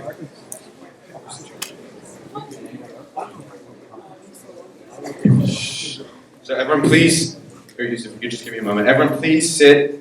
You need to find a seat if you're in here. We're trying to avoid doing standing room. There's definitely still plenty of seats for everyone. I see like 9 over here. That's an approximate count. I see 10 to 11 over there. I see 4 to 5 over here. We have 2 right here. We got 1 right here. Just kidding. It's for me. I don't sit. I was on a plane for 4 hours. That's why I was up at 3 a.m. in case anyone's curious. Just don't fly to Boston right now. It's a mistake. You'll never get out. So we're going to do this pro right now. If everyone can just please be quiet, sit down. We got 8 minutes of debate left. Yusuf's going to kick it off. Mike. Oh, your mic's not on.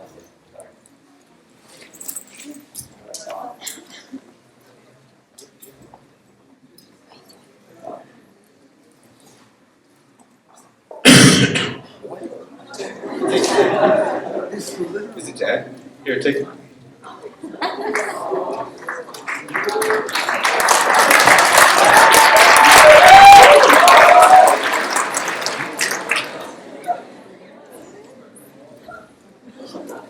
Am I free to go? So I'd like to begin by addressing what I found to be a very disturbing email I received from a senator, and I find it even more disturbing now that the senator actually just spoke and made some very racist remarks. Just to clarify, I am an Arab American, and my parents both grew up in Syria, and my mother and her parents were allowed to wear whatever they wanted, and they lived in Damascus, that is a place in the Middle East. So, anyways, this senator emailed me saying, if this resolution ended the conflict and created a two-state solution, I would support it. The only reason I feel a need to point out this email is to assure that this senator does not have the wrong idea about any divest and our goals. This is not the United Nations, nor is it a gathering of the Israelis and Palestinians that actually live in the region and should decide for themselves a political solution to the conflict. We as students of Northwestern cannot and have no right to draft legislation that determines the borders and fate of millions of people. What we can do is respond to the call for help by the persecuted Palestinian people and make sure our university is not complicit in this occupation. We can show solidarity and support by removing our financial support to these companies that enable the oppression of Palestinians. A few other senators mentioned to me that the complexity of the issue makes them hesitant to make a decision. Perhaps you deem the history between the state of Israel and the Palestinian people to be complex. However complex you take it to be, no complexity can justify the occupation of the whole population. No historical event can be reason for such mistreatment. And if you do find the history of Palestine and Israel to be complex, do you also find a child suffocating to death because of white phosphorus used in Gaza in 2008 to be complex? Do you find a family losing their home and lifestyle so an Israeli settlement can be built to be such a complex issue that you can't tell what is right or wrong? Do you think this is all complexly justified due to a necessity to protect Israel's ever-expanding borders? Abstaining does not keep you neutral. Desmond Tutu said, if you are neutral in situations of injustice, you have chosen the side of the oppressor. Abstaining allows these companies and our university to continue profiting off of Palestinian suffering. The least we can do is not finance their destruction. This is what the resolution asks Northwestern to do, and there's not much complexity in that. Thank you. Next on that.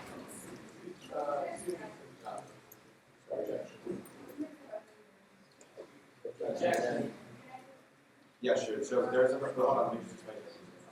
motion to extend debate period by 30 minutes. There are a series of objections. Who doesn't want to speak to a motion? We'll send into debate. There's, well, before that motion was made, there was 6 minutes.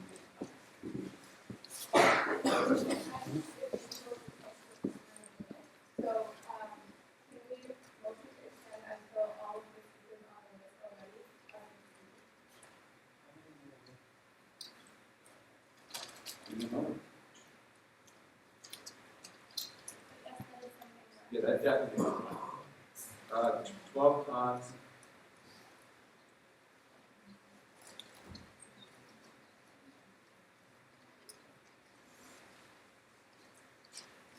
don't you speak first? Okay, so you want to speak to your question?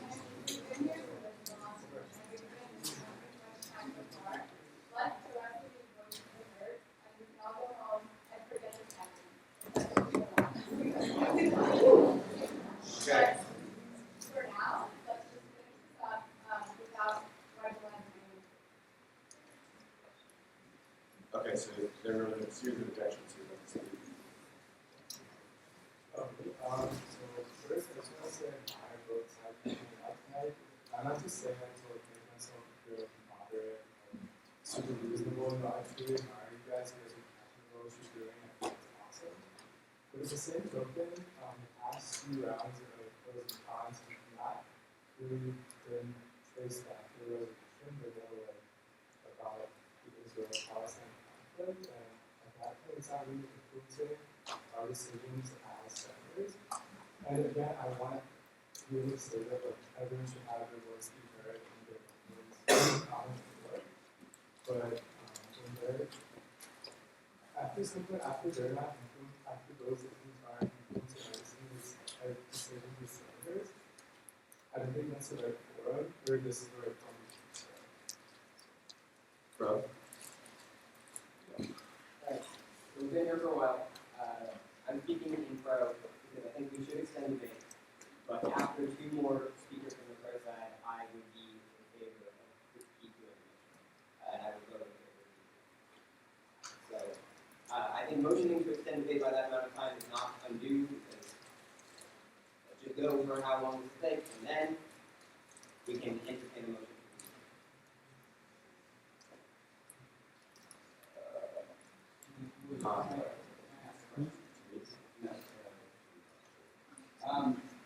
Would you be willing to extend the motion vote at a given time? Well, second debate. You don't have to extend it for 1 minute since we only have 6 minutes left. Plus the motion at the end is whether or not to extend it. We extend it for 8 minutes when it ends over.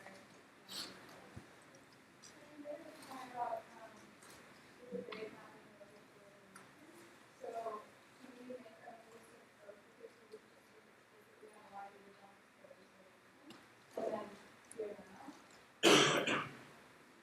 If we extend debate, like that question, we can do that regardless of what happens right now. Yeah, so I'm asking you list and then determine the end of the debate.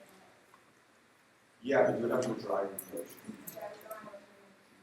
Okay, so I'm just then I guess for the sake of egalitarian.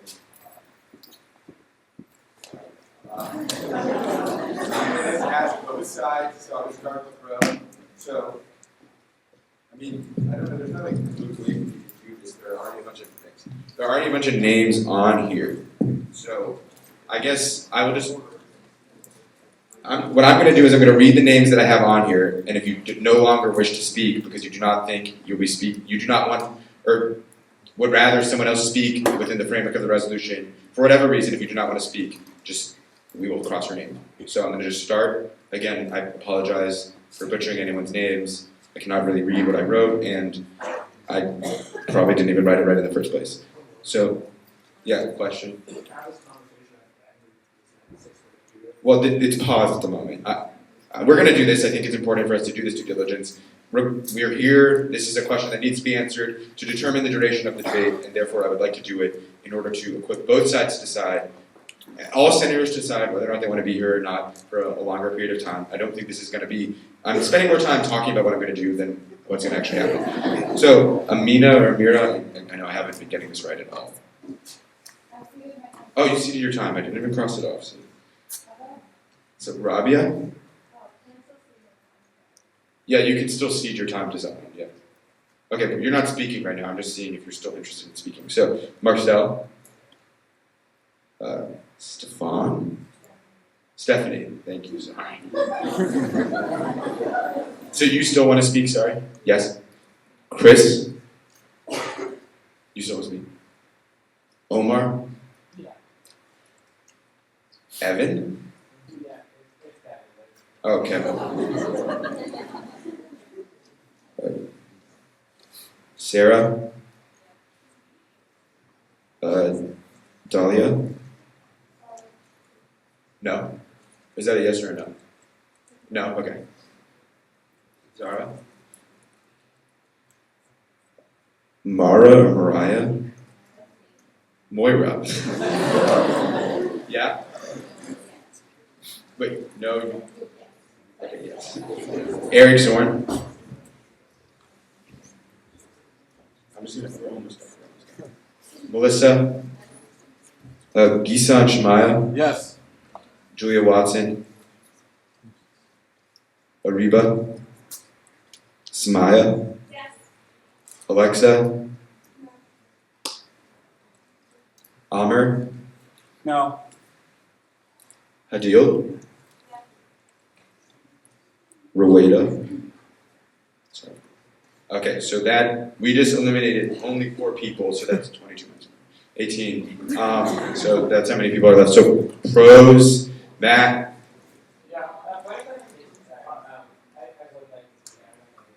Okay, yeah, Kevin, I didn't cross you off. So Matt, Nikki Adler, Maddie Kay, John Gordon, Rob Fish, Joey Becker, Michael or Matthew F. Allison K. Dan Sachs. Mitchell. Josh Boxerman. Zach Gold. Okay, so everyone on the con side still wants to speak. So the lists are practically the same as they were earlier. So I believe the motion was withdrawn. We had just heard, sorry? Motion to extend by 5. Okay, there's a motion to extend by 5 minutes. Are there any objections? To clarify, there's still 6 minutes of debate left. Okay, there's an objection. Isaac, do you want to speak to your motion? Yeah, I think if you guys, if we want to be a little bit more conservative about this, we can start doing it at a shorter amount of time and see how that goes. And why not start with 5 minutes? I feel like that's a reasonably short amount of time. We'll be here for 10 more minutes if that's what the senators choose. And I don't think that's a lot of time to ask. The con. Where? I don't necessarily not support extending it by 5 minutes, but I think if we start doing it by only 5 minutes, we're going to spend more time, like we are right now, wasting time debating about whether to keep debating than we are actually going to spend debating. So I think that's the only issue that can be done. I suppose that I've got to support the to extend it by half an hour and then get it all out of the way.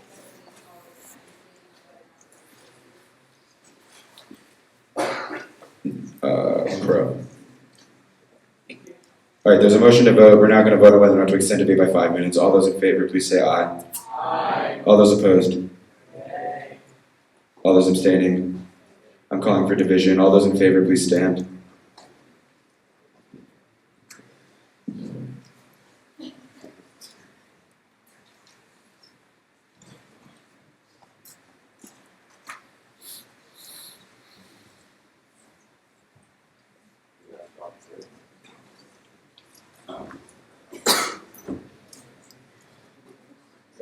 All against.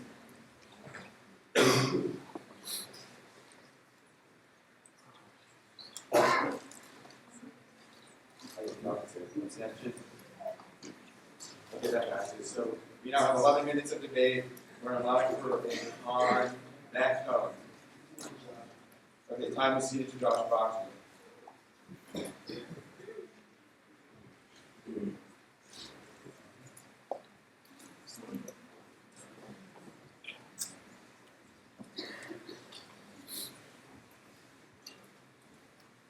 I want to start by saying thank you to everyone who's spoken. And thank you in particular to those of you who have shared personal stories that have caught every single person here to the bone. And it's stories like those that are the stories that got me into the work that I do now, which is work to end the occupation. And I want to make very clear that I think this debate should not be about whether or not we should end the occupation, This debate should not be whether or not the Nakba happened. The debate should not be whether or not the Nakba was a catastrophe or whether it's a continuing catastrophe, because all of those things are true. This debate is whether or not we are going to align our campus, or whether you as senators are comfortable aligning the entire student body with the BDS movement writ large. That is what this debate should be about. And it's not a choice between divestment and silence. I want to make that very clear. And I think if anything that I've said tonight resonates with you at all, it's that I am not standing silent about the occupation. Not even a little bit. And anyone here in this room who feels a need to take action on the occupation, I hear you. I am with you. And I have been fighting on that front for years now. Just last quarter, for example, my organization, J Street U, hosted a screening of the Oscar-nominated documentary Five Broken Cameras. Last year, we brought Palestinian speakers to campus. We held a vigil for the dead from this past summer's war, Palestinian and Israeli lives lost.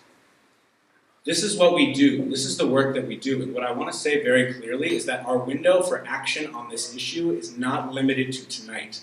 Our window for action is ongoing. We have been taking action on this issue, we are taking action on this issue, and we will continue to take action on this issue. Thank you.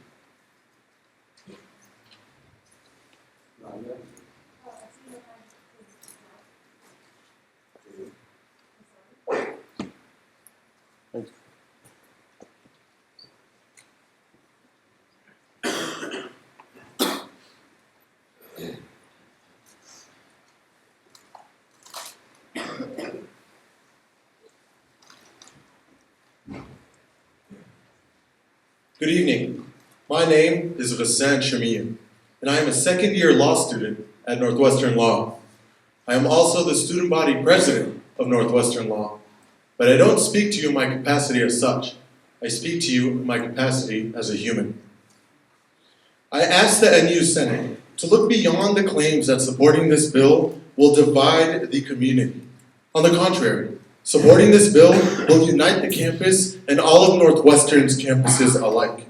Supporting this bill will unite the people of Northwestern just as the people of the world united in the boycott, divestment, sanctions movement to counter the apartheid government of South Africa. South African Archbishop Desmond Tutu has acknowledged and has said what is happening to Palestinians is in fact apartheid. I want to reiterate the quote on the back of some of the shirts of people today. The late Nelson Mandela, former South African president, said, "We know all too well that our freedom is not complete without the freedom of the Palestinians." You would not be the first student senate to adopt a bill like this. Stanford University's Senate just called for a revote. And the result of the revote was in support of a bill just like this.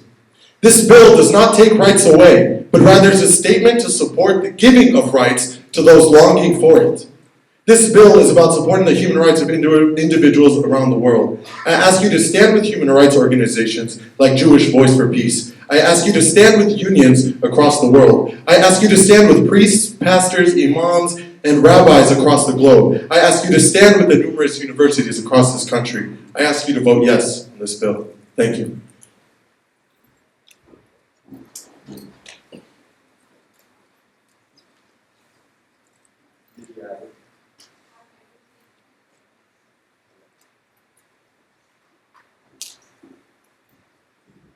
Hi everyone, I'm Naib. I'm a senior. I'm studying political science, and the reason that is important to say right now is that has led me to believe that political action is a path to any meaningful societal change.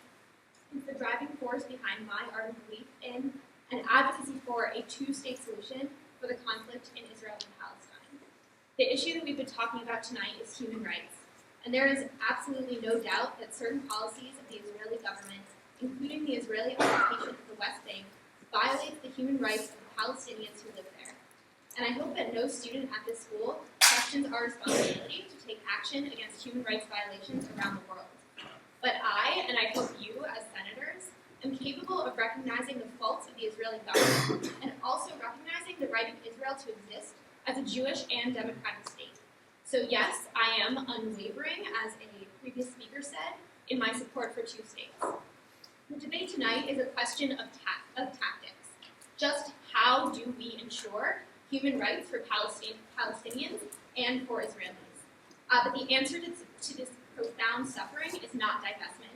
Divestment, as the authors of this resolution will mention, thumbs its nose at the peace process. Tonight, many people have mentioned that for a long time, Palestinians have had other people speak out on their behalf. That is, incredibly unfortunately, what happens when a people is displaced and stateless. No matter your perspective, if you believe that the Palestinian people have as much right to self-determination in a Palestinian state as the Jewish people have in a Jewish and democratic state of Israel, which I hope is a baseline moral standpoint that we can all get behind because all peoples deserve the right to self-determination, then you must acknowledge that this situation is a geopolitical issue and a hugely complex one. Geopolitical issues can only be peacefully resolved when representatives of the two polities, Israel and Palestine, engage in negotiation, compromise, and mutual recognition to create two states. No, that's not allowed.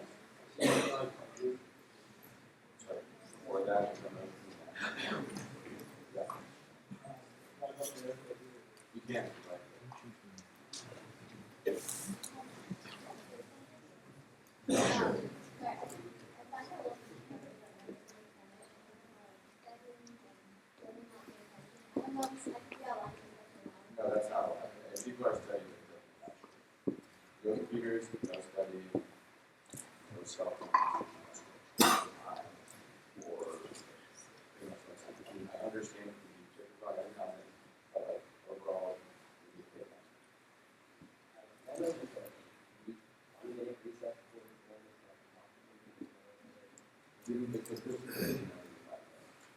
Okay, 1 minute recess.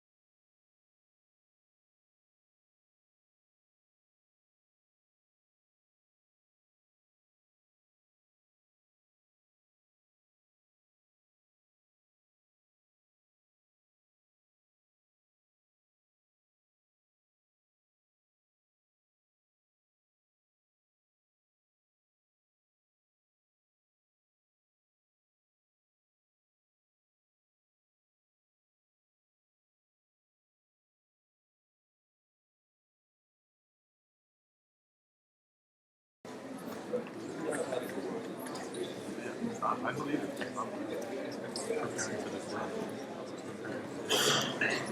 So, we're in live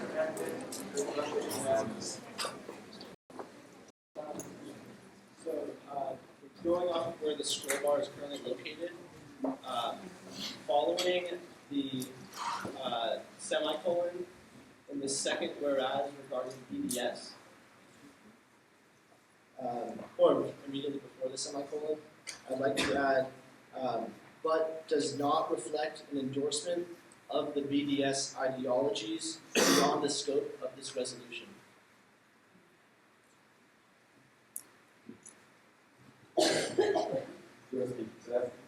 Yeah. And then I'd like to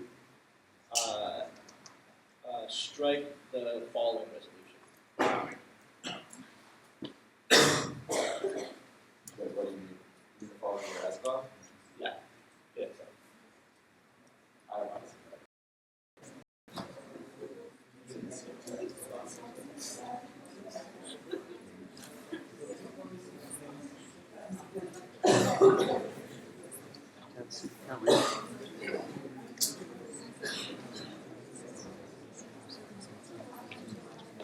Okay, so the motion adds the highlighted green portion, strikes that where it's strike.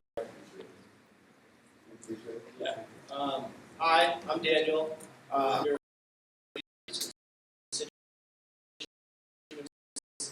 try and get a better grasp of what they sought. I'm also new. I'm also asexual, and so I know what it means to live in the structure of a. The vast majority of the press have been related to, in my opinion, two areas of focus, and that is the symbolic link between NU BDS and the one-state solution, and the efficacy of this bill in accomplishing real change. We've heard from a variety of students the investment of their Northwestern tuition in companies and in situations that are complicit in one segment of this community leads to a campus experience that is isolating, uncomfortable, and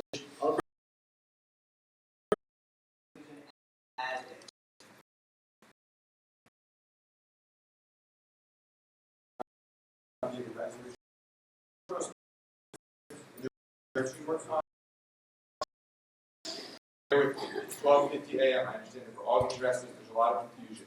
There is a motion to extend to allow for 2 speakers on each side. Please say aye. So we allow for 4 speakers. Just debate. That is the decision that has been reached.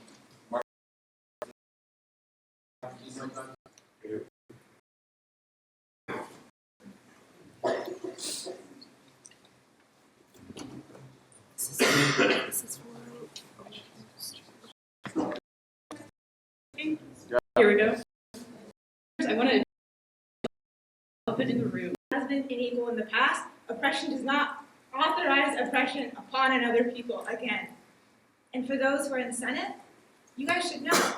A year ago, 2 years ago, Senate reform has come up. Students are underrepresented every year. There are students here, white, male, straight, Greek students who are overrepresented. So when you vote in one way, it's not a democratic process. It's actually ensured to be an undemocratic process as soon as you vote that way. As was brought up earlier, critical thinking is important. Not poli-sci classes, ethnic studies classes. Those are the classes that teach marginality. Those are the classes. And you heard earlier, there's a debate on whether or not to have a social inequality as an academic requirement. It's not a requirement. We all have taken those courses. The students who love this campaign, I know have taken those courses.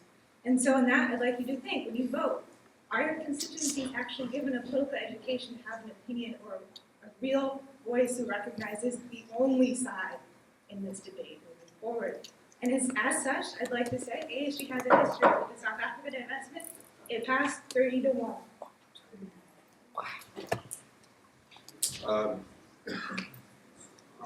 Sarah. Okay, everybody then. Sophia, are you not?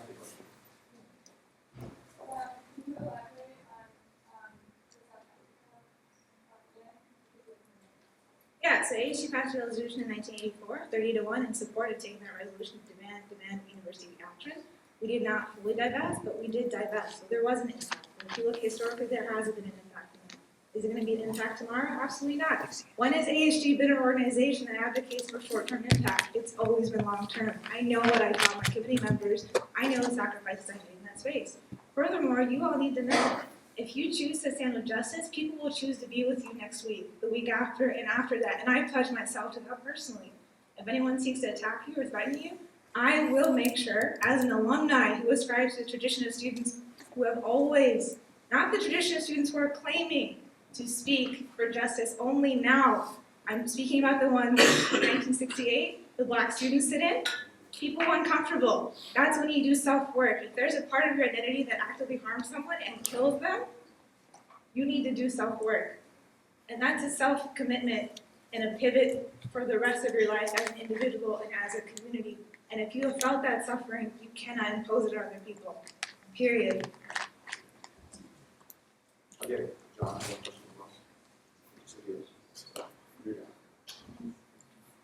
so do you also consider Jewish students to be also Yes, I do. There was definitely a time in history. You can go look at the archives. This is an anti-Semitic.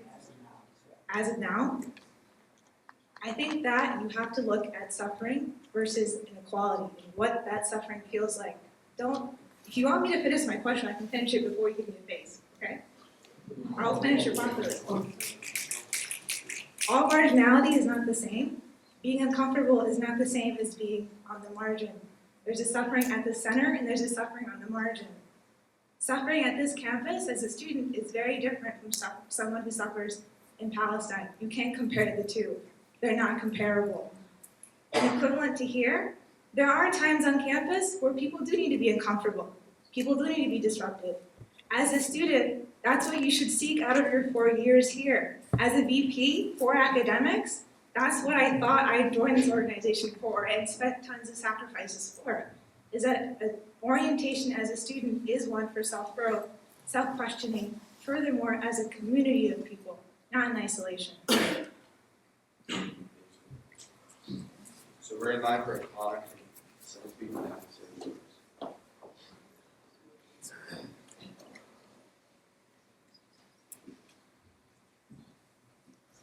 Everyone. My name is Rocio. I'm speaking on behalf of Sarah Torres. Unfortunately, she had to go. She has work at 5 a.m. in the morning, but she definitely wanted me to deliver this to you, and so I'm doing it on her behalf. Before I begin, I would like to say that I find this space a bit scary, and that I'm not sure I understand how we are going to function after this discussion happens in a productive way when there is a huge dichotomy in the room right now. And plenty of people are being silenced in this experience. I would also like to add that Sarah and I would agree that we cannot stand with a group that does not transparently acknowledge the right to existence of a state made up of individuals from many and multiple backgrounds. Narrowing the lens with which we view peace to one side inherently limits the rights of other minority populations, and if we want to have a discussion about human rights, then there should be a discussion about existing human rights for everyone. Now to Sarah's piece. Hi, I'm Sarah and I'm a lesbian. Recently, I have listened to the members of the queer community discuss why they support divestment and BDS as a whole. Many of these people equate the struggles of the queer community in this country as those of the Palestinians. These two struggles are not the same. In the US, granting rights to the queer community does not take away rights from anyone else. Supporting this resolution would support a movement that seeks to dissolve a country that currently protects the queer community.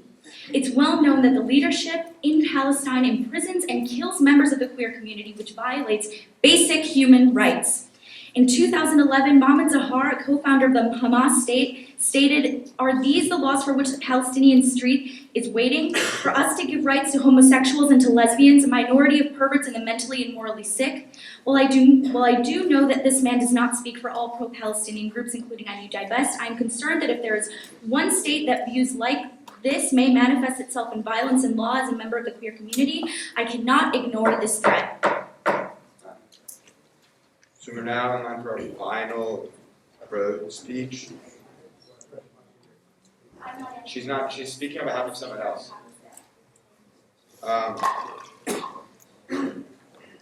Stephanie.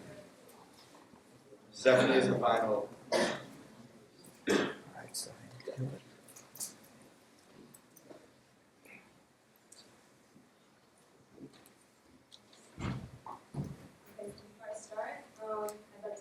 I, a woman of color, am ceding 1 minute to this white man sitting next to me because his opinion is going to be taken more legitimately than mine. So, just that before I start.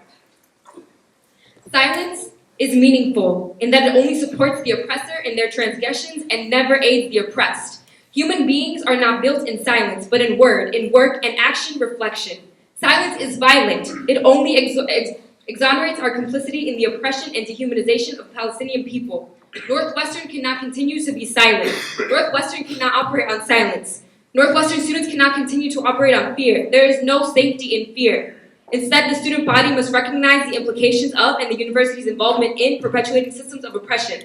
I'm a Boricua, standing here as a product of diaspora, standing here in solidarity with all the colonized people across the globe. Puerto Rico continues to exist under U.S. occupation, just as Palestinians have and continue to live under oppressive Israeli occupation.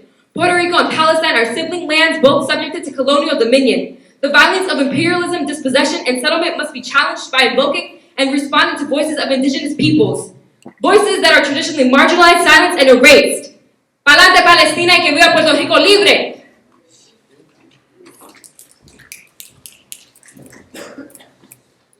I just want to address that, there is a strong discourse on this that is entirely shaped against the side of Divest, and that is why I feel so compelled to speak out against this, because I know that as a white male, that I am taken more seriously, and I'm not considered being an angry person coming out for this, and I think it's important that you take notice of that. How are people shaping the discourse of this? Particularly when we're saying we have a fear of being aligned with BDS. It's that's saying the same thing as because I talked about my experience as being a gay individual, and that's saying the same thing. That's similar. I should not say it's the same. It is similar to the fact that I'm sorry, I'm losing my words because I'm just so shaken.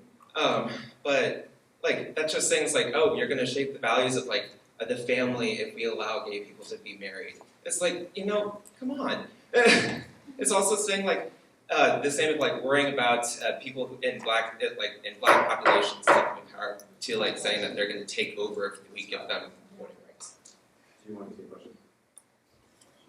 Yes.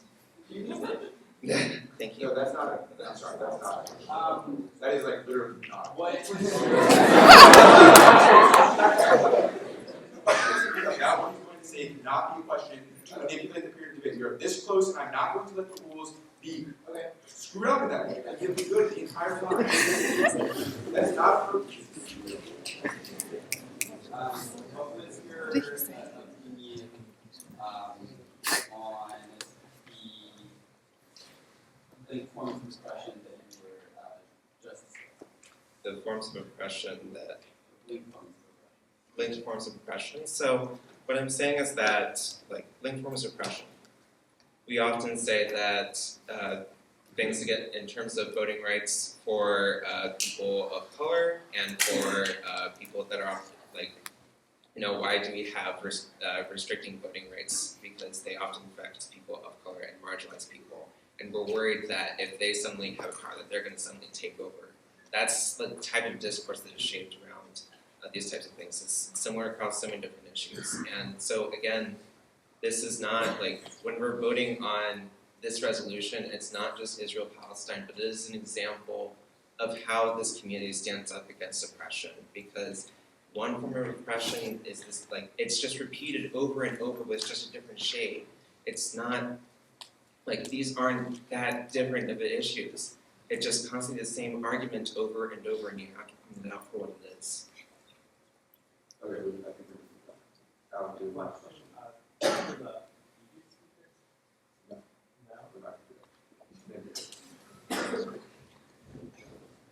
Okay, so we're now on for our final debate to proceed to a vote. John Gordon.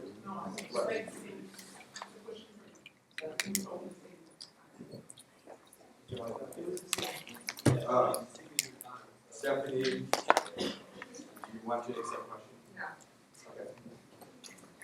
Okay. Joe, I'm not going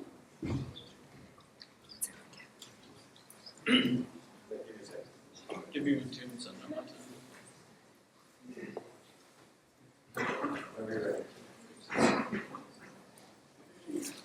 Before I go anywhere, I want to genuinely thank from the bottom of my heart the opportunity I've had and that we've all had to hear stories that we never otherwise would have had. And if anyone is the victim of harassment or any sort of abuse as a result of this night, the first people I want you to talk to is the Coalition for Peace, because we are on your side, and that's unacceptable in any form.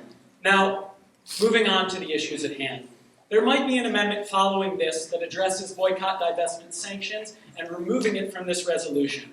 If you were at all uncomfortable with BDS before, once this amendment is introduced, you must remain uncomfortable with it. Oberlin passed a bill with that amendment, and it was hailed as a victory around the world by BDS movements as well as the Northwestern BDS workshop. Once this resolution leaves the room, it will become the world. And it's precisely for that reason that you cannot expect the administration to heed your call, no matter what amendments you add. The point I'm trying to make is simple. A lot of people on that side of the room do not want to be invested in Lockheed Martin. They don't want to be invested in Boeing. They don't want to be invested in Caterpillar. But if you phrase the resolution as it is now, targeting only one state, you are guaranteeing that the administration will ignore your call. I don't think you want that to happen. If you are to propose transparency first, there will be a genuine chance for you to target specific companies that violate human rights. And in that way, you may help end the occupation. But if you pass the resolution as such, there will be no chance for the administration to support you. Now, it may feel good today and it may feel good tomorrow, and you may feel as if you've ended your complicity in the occupation, but there will be no chance in the future for you to truly remove your hands from it. The only path I can propose is first finding transparency and investment, and then going after the companies that you're trying to go after. Otherwise, we have no chance of ending the occupation. Thank you.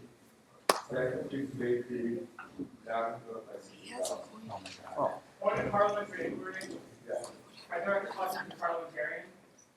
Okay. Dana, can people that were not able to provide their testimony in person today, can it be entered on the record if they so choose on the journal? We would have to motion to let that happen. I can't make that decision. So the motion is to allow people who are not present here today to enter their testimony onto the record. Is that correct? That's correct.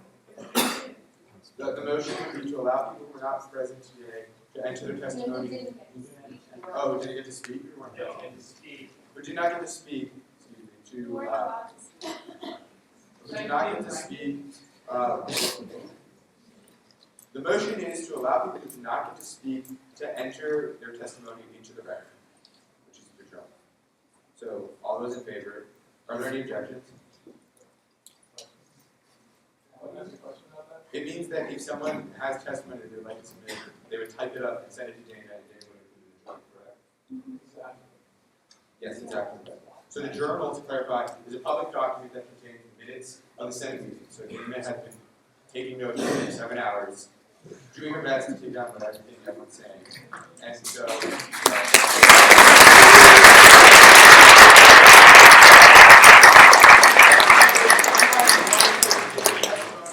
Dana would not have to type it, because they would probably type it and send it to her, and then she would put it in the journal. That's what we're debating. Are there any objections? Okay, seeing none, I'm going to waive that motion for you.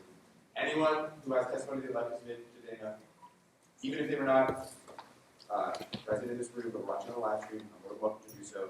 ASG-parliamentarian at Northwestern. It's in the agenda. It's in the agenda. Yeah. Yes, we're doing secret ballot. So we're now doing Oh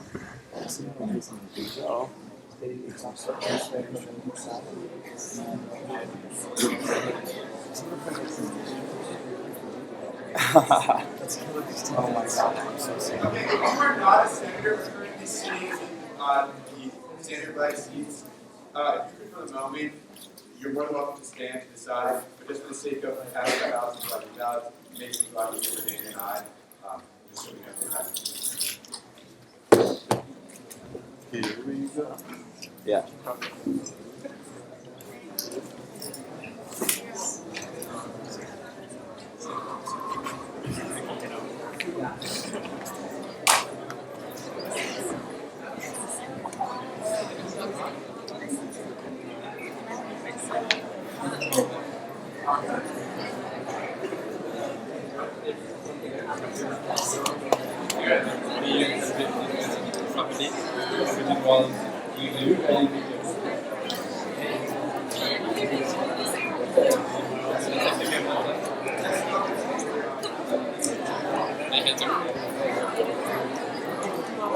Wait, I'm on the wrong side.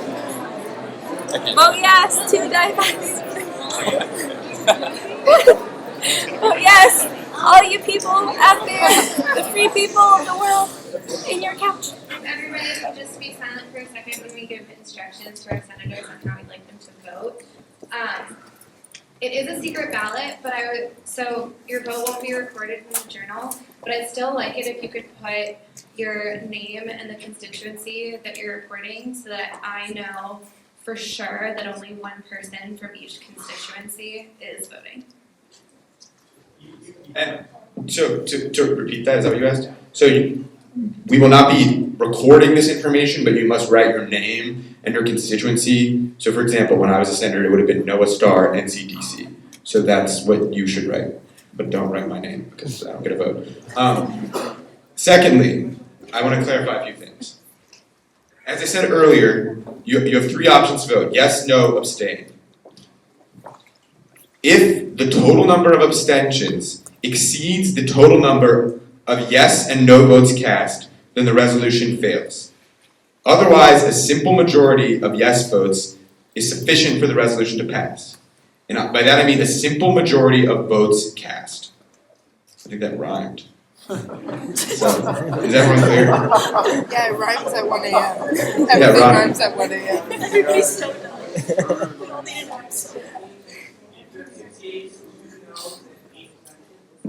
What was the first number? 6 yeas, 2 no's, 8%. That would fail because tiebreaker goes to. That would fail. Yeah, that's impossible. What do you say? Yeah, if yeas plus nays equals abstentions, then that would fail. Holy shit. Sorry, I misunderstood. Yeah, so we'll collect. Oh my god, I can't believe it's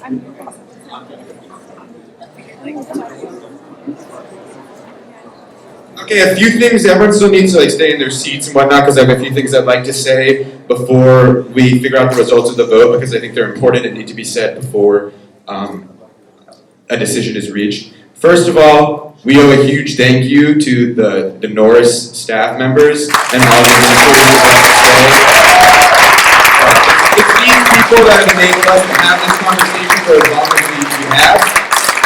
And I'm quite proud that we've been able to do it, and I have nothing but utmost gratitude for them for helping me with the logistics and for allowing us to stay here long past when the building closes. We owe it to these people to not leave this place trashed. There is a ton of food trash, cups, papers, and whatnot on the ground, and I think we can all agree that A, we should be sustainable and recycle a lot of this, and B, we should just not leave trash on the ground because it's disrespectful. So please do not leave trash on the ground. Please pick it up even if it's not yours, because none of the people in Nora want to stay here till 2 a.m. I don't even know what time it is, but they don't want to stay here for that long either. So please pick up the trash. Secondly, I'd like to thank everyone for what I would say was a very seamless debate. I know that there are points of tension for all of us, but I do think that we've had a quite productive conversation regardless of how it ends. I'm proud of everyone who decided to speak. I'm proud of everyone who decided to listen. And for those of you who felt strong enough to speak, I have nothing but respect for you, and I have nothing but respect for the people who were strong enough to sit here and listen into the morning. So thank you. Let's do this again. So you're always invited. Noah Star, everybody.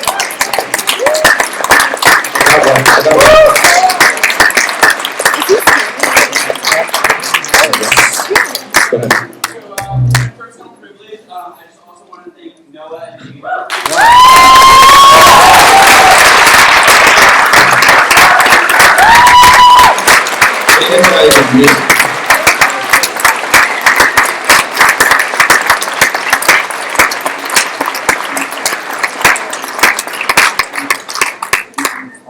We should do it again when Dana's in the room. Or no, she's still here. No, she's not. So she didn't even get the round of applause. You have a vote?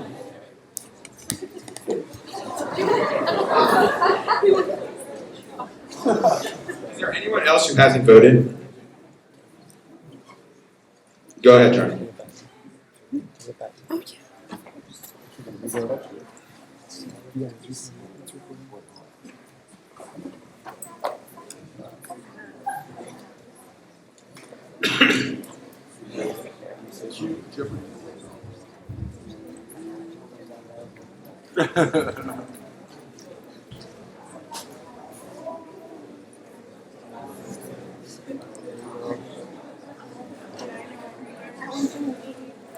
Yeah.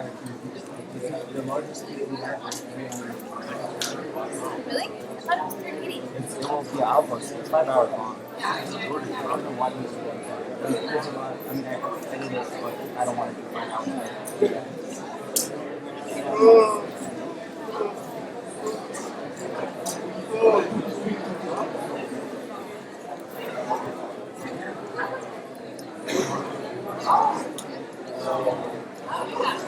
You guys step away.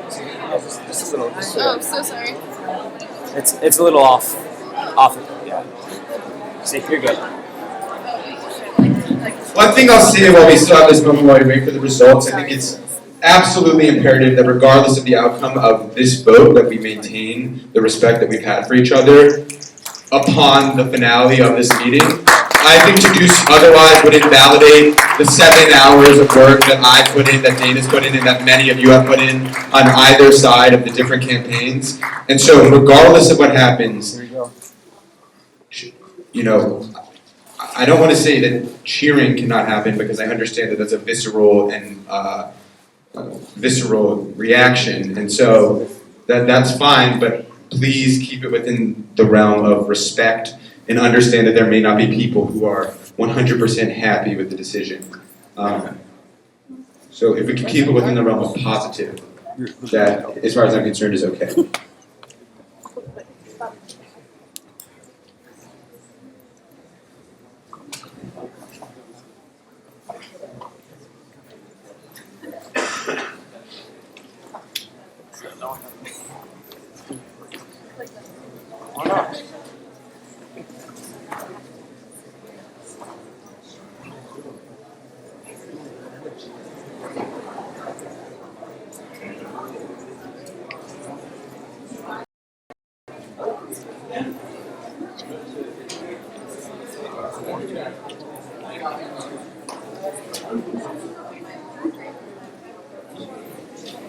Just don't block the live stream.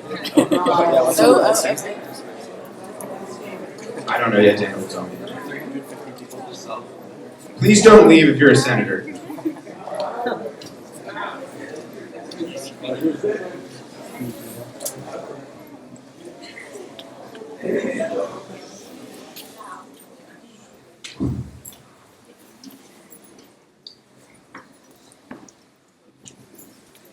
So with 24 votes in favor, 22 votes against, and 3 abstentions, the resolution passes. You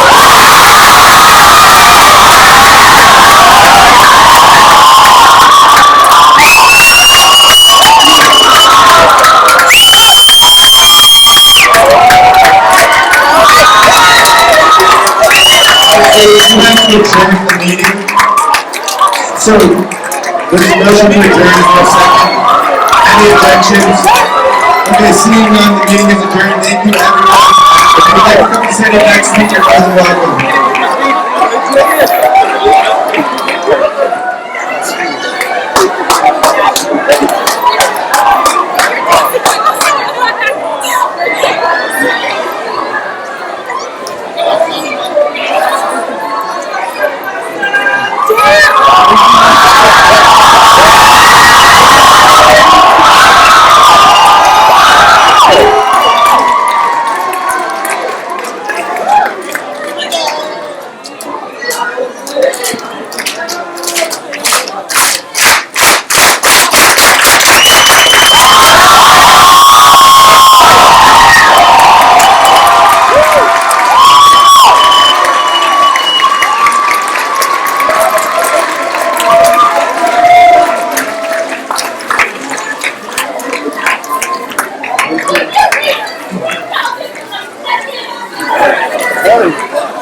20 seconds. No, what are you talking about?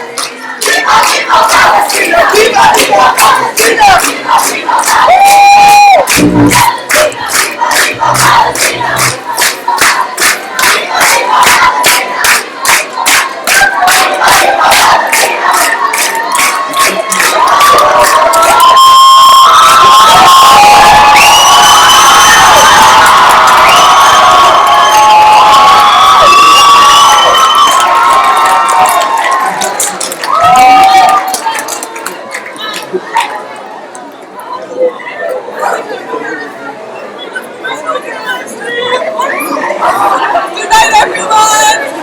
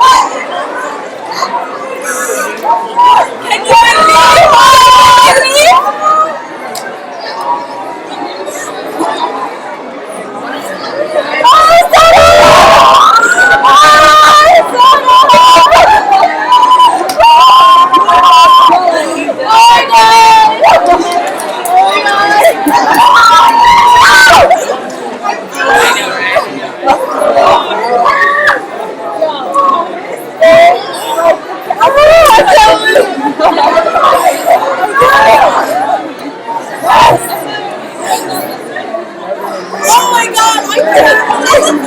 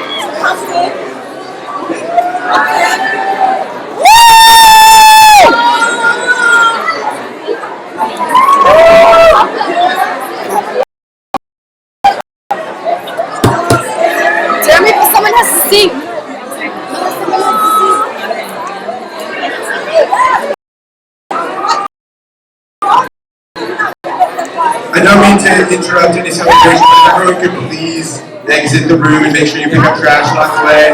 The people in cars would like to go home. Hey, let's cancel this live stream. Holy shit. عامل الله يعطيك العافية.